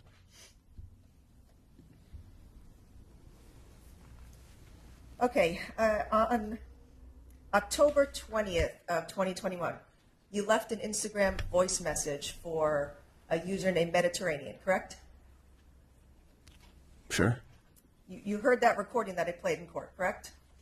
Was it the one that says, I don't know what I'll do, I'll go to jail, bro, or something? Yes, specifically, you said that you would go to jail if you ever found Anna with another man, correct? You said that, I said that in the correct? audio, yes. Because the day before, you're already thinking about doing something badly to any man that Anna was with, correct? That's not correct. My intentions is, look, first of all, this is a random follower. You have to think about what position I am in life where I'm reaching out to strangers for help about relationships or coping. I didn't have anybody to reach out to. I was completely cut off from all my friends in San Diego. My own family cut me off. And the only person I had to rely on for information about my relationship was Anna, and I didn't have access to her. She wasn't communicating with me efficiently. Now, another thing is I would reach out to these guys who'd say that they at some point have experienced something similar. So that's why I would say things. I think in that audio I said, see, that's what pisses me off. I feel like we can't fight for our relationships. That's how I felt like. I felt like I was being pushed out of my own relationship. And you felt that you would go to jail if you ever saw Anna with another man. That's Look, what you said, correct? I said that, but what does that mean? I mean, it doesn't say anything about me wanting to end someone's life. It just says I'd go to jail. Maybe I'd go crazy and punch somebody. I mean, this is something my dad used to say a lot, and But I you just say didn't it. punch Ray. You shot him, correct? I didn't even know Ray was involved until I walked in. All right. Multiple times, Anna told you she wanted a restraining order against you, correct? It was an empty threat. Okay. On multiple dates in September and October of 2021, Anna told you she wanted a restraining order against you. And she also told me she actually got one. She told you she wanted one, correct? She told me she actually got one. She wanted a restraining order because you were abusive to her, correct? No, because I've had instances where I was physical with her. And you convinced her time and time again not to get one, right? I may have only convinced her once or twice, but Oh, there only was once or twice? But there was a point in time where she told me she specifically got the TRO, and I looked up how TROs work, and I was never served paperwork. My question to you is you wanting to convince her not to get one, not whether she got one, you convincing her not to get one. I don't know whether or not I convinced her, but I certainly told her that there would be consequences on our life, like as far as my job, my clearance. I was the only provider financially. And she had every right to get a restraining order against you, correct? Absolutely. And you did not want her to. Of course I wouldn't want her one. And you told her multiple times in text messages not to get a restraining order against you, correct? I probably advised or asked her not to get one. And you also told her multiple times, either over the phone or in person, not to get a restraining order against you, correct? I can't recall that. You told your friend Sammy to convince Anna not to get a restraining order against you, right? So I asked my friend Sammy to kind of intervene in between us, kind of be the middleman. Again, it was very hard for me to communicate with Anna. So I was reaching out to anyone I could think of who could help me in this situation. You told your friend Sammy, and you asked for his help to convince Anna not to get a restraining order in October, correct? Correct. And you also asked your parents to talk to Anna about not getting a restraining order. No, I think they just mentioned that on their own. Then they both separately told Anna on their own not to get a restraining order against you, correct? I don't know what they told me. I was not present for these conversations. Well, you know that they both said that, right? I don't know that. You heard your mom testify about that? I heard her, that was the first time I heard her say that, because I don't know these conversations. You told Anna that it would affect your security clearance if she got a restraining order against you. Which is true. Correct? And you did not want your clearance affected, right? That wasn't the only reason, but that was one of the reasons, yes. You told her not to get a restraining order because it would affect Amira. It correct? would. And your ability to see her, correct? Correct. And you told her not to get a restraining order because it would be a long and exhausting legal road, correct? I don't know what the process is of getting a TRO. But you said that to her, correct? Perhaps I did. And you didn't want a restraining order against you because then you would have to give up your gun, right? No, that's not, I never even mentioned my gun. You know that when you have a restraining order against you, you cannot own a firearm, correct? I did not know that, and that was not even my concern at the time.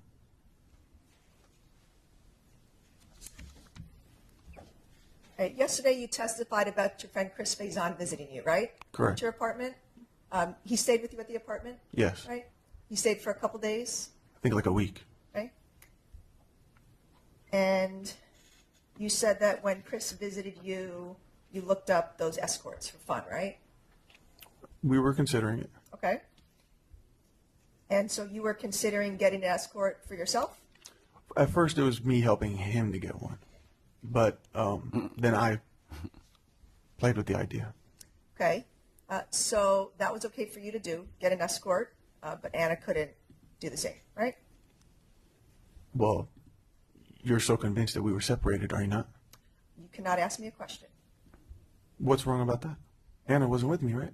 right? So, but it's perfectly okay for you to sleep with another woman, but Anna could not do the same with another man, right? I have not slept with another woman. I massaged another woman.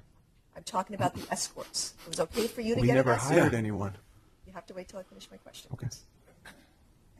It was okay for you to go out and get an escort, have sex, but Anna could not do the same with another man, correct? Neither of those things happened. And you told us that Chris was concerned about messages from the cartel. No, it was a spam, or it was a scam text that he received. One of the numbers on that escort website, I forget what it was called, triggered a scam. It also happened to me too. Okay, and so this happened while he was with you at your apartment? You got this scam text? They contacted him while he was with me, but they contacted me after he had left. Okay. They sent the same photos. And Chris Faison visited you in San Diego on October 1st of 2021, correct? I believe, yes. Okay.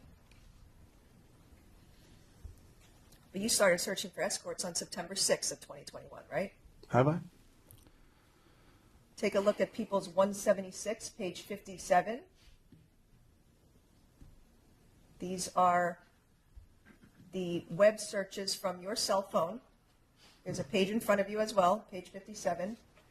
You started searching for escorts on September 6, 2021, correct? Try to remember what I was doing at that time. It's not about remembering, it's about looking at... San Diego escorts on the Eros Guide to something. Eros Massage. Candace Owens.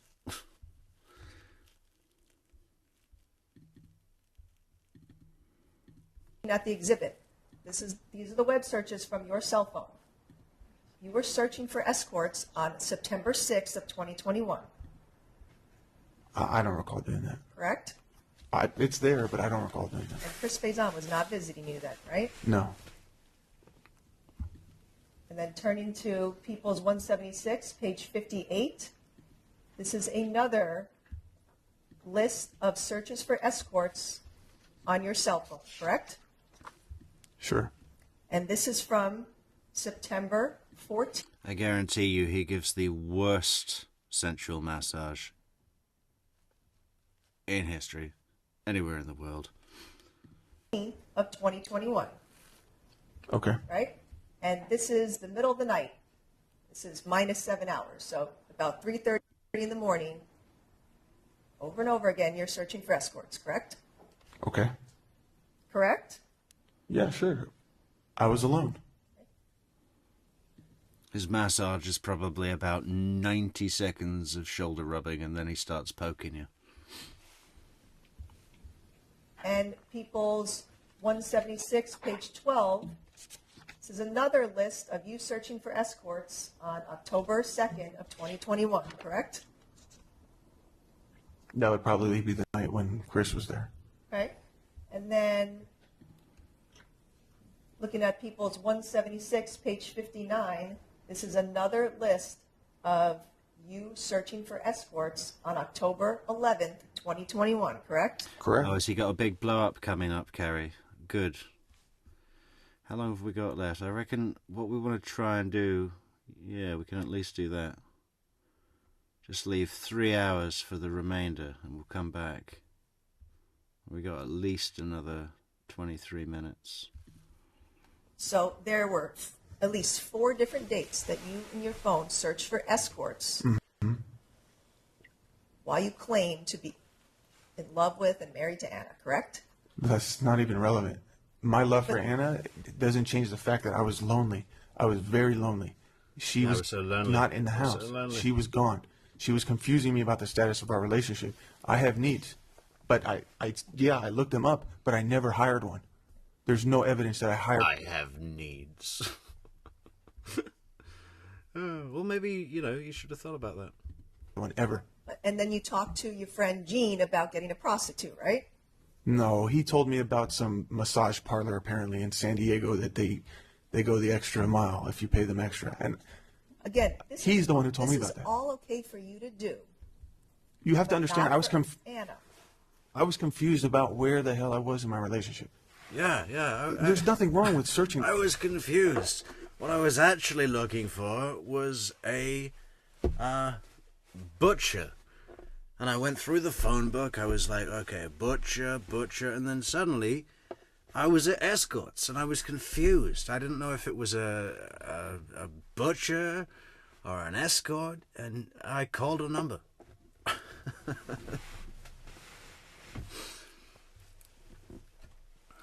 Yeah. This stuff up. I mean, I was lonely. I was freaking out. And you got to keep in mind, I'm thinking Anna's out with men. The whole time, I'm thinking she's sleeping around and just not telling me about it. So I was just trying to cope. I'm just trying to I was confused. And all these months, it was like the most confused. Yeah, I called the butcher. They said, how stiff do you want your sausage? And I was confused. Time of my life. I was on drugs 24/7. I wasn't thinking clearly. I'm confused. 1 minute I'm angry, 1 minute I'm crying, 1 minute I love you, Anna, and 1 minute I hate you, Anna. But it's not, none of that is consistent. I was not in the right frame of mind during this time. Hey, thanks Victoria Girl for adding to the Bleach Fund. The Bleach Fund. Yeah. What does that mean? What is the Bleach Fund? I don't know what it is, but I like the sound of it. So again, you're blaming Anna and your cocaine use on you searching for escorts, right? No, I'm blaming myself in the mindset that I was in and the situation of our relationship. The whole thing was confusing.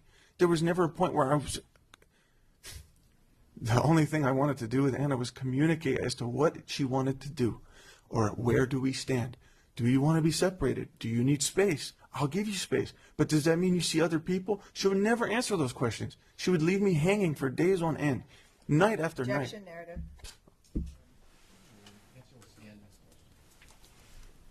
Okay, let's talk about some of your other web searches.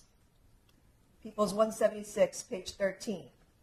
You did multiple searches for audio monitoring and how to plant a listening device, correct? I did actually. And you looked at many different websites with different audio monitors, correct? Yep, and I looked for websites that I could purchase devices, but I found nothing. Right. And you read about how to use a cell phone as a listening device, correct? Correct. Right. You read up about how to put a bug in a cell phone, correct?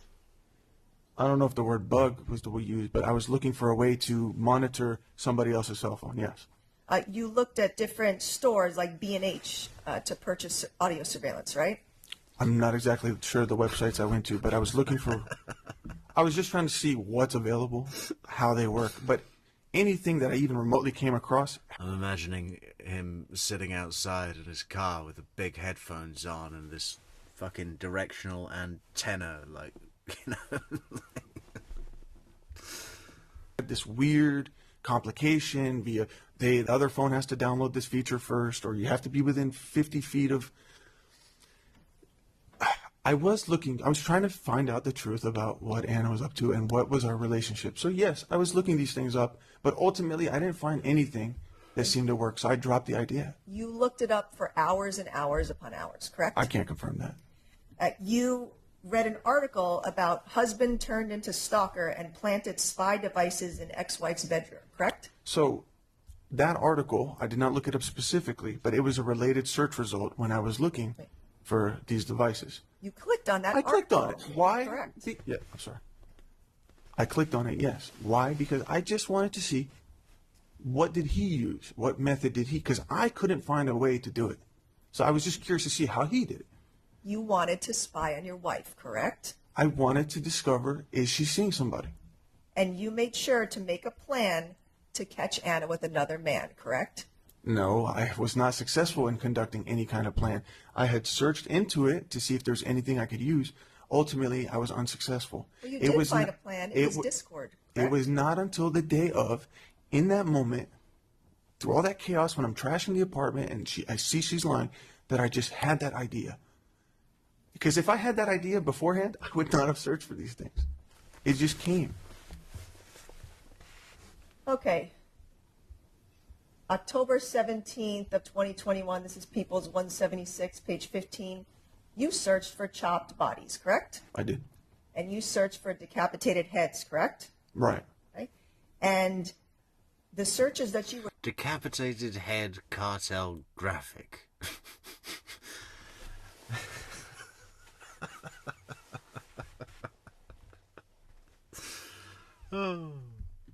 doing were at 10:30 p.m. after that dinner you had with Anna, correct? Do you see where it says... What does come up when we put decapitated head cartel graphic? Let's check together as a group for research.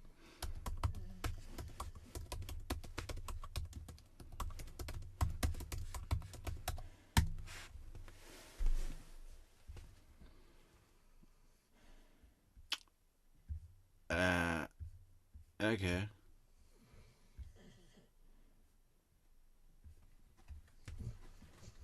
Well, it's basically what you would imagine. Decapitated head cartel? I asked you a question. You did these searches right after that dinner you had with Anna where you punched her in the eye, correct? I may have, but it's not related to the dinner. This is just me back when I'm at my home, coked out of my mind, reviewing things that I've been thinking throughout the whole month, like what happened with Chris, the text messages I'm getting. Does coked out of your mind ever... Is that ever a good excuse as far as the jury is concerned? This is just because I was coked out of my mind. Oh, I was being reasonably coked out of my mind. Kidding. So I just happened to think about it. Like, let me see if I can find those damn pictures.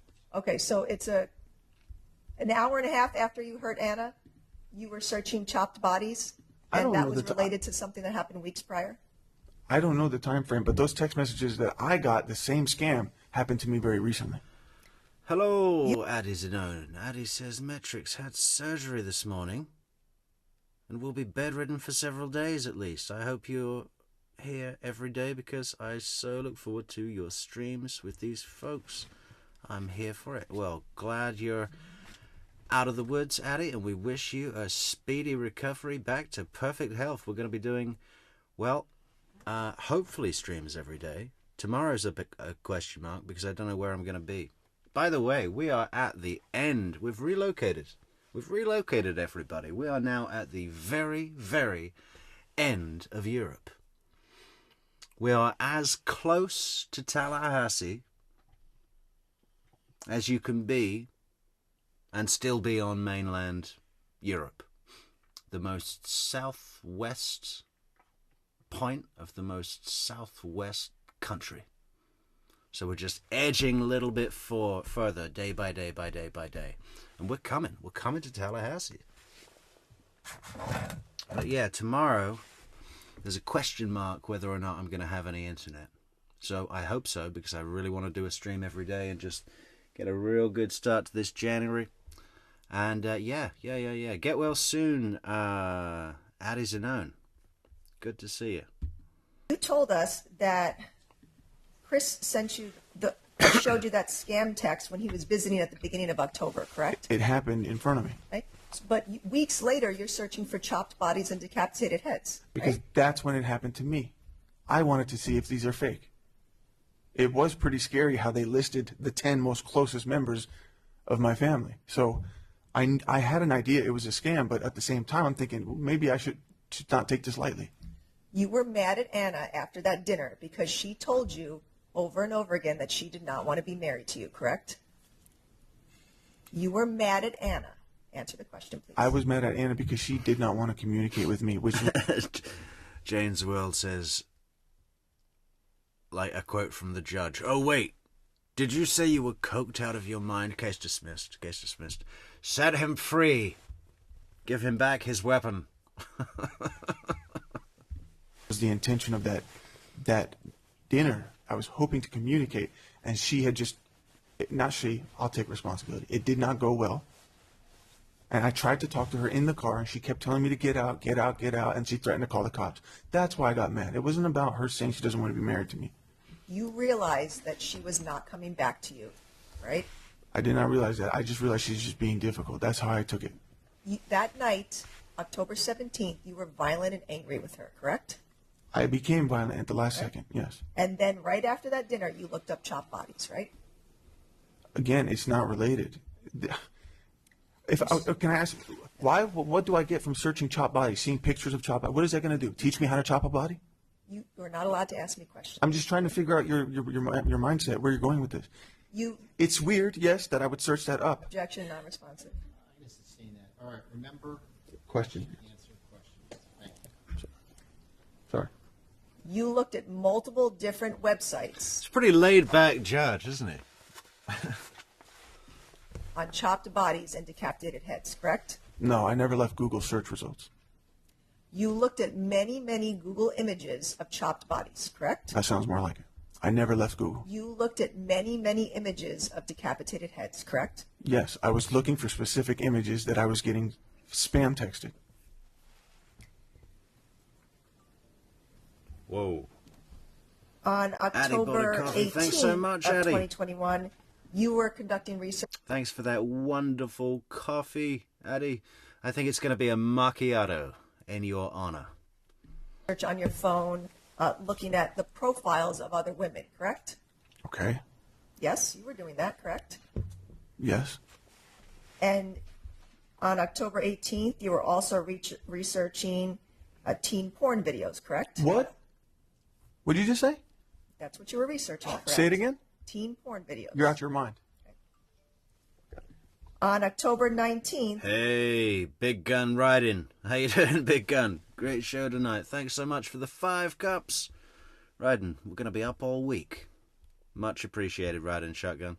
And thank you so much, well, to everybody, but in particularly to Gary Brook, Amy, Riding Shotgun, Udi, and in her absence, Neverly Darling, who I know is also under the weather.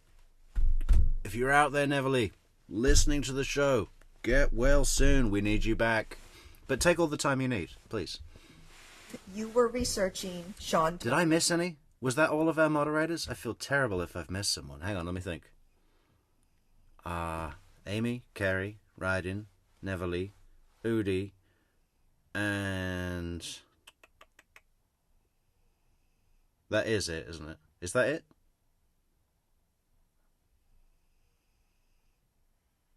Maybe I should have this on a little plaque in the studio so that I'm always absolutely certain.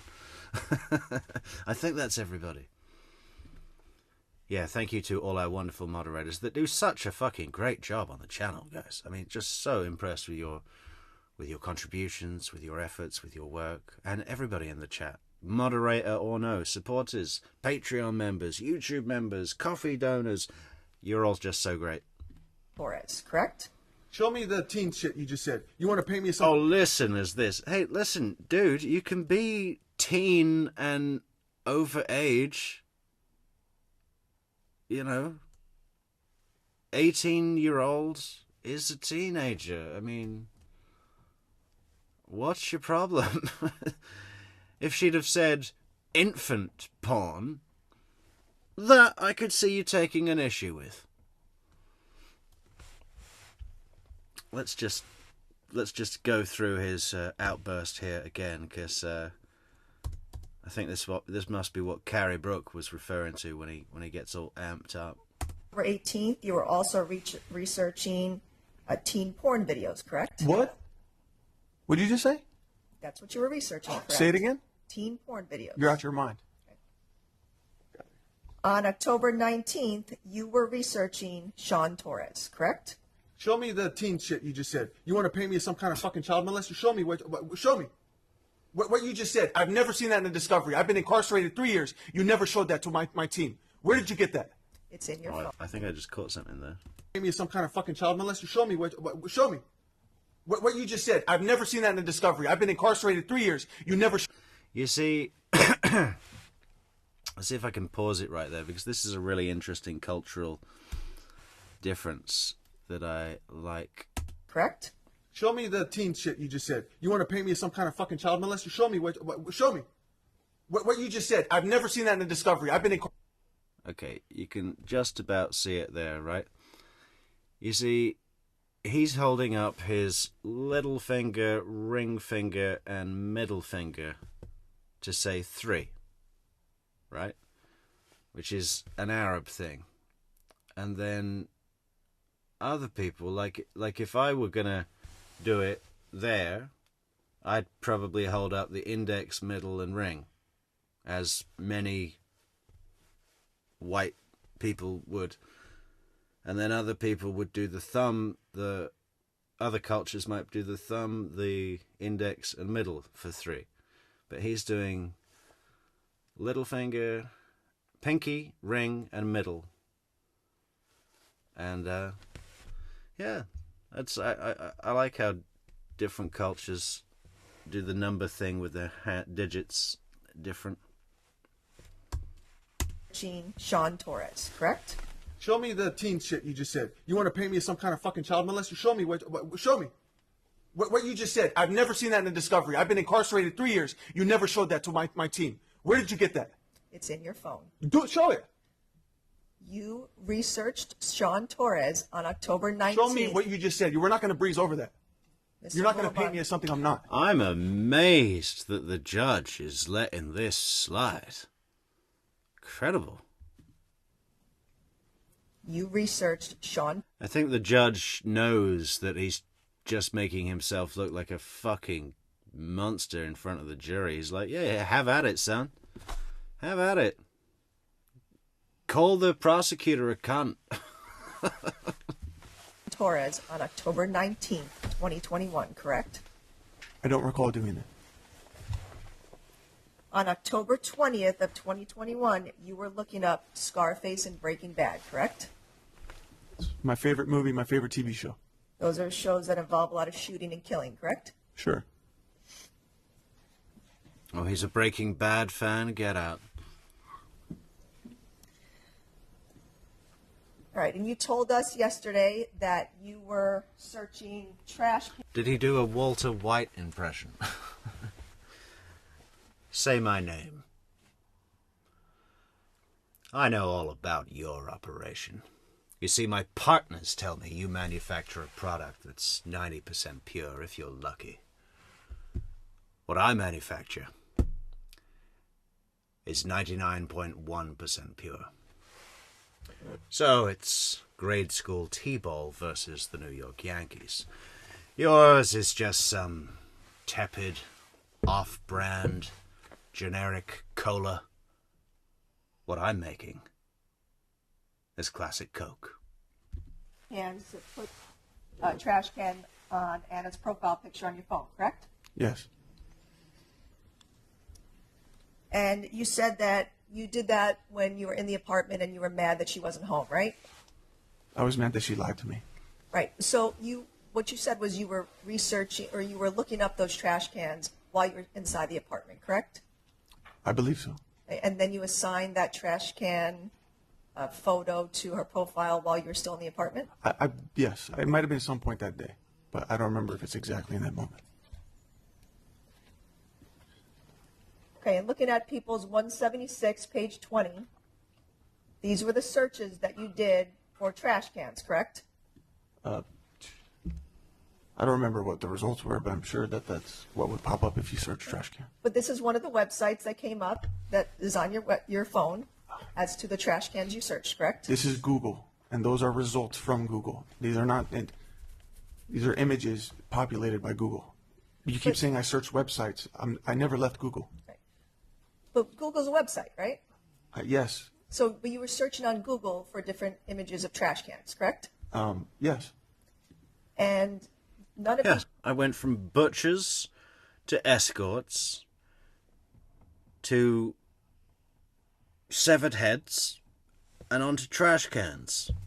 I was coked out of my mind, okay? It was butchers, escorts, severed heads, trash cans, and pumpkin patch.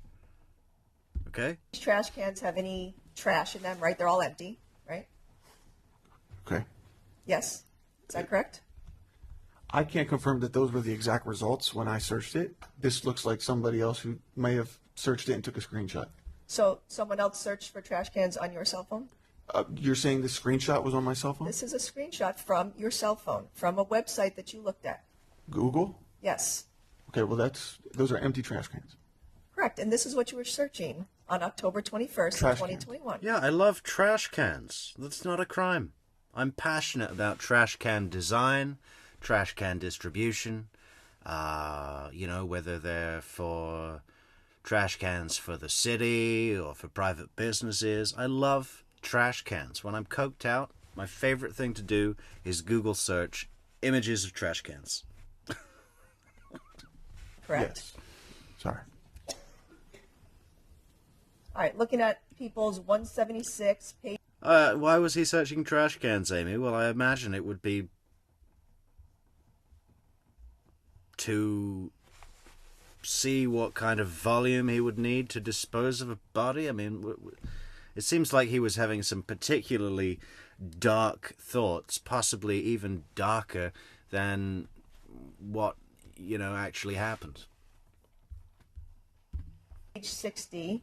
These are some more searches that you did on your cell phone on October 21st, 2021 for trash cans, correct? I searched for trash cans, but I don't know. It says last visited. I don't know what it means by that. I don't know what it's in reference to. But if you're trying to imply that I searched for trash cans at 3:50 after the shooting, you're out of your mind. Okay. Because So- after the shooting, I was on the road the whole Right. time. But you understand that that's UTC time, so those times are 7 hours later than the actual time you searched, correct? See, that's very manipulative because I did not know that that's UTC, and I'm sure people in here didn't, because that says I looked at it at, 3:50. So Mr. had I not said anything just Hey, now, you Mr. probably... Mr. Abulaban, what's the matter, man? Are you feeling your case slip away from under your feet? Slip out from under your feet? I mean, do you feel how badly it's going? Is that why you're upset, Mr. Abulaban? You wouldn't have pointed that out. You probably would have made it seem like I did that immediately after the shooting. I would not have done that. Mr. Boulevard, I'm asking you about these searches that are on your cell phone. I did look for trash cans, but it was not at 3:50 p.m. I'm not PST. saying it was. Well, but I'm sure these you are- would have if I had not said anything. These are searches from Well, your cell that's phone, irrelevant. correct? You did all of these searches, looked at all of these different websites, correct? Again, these are not different websites. I was on Google. I did one search of trash cans, and these are various different images. What is this guy's defense? Well, it's a good question. I guess it's crime of passion. I guess what he wants the jury to believe is that Anna was a nasty woman who was just fucking with his emotions for fun, which does happen. And that due to being so fucked with emotionally, he lost his mind. Crime of passion seems to be, which, you know, I said this last night, I'm not sure about California, but it's, you know, it's not going to be much of a reduction. You might, maybe it would be life and parole after 60 years, 30 for each decedent. So, I mean, either way, I guess it's more about how he's labeled is what's important. That seems to be very important to this guy, right? Whether he can be labeled as a cold-blooded killer or someone who, essentially a victim. He's the victim. Anna's victim. I guess that's his game. I mean, there's no defense to say it wasn't me, or that anything that's realistically going to get him off. He's going for one of the lesser charges, if there are any. I suppose there are. Maybe we should go through opening statements to get a real clear position on what the defense was hoping for. But I always feel kind of weird. I mean, now that we've gone into testimony, it's weird to go back to closing, back to opening statement. Maybe we'll just do the closing arguments. But before we get there, we're going to have to do other witnesses. I want to hear from Alicia. Who was it? No. Who was the girl? The girl that, like, he had this tryst with. This brief, embarrassing tryst. Who left the tampon in the bathroom. Yeah, we want to cover her. There's a couple of other of their friends, and yeah, there's a few more. But we'll get to that some point next week, I guess, because we've got a packed schedule. Who have their own individual links. Correct. But I did not click on any of them. But you looked at different Google image sites for trash cans, correct? Right, so like when you click on a picture on Google, it'll pop up bigger, and then you can just you can keep swiping. They each have their own individual URL link, but that doesn't mean I went on the actual website. So that's what that is. Okay. And you did these searches. The very first search for the trash can was starting at 8:50 a.m., correct? That sounds about right. So when your phone pulls up UTC, the actual time is 7 hours earlier for Pacific time. You know that, correct? I learned that during this trial. Okay. And in fact, the defense had your own exhibit with the trash cans also showing the time of 8:50 that you searched for trash cans, correct? Which would be around the time that I went to go visit Anna. You were not in the apartment at 8:50 a.m., correct? Okay. I said at some point that day I got mad at Anna and looked up trash cans. That's not what you said. I You did. said you did the searches of trash cans while you were in the apartment, but you started searching for trash cans at 8. Is anyone in Pacific time right now? Because UTC, I'm pretty sure, is not 7 hours away. UTC is set to Greenwich Mean Time. So, what would that be? EST is 5 hours. Central is 6. Mountain is 7. Pacific is 8. It's 8 hours. 8:50 a.m. on October 21st, correct? Perhaps I did. Okay. But I was mad about the roses. Oh. You didn't know about the roses yet at 8:50. The roses delivered around, what, 8:09? Right. Mr. Boulevard, do not look at your attorney for advice. Okay, but Answer we have the questions. We have a receipt of the delivery, and I think that it was before 8:50 it You landed. did not know that the flowers were smushed by a makeup bag until you were inside the apartment. That's right. Well after 9 a.m., correct? That's correct. But I did know that Anna did not acknowledge my flowers, and I was very upset about that. Yeah. You were looking up My gas station flowers, fucking half dozen half-dead roses from a fucking petrol station that I get. She didn't even acknowledge them. And then smushed them with her makeup bag. I was very upset. Oh. Kid. I mean, yeah, fucking kid. Gin Kid is right, man. You are a fucking kid. trash cans well before you even entered the apartment on October 21st, correct? Correct. So you were looking up trash cans because you wanted to hide some bodies, correct? Ashley Sanchez. Yeah, we've got to cover that testimony. You know, it's pretty humiliating for her. But, you know, she took it like a champ and did her duty to get justice for Anna and Ray, which is great. So we'll be back with Ashley Sanchez real soon, probably early next week. I'm sorry. You're out of your mind. What was this now? Was he sneezing? Sneezing in court. Did not acknowledge my flowers, and I was very upset about that. You were looking up trash cans well before you even entered the apartment on October 21st, correct? Correct. So you were looking up trash cans because you wanted to hide some bodies, correct? I'm sorry. You're out of your mind. You were not being honest about the fact that you first started searching for trash cans when you were inside the apartment. Excuse me. Did I not change her profile photo and her contact name to trash? You were not That is being why truthful about first starting to search for trash cans. It's not that I wasn't being truthful. What was that? He changed her profile photo and contact name to trash. Well, nothing spells like nothing spells mature, well-adjusted adult. Then going onto her devices and changing her profile picture to a trash can and her name to trash.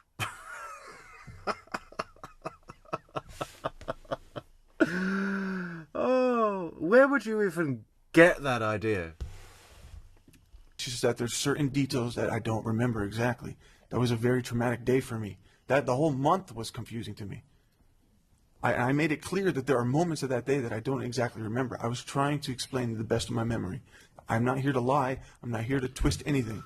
I have nothing to hide. And I have not hidden anything since the day of. Oh, since the day of? I mean, I have been completely honest. Yeah, the end of the day, after all my lies. But really, really, really late in the day, then I was honest. So, it was the day of. I didn't say when in the day. At the right times, like as soon as I needed to the right people. You've admitted the only time I wasn't honest was in that 911 phone call because I wasn't ready to say it was me yet. The I wanted only to go get my time you daughter. weren't honest during this whole case was on the 911 call? Objection, Your Honor, misstates the testimony.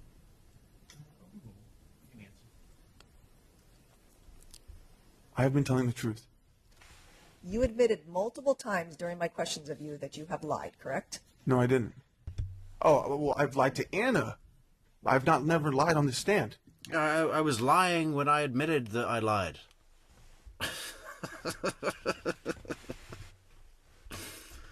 Oh. See how they twist things? That's crazy. All right. The morning of October 21st. The judge is working on his sentencing comments all through trial, I think. He can't wait. He can't wait for his time to speak, can he? You know? You want to come into my courtroom? Well, I've lied to Anna. I've never lied on the stand. See how they twist things? That's crazy. All right. The morning of October 21st, you left an apology video. You sent an apology video to Anna, right? What time did I do that? On October 21st. Yes, in the morning, Right? 5 in the morning. Yeah, we saw that video, correct? Yes, yes. And that was you, again, apologizing for treating her horribly, correct? Which is, I think, is a nice gesture. Which you had to do many times during your marriage. You were Yes. violent and rude to her, and then you had to apologize, correct? Yes. And You told Anna you loved her in that video, and she never said it back, correct? I even mentioned in the video, you don't have to respond to this. I just want you to know. She never said I love you back that day, correct? She didn't, but she said thank you for the video, or it was sweet, something along those lines. She didn't say I love you to you, correct? Why would she need to? I told her she didn't need to in the video. In the video, you told her that you were glad about her friends, right? You were glad she had friends? I was happy that she has good supporting friends, yes. But you hated her friends, right? I just told you yesterday, I actually really liked them. It's just there were certain aspects of their life that was bleeding into my marriage. You ultimately started hating all of her friends, correct? Hate, I don't hate anybody. I don't hate anybody, but sometimes I just... Really? My priority is my Really? family. Well, why do you look like and act like you're full of hate for basically everybody? I mean, you know, have you heard that thing where they say actions speak louder than words? So, you know, you standing up here on the witness stand and saying that you don't hate anybody, it just seems like, you know, maybe that's one of those situations. My wife, my daughter. But what happens is when we jumped into this San Diego lifestyle, I felt like we forced ourselves into this friend group. Yeah, now it's the San Diego lifestyle. I don't even know what that means, but it's definitely to blame for all of this. San Diego's at fault, the butcher, the escort, Anna's friends, and who else is at fault? Mainly it's the fridge, the San Diego lifestyle fridge, you know, violent fridge, floor tiles. They were the rock tiles. They were too sharp for Anna's knees, so the tiles also need to be arrested. San Diego needs to be arrested. They didn't give a shit about me. They don't care about me. Anna was flourishing, and that's great. But at the same time, I was losing Anna, and she was telling me to just focus on the guys, be like the guys. I was having a hard time fitting in. But ultimately, I never stopped her from hanging out with them. I had these people at my house all the time. I took care of them. I welcomed them with love. It wasn't until the promiscuousness...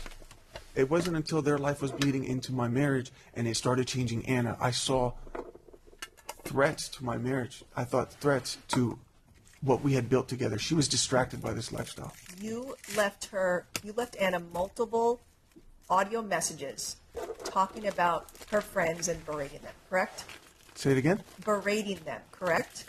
Yeah, I've said mean things about them, yeah. Yes, about Julia, Claire, Diana, right? Sure. You told us that Anna thanked you for the groceries, but not the flowers, right? Correct. And you felt disrespected by that, right? I was hurt, not disrespected. I was just hurt because I was really banking that she would say something. I was trying to make an impression on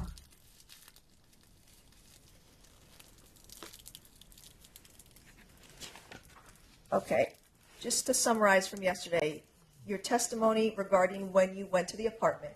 You said you went up to the apartment in the morning and you entered, and then you saw the flowers crushed by the makeup bag, right? Yes. And then that's when you started rummaging through the office and the apartment, right? Yeah, I was looking at her some of her stuff. Yeah, do you remember that? AIDS! Who's got AIDS? STD! Fucking... Oh, Luke's gonna be there! And then you said you made that phone call to Anna, right? Where you were mad that she wasn't home? Okay, so I don't remember the exact order of events. That day is very hazy to me. Okay, so I don't know if you're trying to catch me on something I said incorrectly, but what I'm saying is I know it happened, but it may have been out of order. You said that you made that phone call to Anna and then you paused your audio recording, right? I remember saying that, but I'm not exactly sure if that's how it went. That's what you testified to under oath, right? I'm trying to remember, yes. I'm trying to remember these things. So you made that phone call to Anna and you were accusing her of cheating and knowing she's not home and things like that, right? Yes, I did. Right, because you were in the apartment and you knew she wasn't home, right? Yeah, what set me off was she said she was home. When I asked her where she was, she said she was home, but I was in the home. And then you said that you went back and that's when you threw away her clothes, right? when she had lied to me like that, I had accused her of cheating. She said, "You're so stupid. I'm going to block you." Right, but after that when phone she blocked call, me, the conversation was over. I went in a fit. I was going crazy. I was screaming. I was throwing the groceries around. I grabbed her possessions, and I feel really bad about it, but that's what I did in the moment. okay, so you went back in the apartment, and that's when you trashed the pumpkin and the flowers and things like that, right? I never left the apartment. I was going in and out from the trash chute to the apartment. So Okay. So, but you were trashing the apartment with the pumpkin and the flowers, and then going to throw out the clothes, right? I mean, I just grabbed random stuff. Right. And then, so you were going back and forth doing. And his daughter was living in the apartment at the time, right? I mean, no one was there, but presumably Anna would come back at some point with a mirror and see the pumpkin smashed on the kitchen floor, and that's just lovely, isn't it? Isn't that so nice? Happy Halloween. Those things. Yeah, I was going back and forth from the trash chute to my apartment. And then you said that's when you thought about setting up the iPad, right? No, I was thinking, because I had suddenly got hit with a really intense exhaustion. I almost felt like I was going to faint. I knew I couldn't just be there. I had to go back and sleep. I had not slept since the day before. You remember the video on 5 a.m. The point I'm trying to make is I didn't want to lose this opportunity to find out the truth, because I was planning to move to LA. And I just didn't want to go there. See, let me just tell you how I felt, because I felt like Mr. when Ullman, I just want to explain objection, something. non-responsive. I'm just trying to say that there's my actions. I'm not The judge is justifying my loving actions, this. but there's reasons why I was being like that. My fear is she's not being honest with me as to where we are with this relationship. She tells me she'll never cheat on me. She'll never make the same mistake as I did. I acknowledge my mistake. I knew I told my friend that I was going to move in with him temporarily because I needed to remove myself from that toxic environment. And I understand that I was a lot of the cause of the toxicity. But I was trying to help and diffuse the situation. But I also was scared that by going to LA, it would give Anna the impression that, okay, he's done. I can just go see whoever I want. You know, like I was scared. I'm just scared and I'm angry. My question, though, was that you set up the iPad after throwing out the items. So, yeah, so as I'm like getting tired, I saw my daughter's iPad on the table, and I'm thinking, I'm like, okay, what? I can't just stay here. I don't know if she's going to come back, and I don't know if she's going to come back with the guy. So it was the dumbest idea that I ever had, and I wish I never had it. But yes, in that moment, I thought about just making a call. Okay. So you activated the Discord application on the iPad, and then you hid that iPad behind the bed. Yes, because I wanted to catch her having sex. Okay. And then, so you had to move the bed out to put the iPad there, right? No. There's a window. There's plenty of space. I could just... Okay, so you went on top of the bed, and then you put the iPad in that little compartment behind the bed. No, I can just reach my arm. Okay. But you had to plug the iPad into the wall. Yeah, so the battery would die all the time. Yes, I had to keep it charged. So were you able to lean over the bed into that small opening to plug the charger into the wall? There's a little white dresser. I moved that out a little bit, but I never moved the bed. All right, so you set up the... How many days do you think he would have sat listening to this? I mean,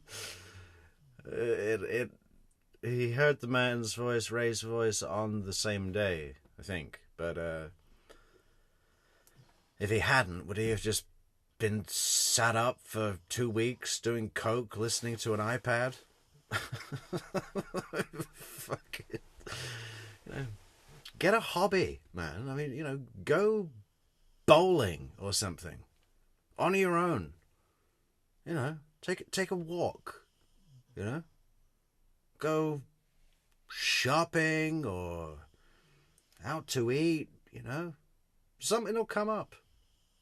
It's like occupy your mind and yourself, and just one step at a time. Discord, you plugged the iPad in, and then you said you left the apartment right after that, right?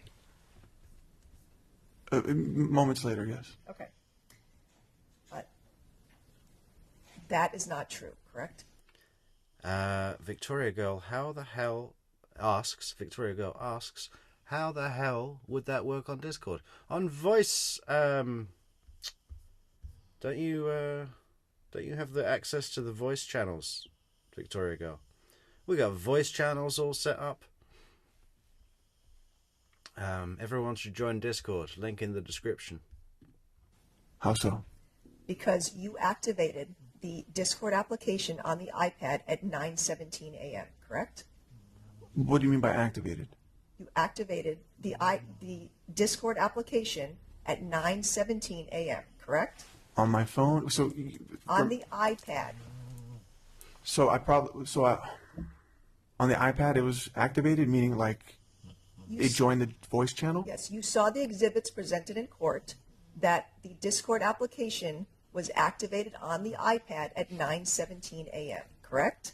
Okay, and when was I trashing the apartment? Much later than that. I'm not sure this is adding up. Okay, but my question was... Yeah, that's the point, isn't it, Ali? the It's just not adding up, you know? Not adding up at all, Ali. exhibits that you activated the iPad at 9:17 a.m., correct? Activated the iPad or activated the voice call on Discord? Activated the Discord.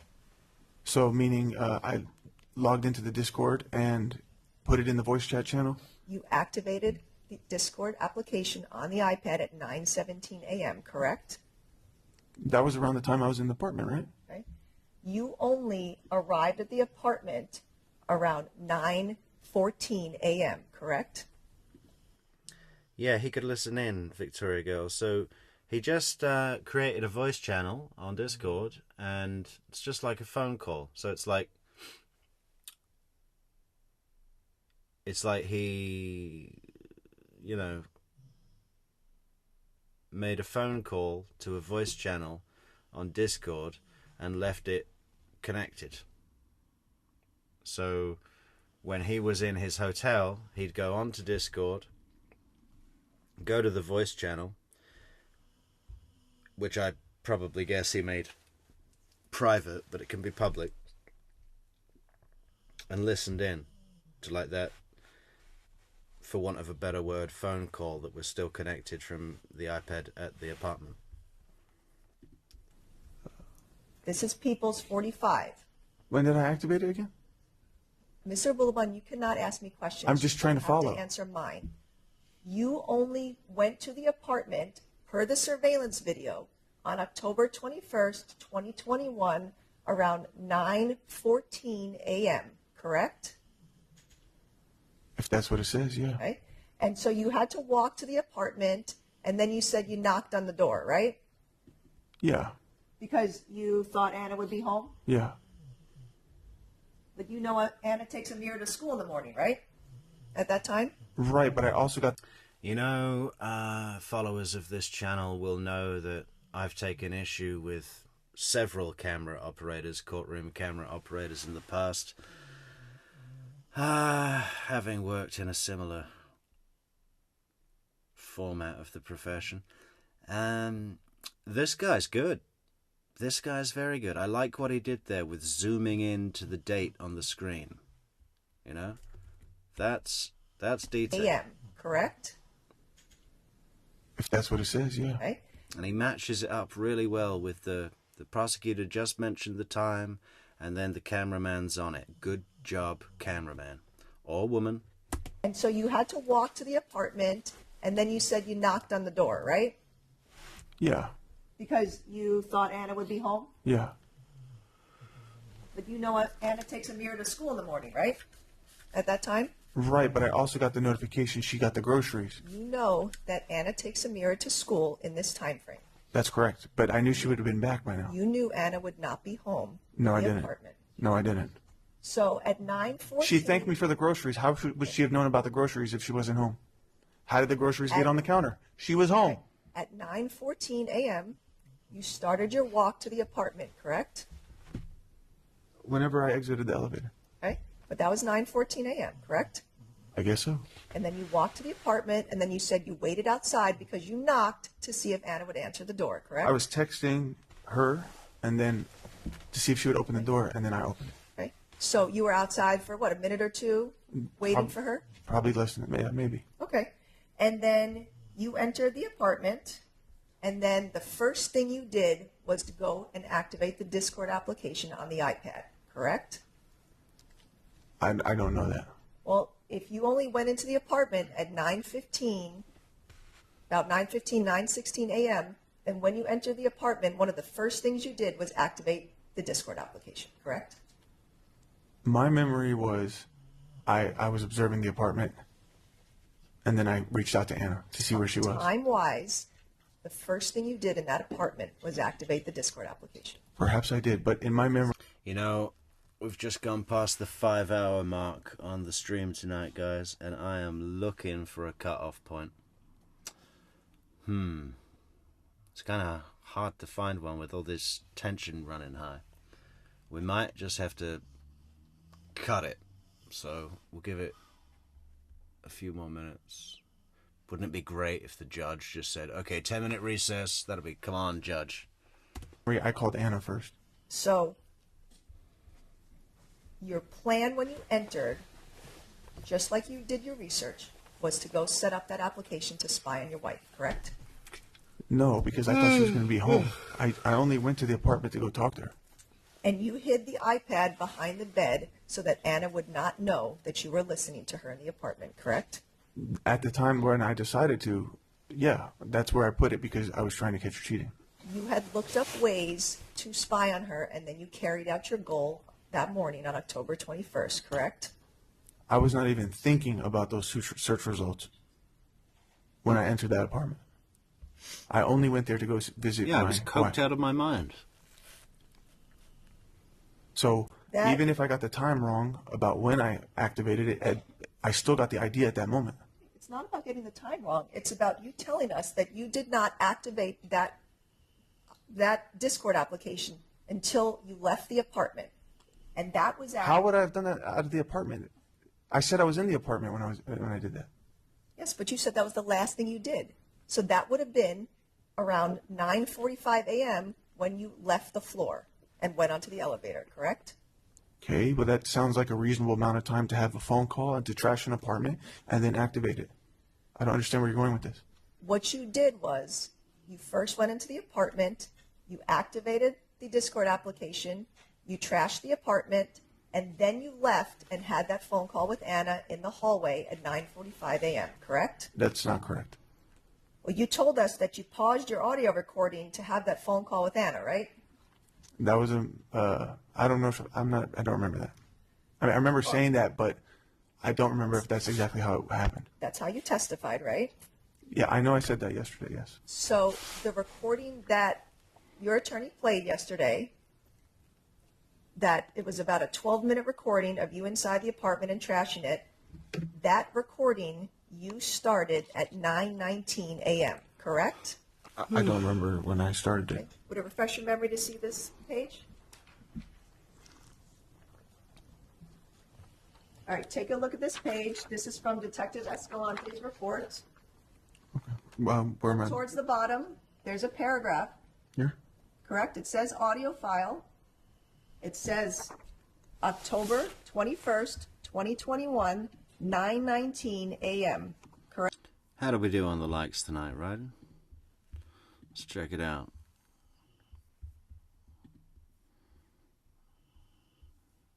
Oh yeah, smashed it, smashed. Everyone smashed the like button. If you haven't yet, do. You know, we always like getting more than we need. Excess. Correct? This one here? This paragraph right here. Okay. So Just review it to yourself and let me know when your memory's been refreshed. Last call for coffee. Fantastic coffee, macchiato, latte, why does it say it Galal. apparently takes place at 9:19? espresso. I'm not done. What else But we it's- got? How many coffees can you name? Macchiato, cappuccino, espresso, latte. I would say flat white, but I'm not going to. Just official, real coffees, even though flat whites are good. Yeah. Yeah, maybe we should. Yeah, maybe we should have a sleep time tea. We should shut it down. We should shut it down. What time is it for you guys? Just gone midnight, huh? All you eastern seaboarders. What day is it today? Tuesday? Wednesday? Okay, so if we cut it off there, we've got a remaining 3 hours.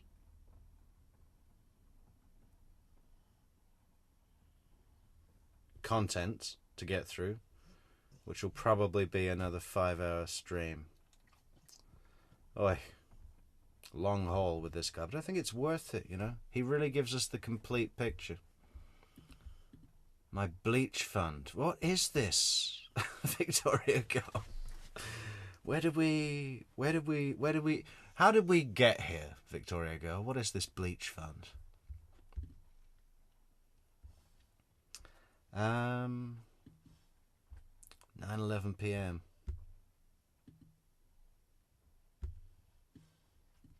Yeah, I'm thinking we should shut it down. We'll shut it down. Okay. Well, another great time hanging out with you guys. And we, like I said, tomorrow, I'm not currently 100% sure whether or not I'm going to have internet.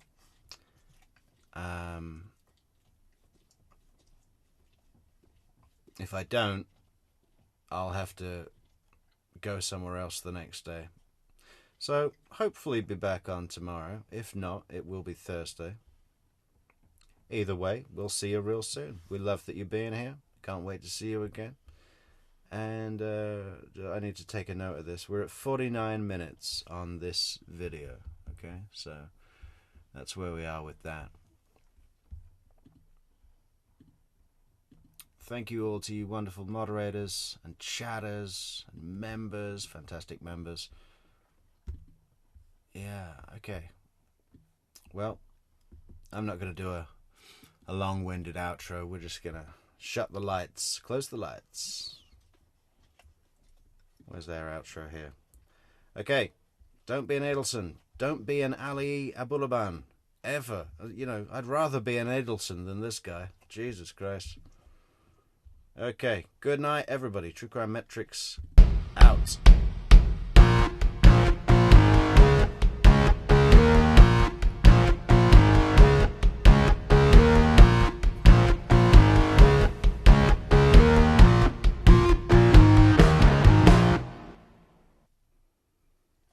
I've really got to get an outro that doesn't say welcome back.